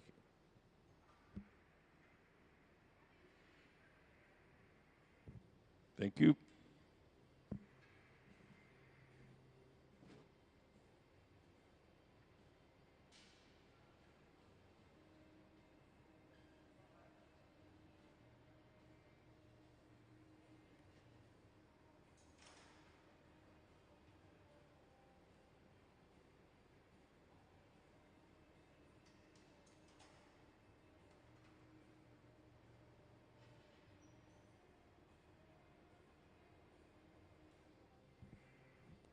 Sarah is the woman in the center with the black shirt and shorts.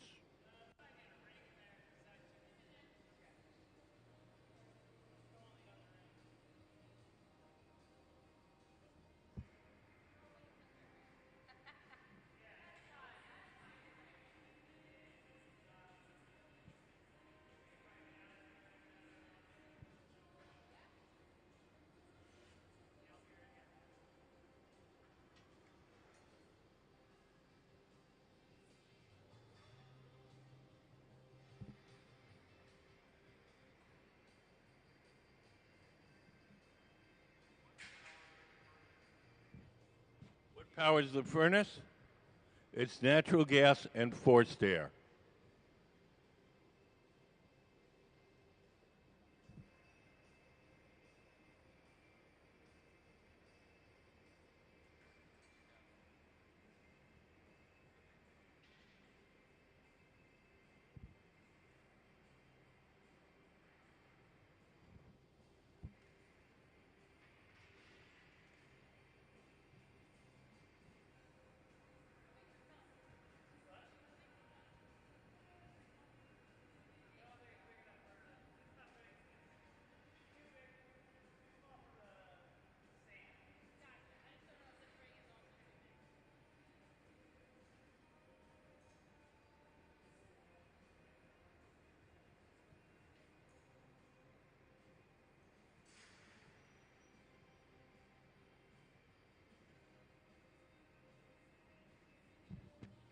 Sarah, over on the right, has taken her pipe over to the pipe cooler. If these steel pipes get too hot, we lay them in that trough. We just spray water on them. That cools them down and makes them easier to hold.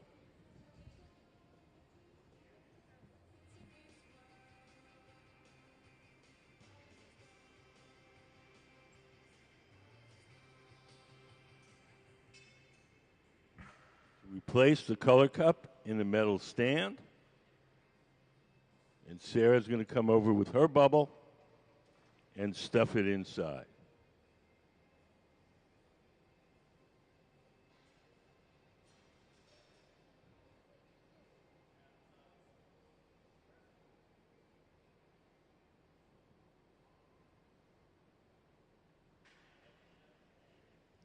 So now the two bubbles are joined.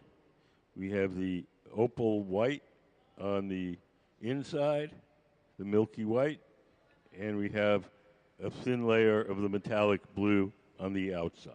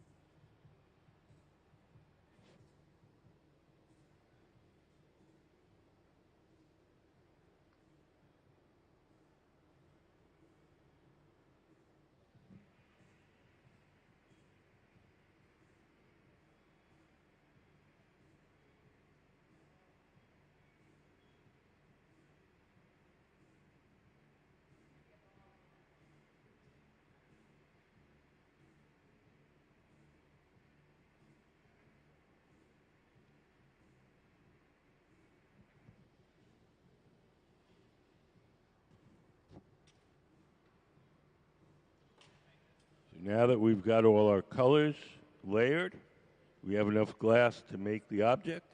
Now we're going to start to blow it up to its full size and shape.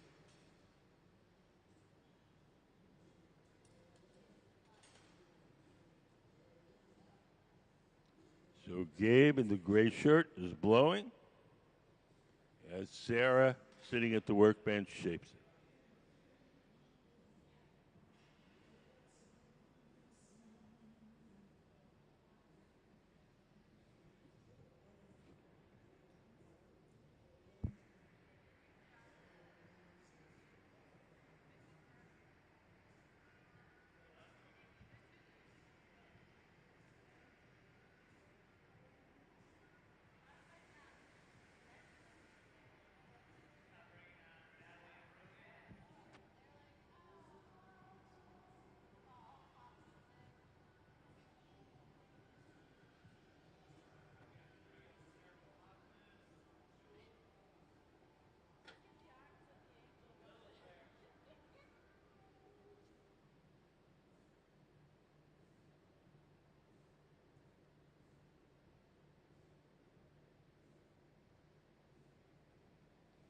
Sarah's picking up some decoration on the surface.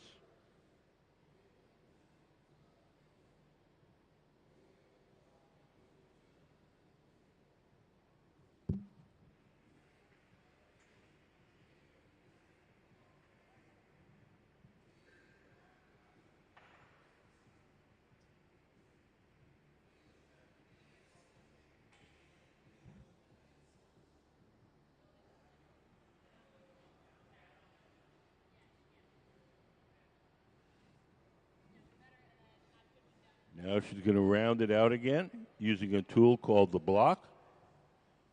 The tool is made out of wood. It's stored in a bucket of water. As long as the wood is wet, the tool doesn't burn, and it doesn't leave any marks as we shape the glass.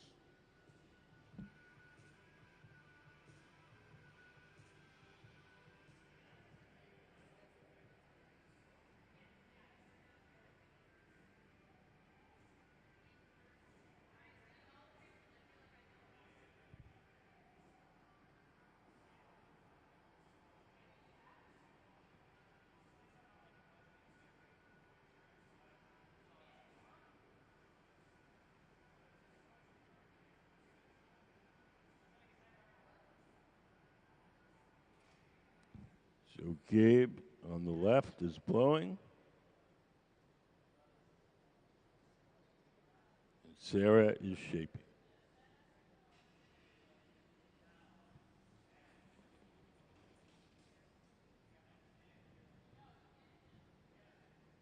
Do you guys have any questions? Okay. No, that's okay. I'm just asking. I don't want you to feel neglected.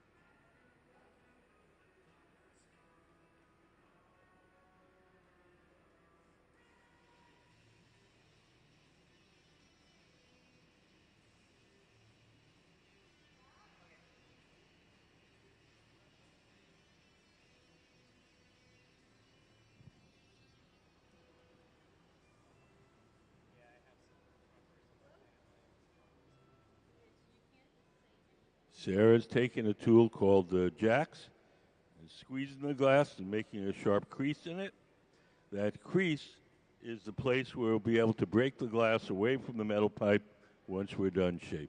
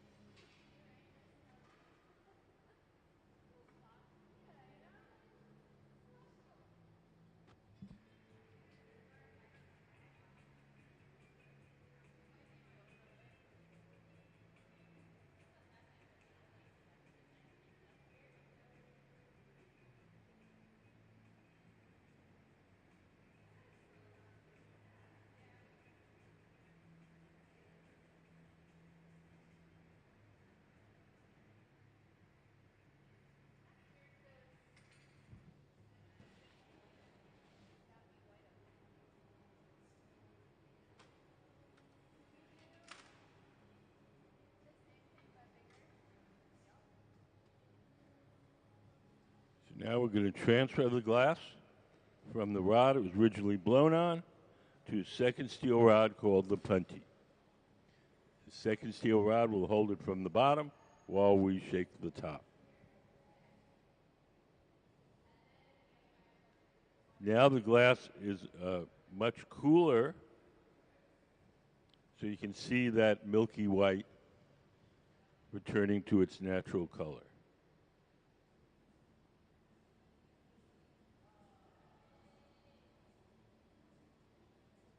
Put a little water where we want it to break. Give the pipe a tap, and off it comes. So now it's held from the bottom. Top is exposed. The top can now be heated and shaped.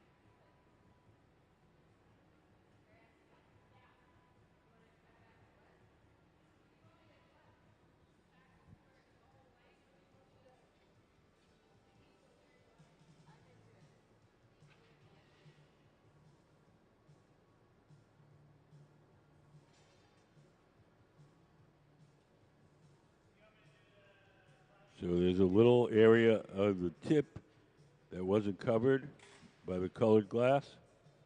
We're going to cut that part off.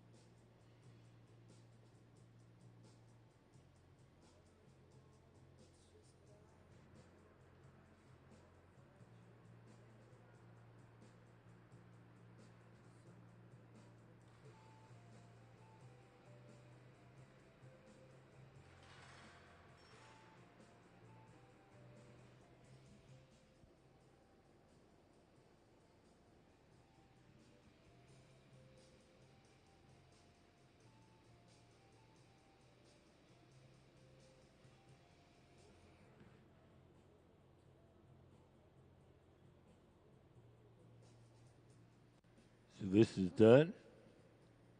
We're going to take it off the metal rod and place it in our annealing oven where it'll be cooled slowly overnight. If we didn't do that, if we just let it cool on its own, it would cool too quickly and unevenly, and it would break.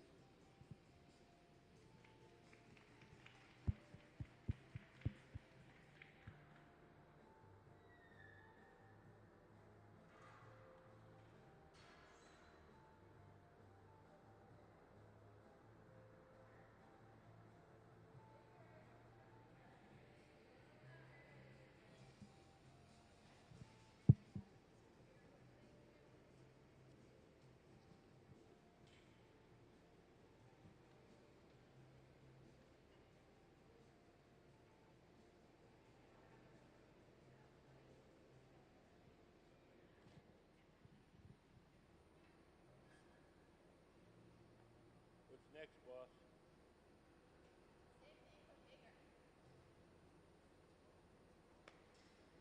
Are you going to use these like in an installation, or are you going to individual pieces?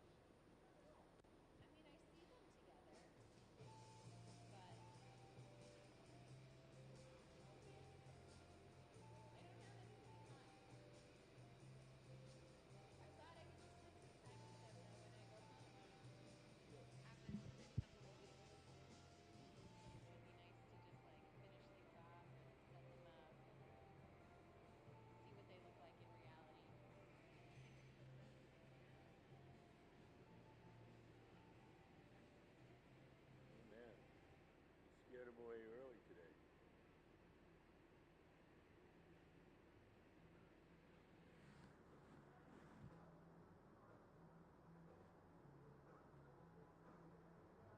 Have you talked to Tristan? Yeah. She's amazing. She's really good. Like she's already like blowing through everything that's back there. It's awesome.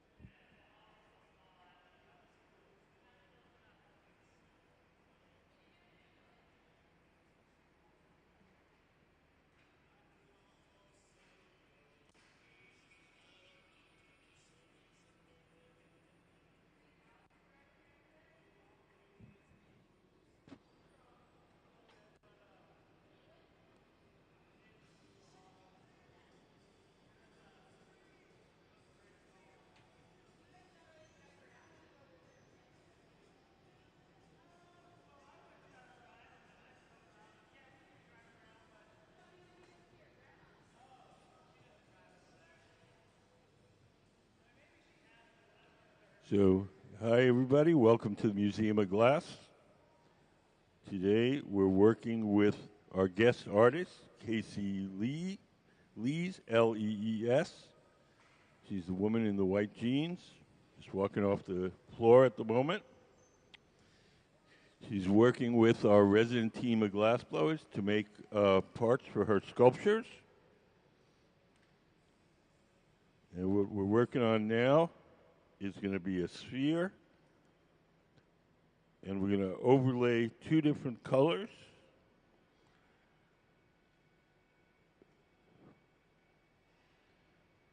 We're going to have a kind of a light metallic blue on the outside and a milky white on the inside. And we're going to do what's called stuffing a color cup. We put up stuffing a color cup.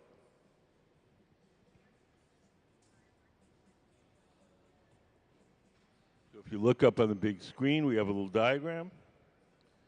So we'll make, we're going to make the part or color cup that looks like a little bowl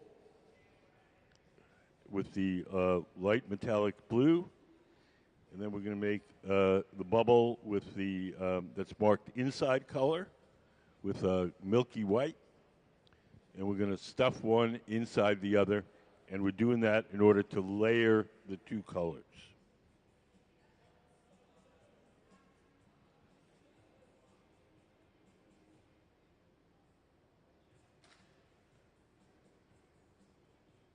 So on the right, Gabe in the gray shirt is making the color cup.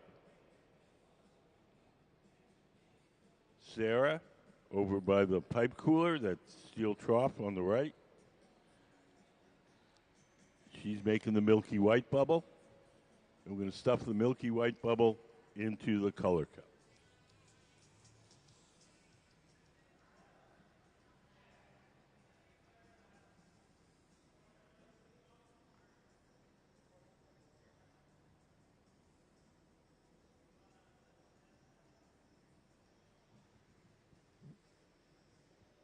Just to get you guys acclimated, give you just a little, oh, well, maybe you'll wait a minute. No. Looks like we're getting pretty close to the stuffing.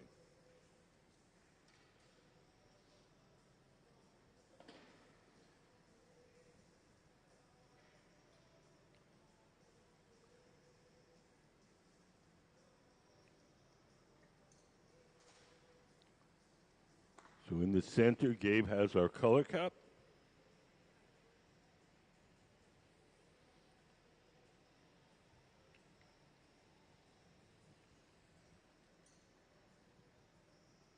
And Sarah has the bubble that's going to go inside.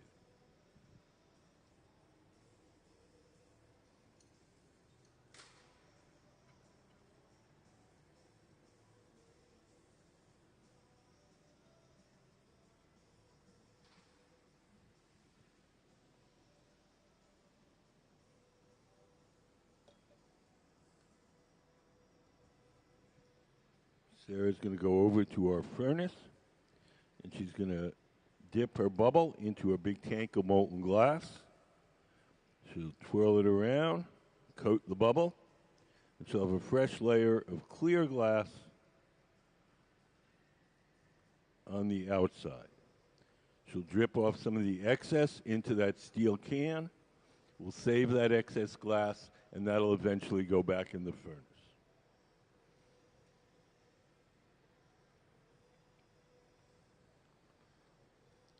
Taking our bubble over to the pipe cooler.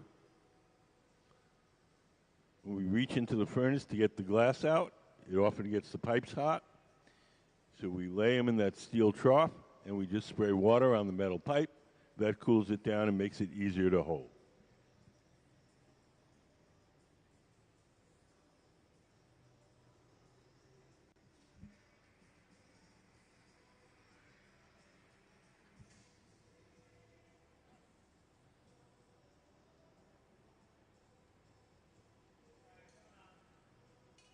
Take the color cup off the metal pipe. We put it in a little stand. Sarah comes over with her bubble, drops it in, and blows.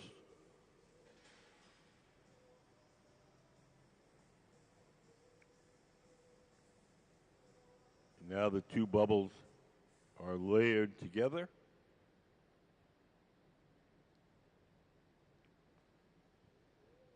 And we've overlaid the colors.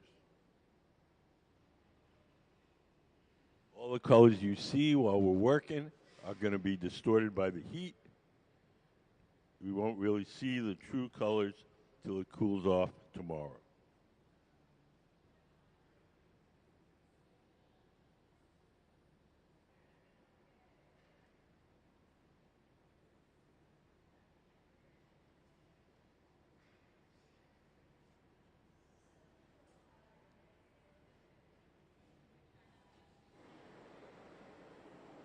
There's a little edge that stuck out from the color cup. We're heating that up with a torch to soften it, and we'll tuck it in by rolling it against that steel table. The steel table is called the Marver, M-A-R-V-E-R.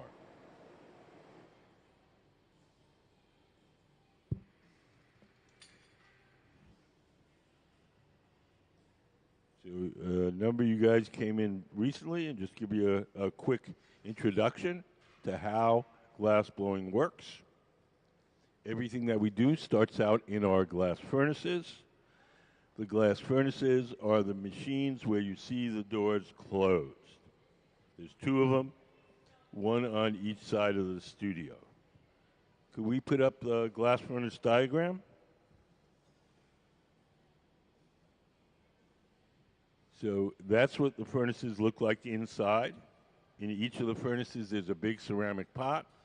In that ceramic pot is 1,000 pounds of melted glass. We keep the melted glass at 2,100 degrees Fahrenheit. That's 1150 Celsius. And at that temperature, the glass has the consistency of honey. So if you can imagine a giant crock pot full of honey, that's what our furnace is like. We want to get the glass out to make stuff. We take one of those steel pipes that everyone has, and we dip it into the big pot of molten glass like you're dipping into a big jar of honey. We dip it in, twirl it around. A little bit of glass sticks to the end of the pipe. The pipe itself is hollow, so when you blow, the ball of glass blows up like a balloon. If you want to make something larger, we dip it in, blow a bubble, let it harden, and then we dip it in a second time, or a third time, or a fourth time. And we just keep building up the glass in layers. Once we get the glass out of the furnace, it only stays soft for a little while. So we do whatever shaping or blowing we can while it's hot and soft. And when it starts to cool and stiffen, we go to the second type of furnace, and that's called the glory hole. The glory holes are the round furnaces with the doors open. Those have no glass in them. They're just a hot chamber for heating and softening the glass while we're working. Can we put up the glory hole diagram? So there's no glass in those. They're the ones with the doors open. It's just a hot chamber. We stick the glass in there for a little while, heat it up, get it soft, and then go back to the workbench and do more shaping.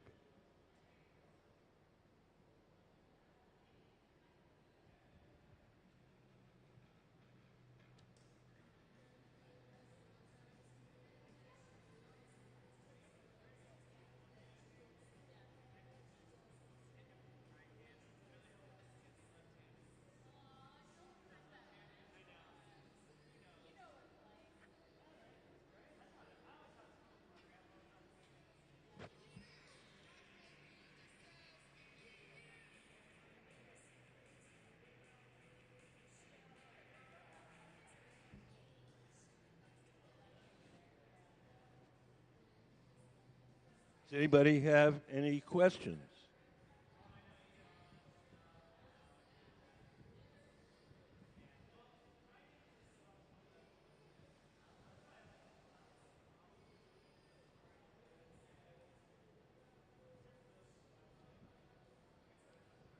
Sarah's going to roll over some chips of colored glass. They'll stick to the surface, and we'll melt them in. And they'll appear as spots of color on the finished piece.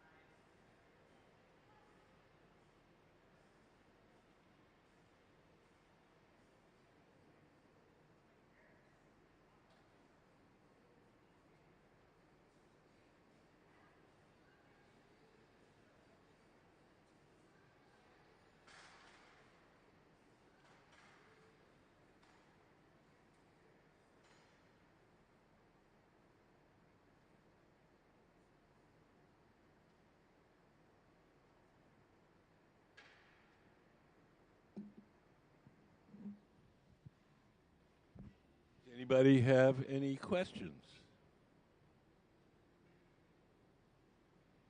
No charge for questions.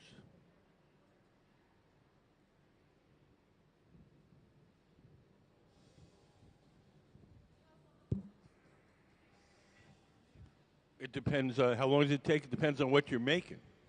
If we make a Christmas ornament, it takes about 3 minutes. If we make a fancy wine glass, that might be 30 minutes. Some complicated sculptures we make could take all day long.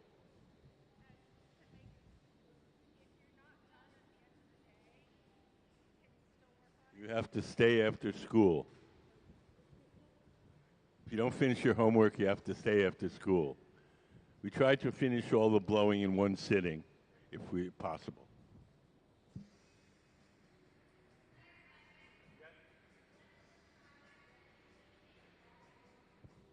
Probably the longest we had one. We worked with some kids from China, and they made very complicated drawings for us. And we had one of them. It was like 6.5 hours.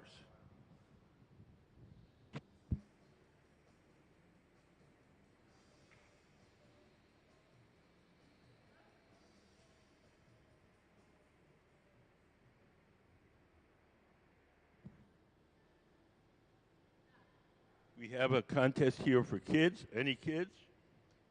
And any kid 12 and under can do a drawing. Once a month, we pick one of the drawings, and we make whatever the kids drew out of glass. We make 2 copies, one for the kid to take home and one for the museum collection. It's free to enter. There's a table out in the lobby with drawing materials and entry forms. Once a month, we pick one of the drawings, and we make it out of glass.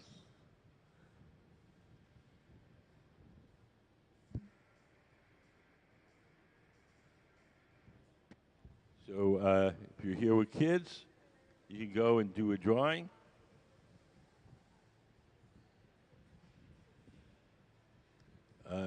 If the kids don't want to draw right away, you can always grab an entry form, do the drawing at home, and mail it in. There's a mailing address on the entry.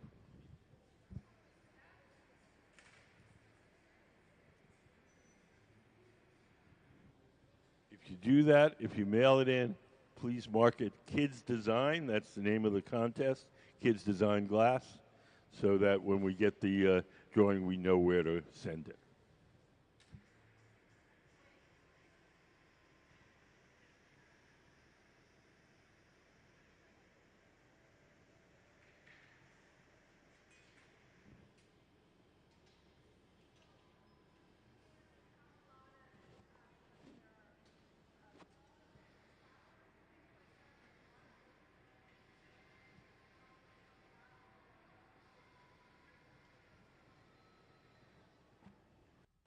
lost me in the middle of that. Do you have?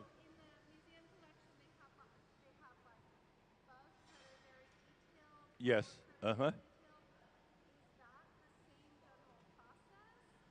The little bugs are made by a slightly different process called flame working.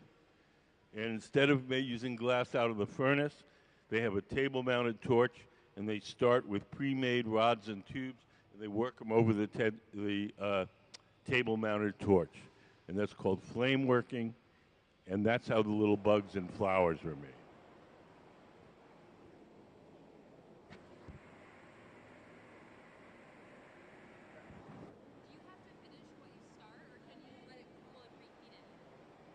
Do we have to finish what we started? Can we let it cool and reheat it? We try not to. It's possible. There's always a chance of breaking it if you reheat it. But there's certain techniques where we have to let it cool down, do something to it, and then heat it back up. But most of the thing, I'd say, 90% of the things we want to finish in one sitting.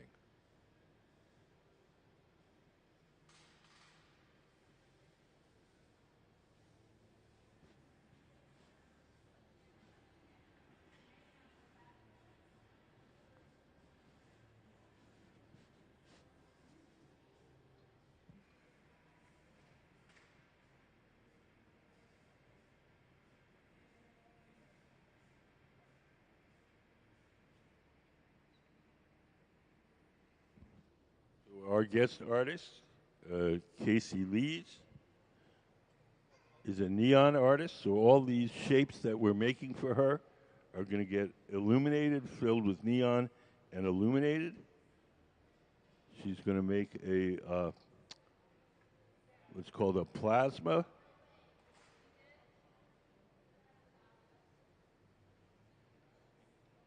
There'll be like a little glow in the middle. And if you touch the outside, the little sparks will ground themselves through your fingers.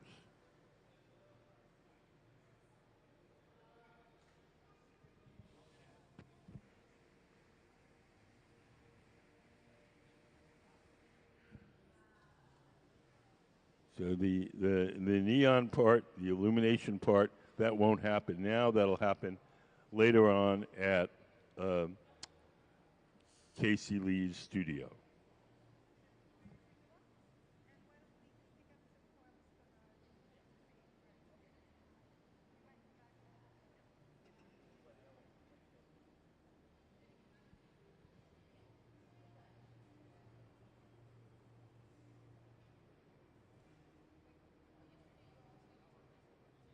Tomorrow at 1 o'clock, our guest artist, Kacie Lees, will be give a talk here in the Hot Shop.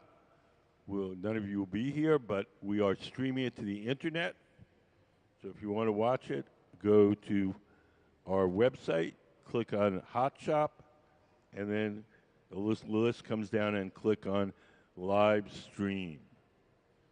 And you'll see all the stuff that's happening in our Hot Shop. You'll see everything that's on that big screen. You'll hear the voice of the announcer, and you can watch the Kacie's lecture that way, or you can wait a week or two, and we'll post it on our YouTube page.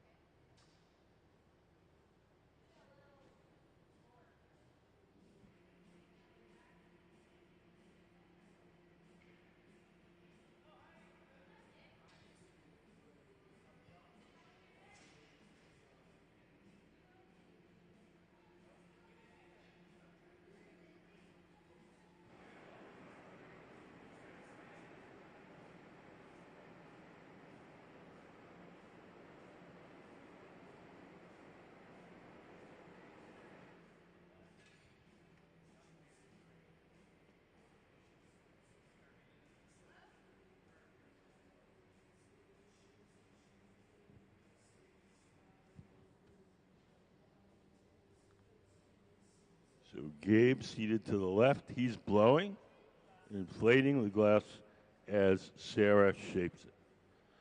The gray pad in Sarah's hand that she's shaping the glass with is just everyday ordinary newspaper soaked in water.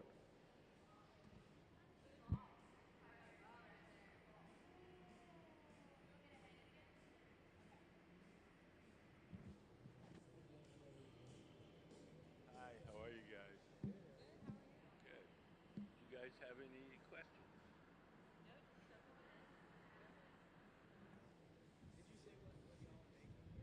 Say what? They're making these spheres that she's going to fill with neon and illuminate for her sculpture.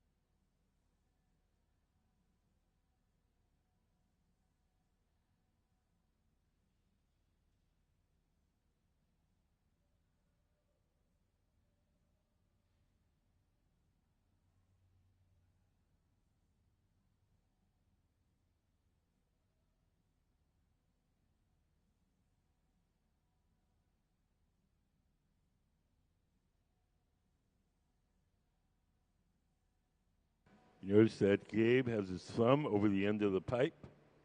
We call that capping. And it traps the air inside. The air is heated up. It gives it a little back pressure. So when Sarah shapes the glass, it doesn't push in and collapse.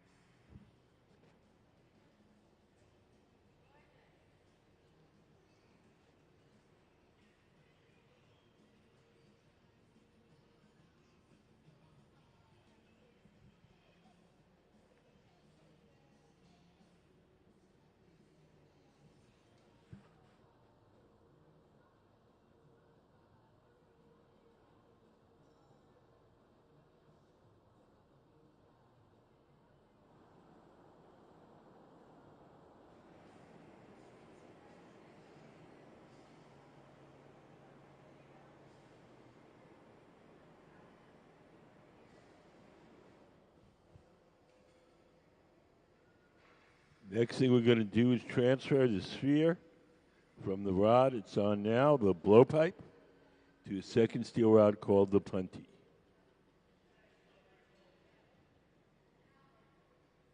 Gabe in the gray shirt is preparing the punty.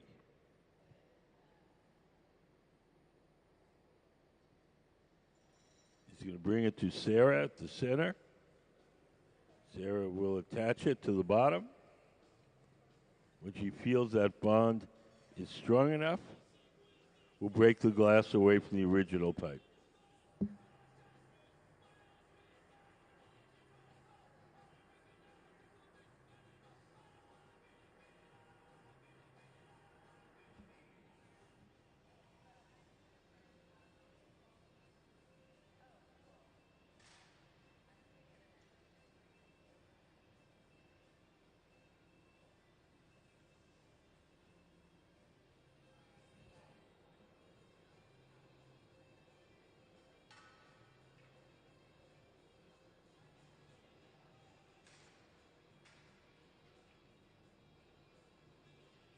So now it's held from the bottom. The top is exposed.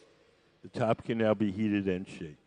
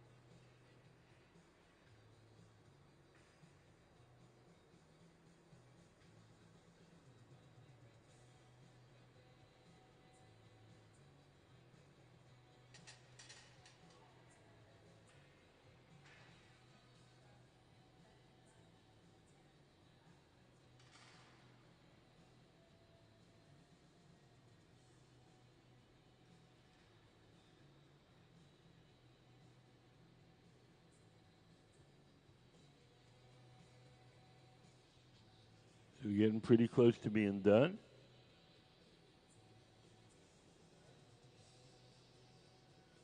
Everything that we make has to be cooled slowly or it'll break.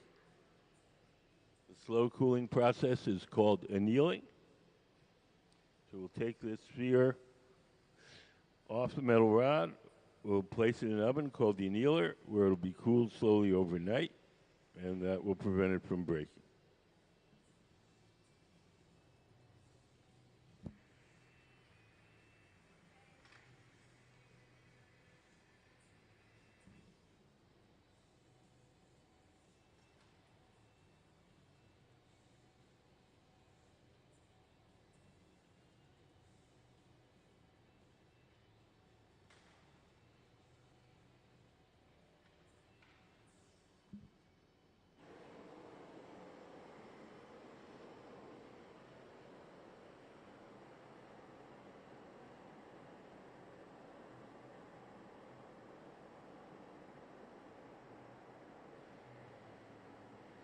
Over on the right, you can see one of the glass blowers putting on some protective clothing. She's going to carry the finished glass to our annealing oven, where it'll be cooled very slowly overnight.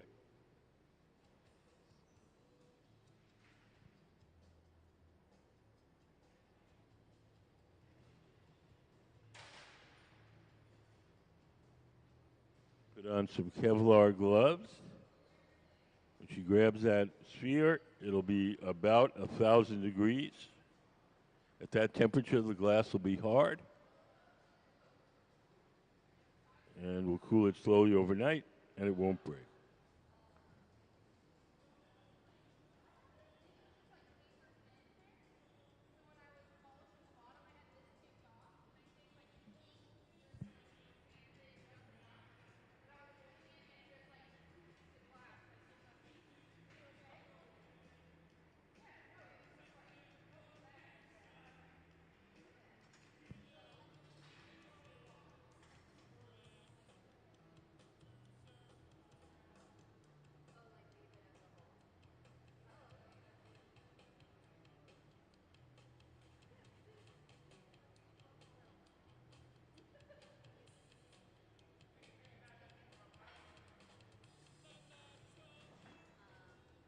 So into our annealer.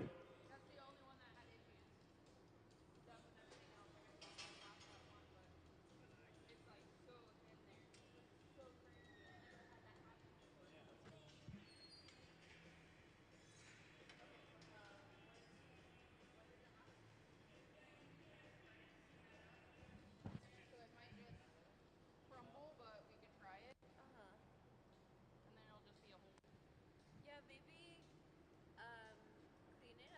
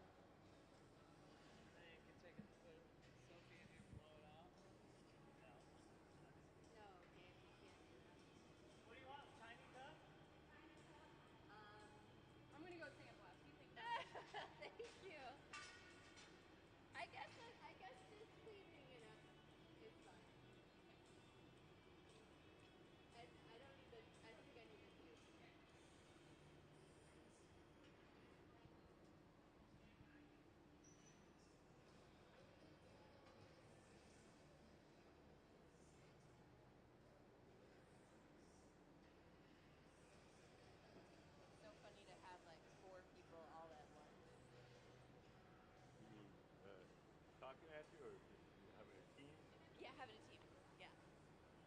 It's like they're all working on different parts of it, and I've just never had that, you know.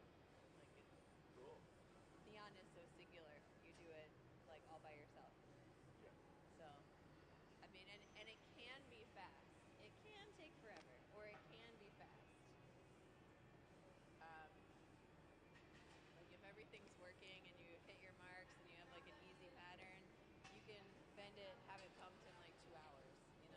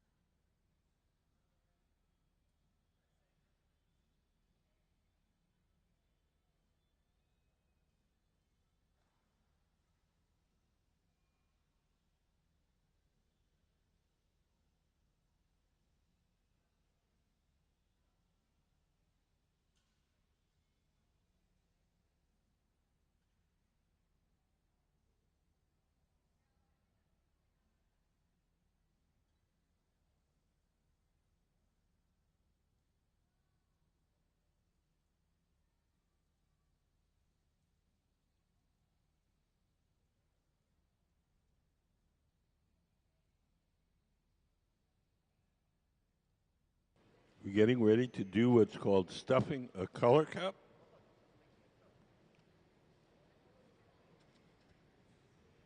In the center bench, you made what looks like a little bowl. And Sarah has a second bubble with a different color. We're going to stuff it inside that little bowl. That's called stuffing a color cup. It's a way of layering different colors.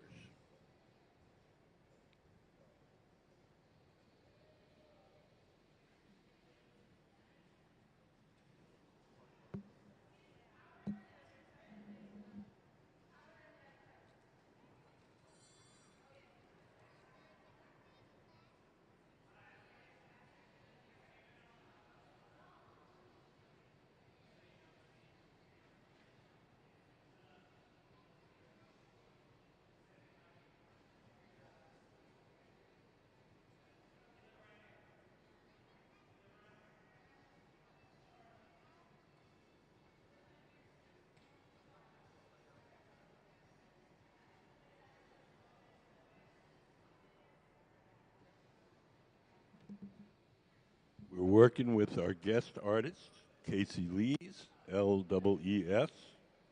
She's the woman in the white jeans at the center of the workshop. She's working with our resin team of glassblowers, and we're making sculptural parts for her.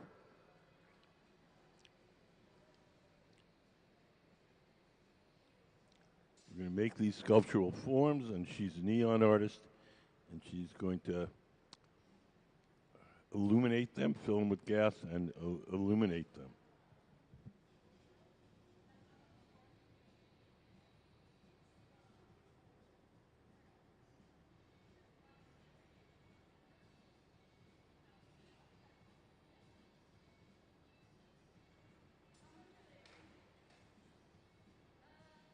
Kacie works with neon most of the time.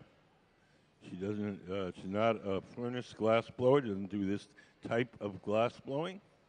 So everything we're making is her design, but our resin team of glass blowers is making the actual objects.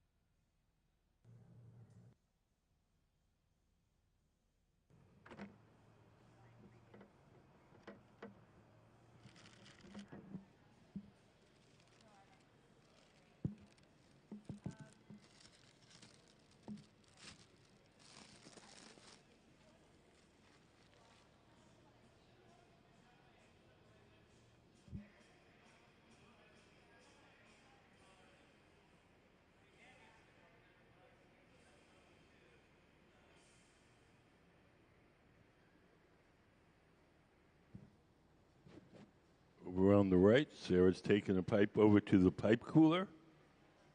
When these steel pipes get hot, when we reach into the furnace to get the glass, we take them over to that trough on the right side of the studio.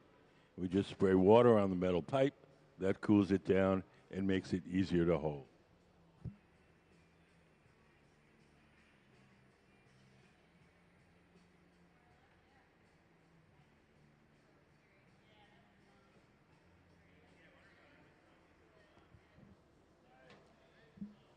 are you guys? Do you guys have any questions? No, the kids just enjoying the class. What? The kids are just enjoying watching the process. Okay.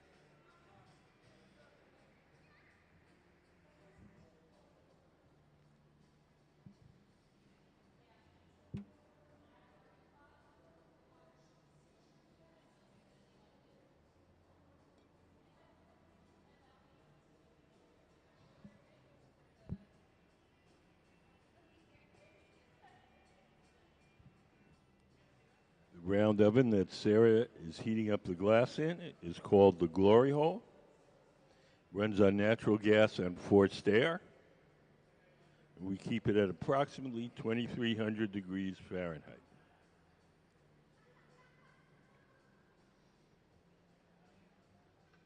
That's hot enough to make the glass soft. We can take it back to the workbench and shape it.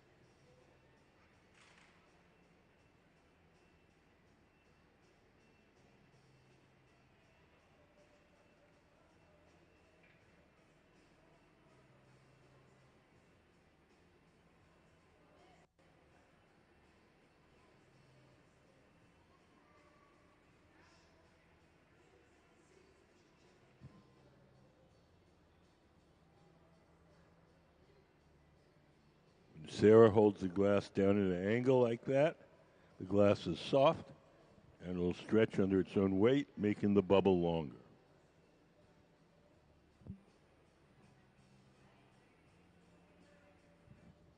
The man seated to the left of the workbench, he's the one that's blowing. He blows through that steel tube and inflates the glass as Sarah shapes it.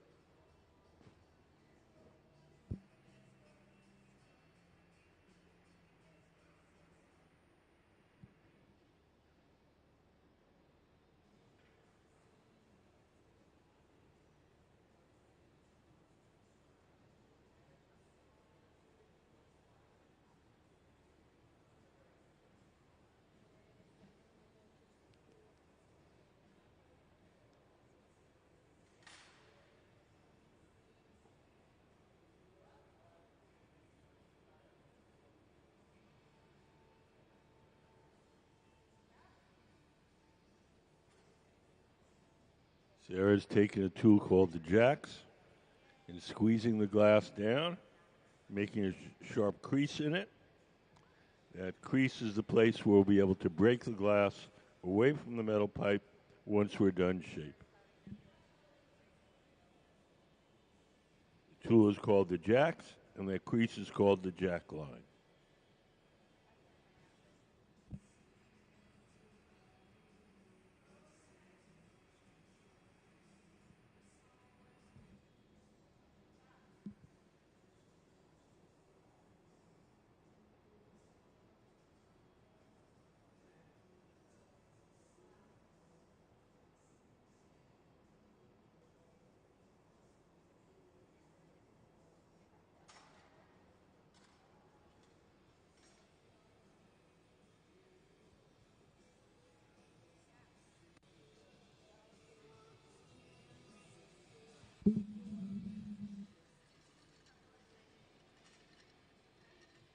Brett, you want to sit down?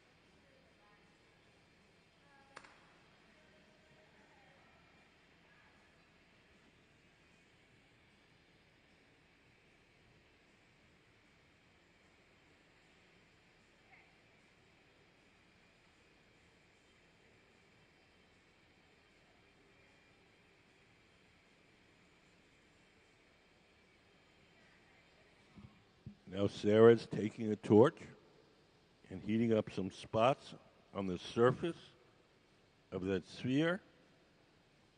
We're going to take another metal pipe, attach it to those soft spots, and we're going to pull out little spiky protrusions.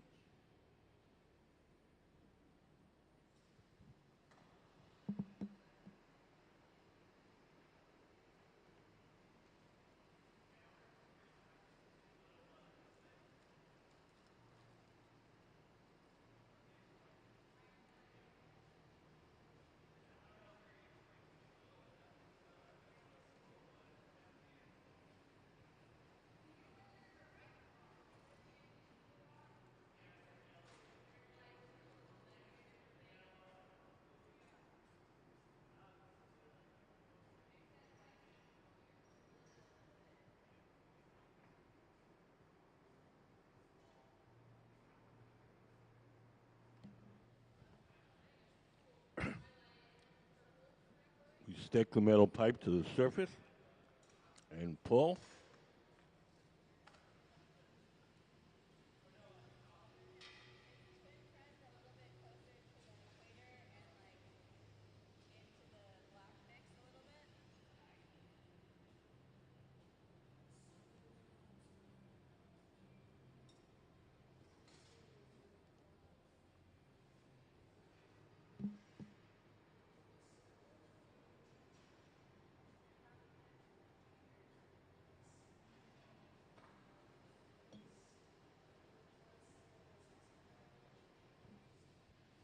Just want to give everybody a heads up. It's 4:50. The museum closes in 10 minutes.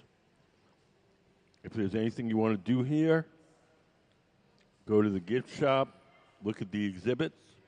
Now would be the time to do it because we will close promptly at 5.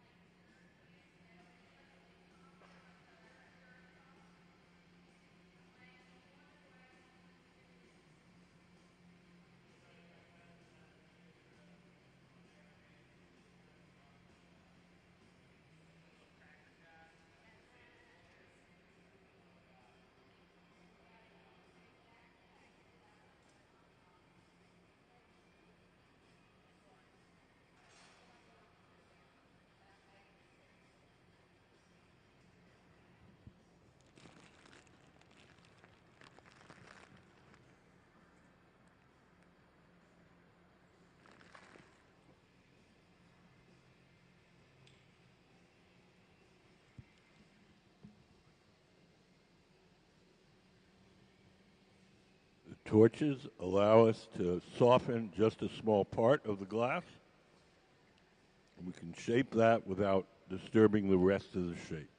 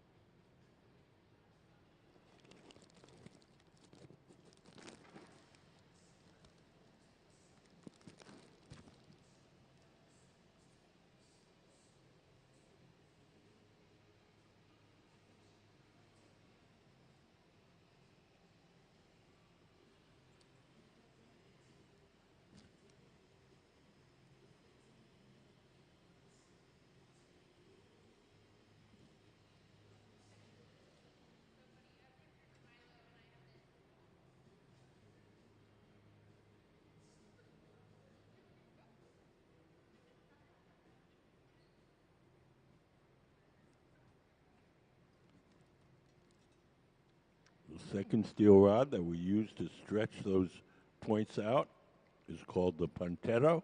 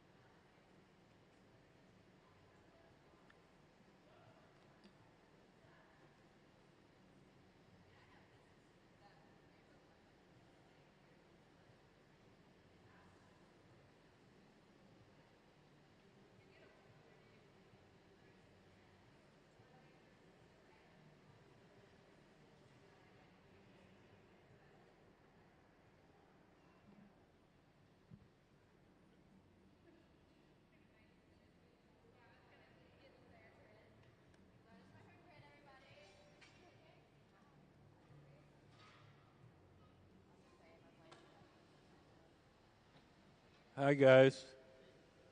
Thank you for coming in. Museum is officially closed. So if you don't want to sleep here, time to head for the doors.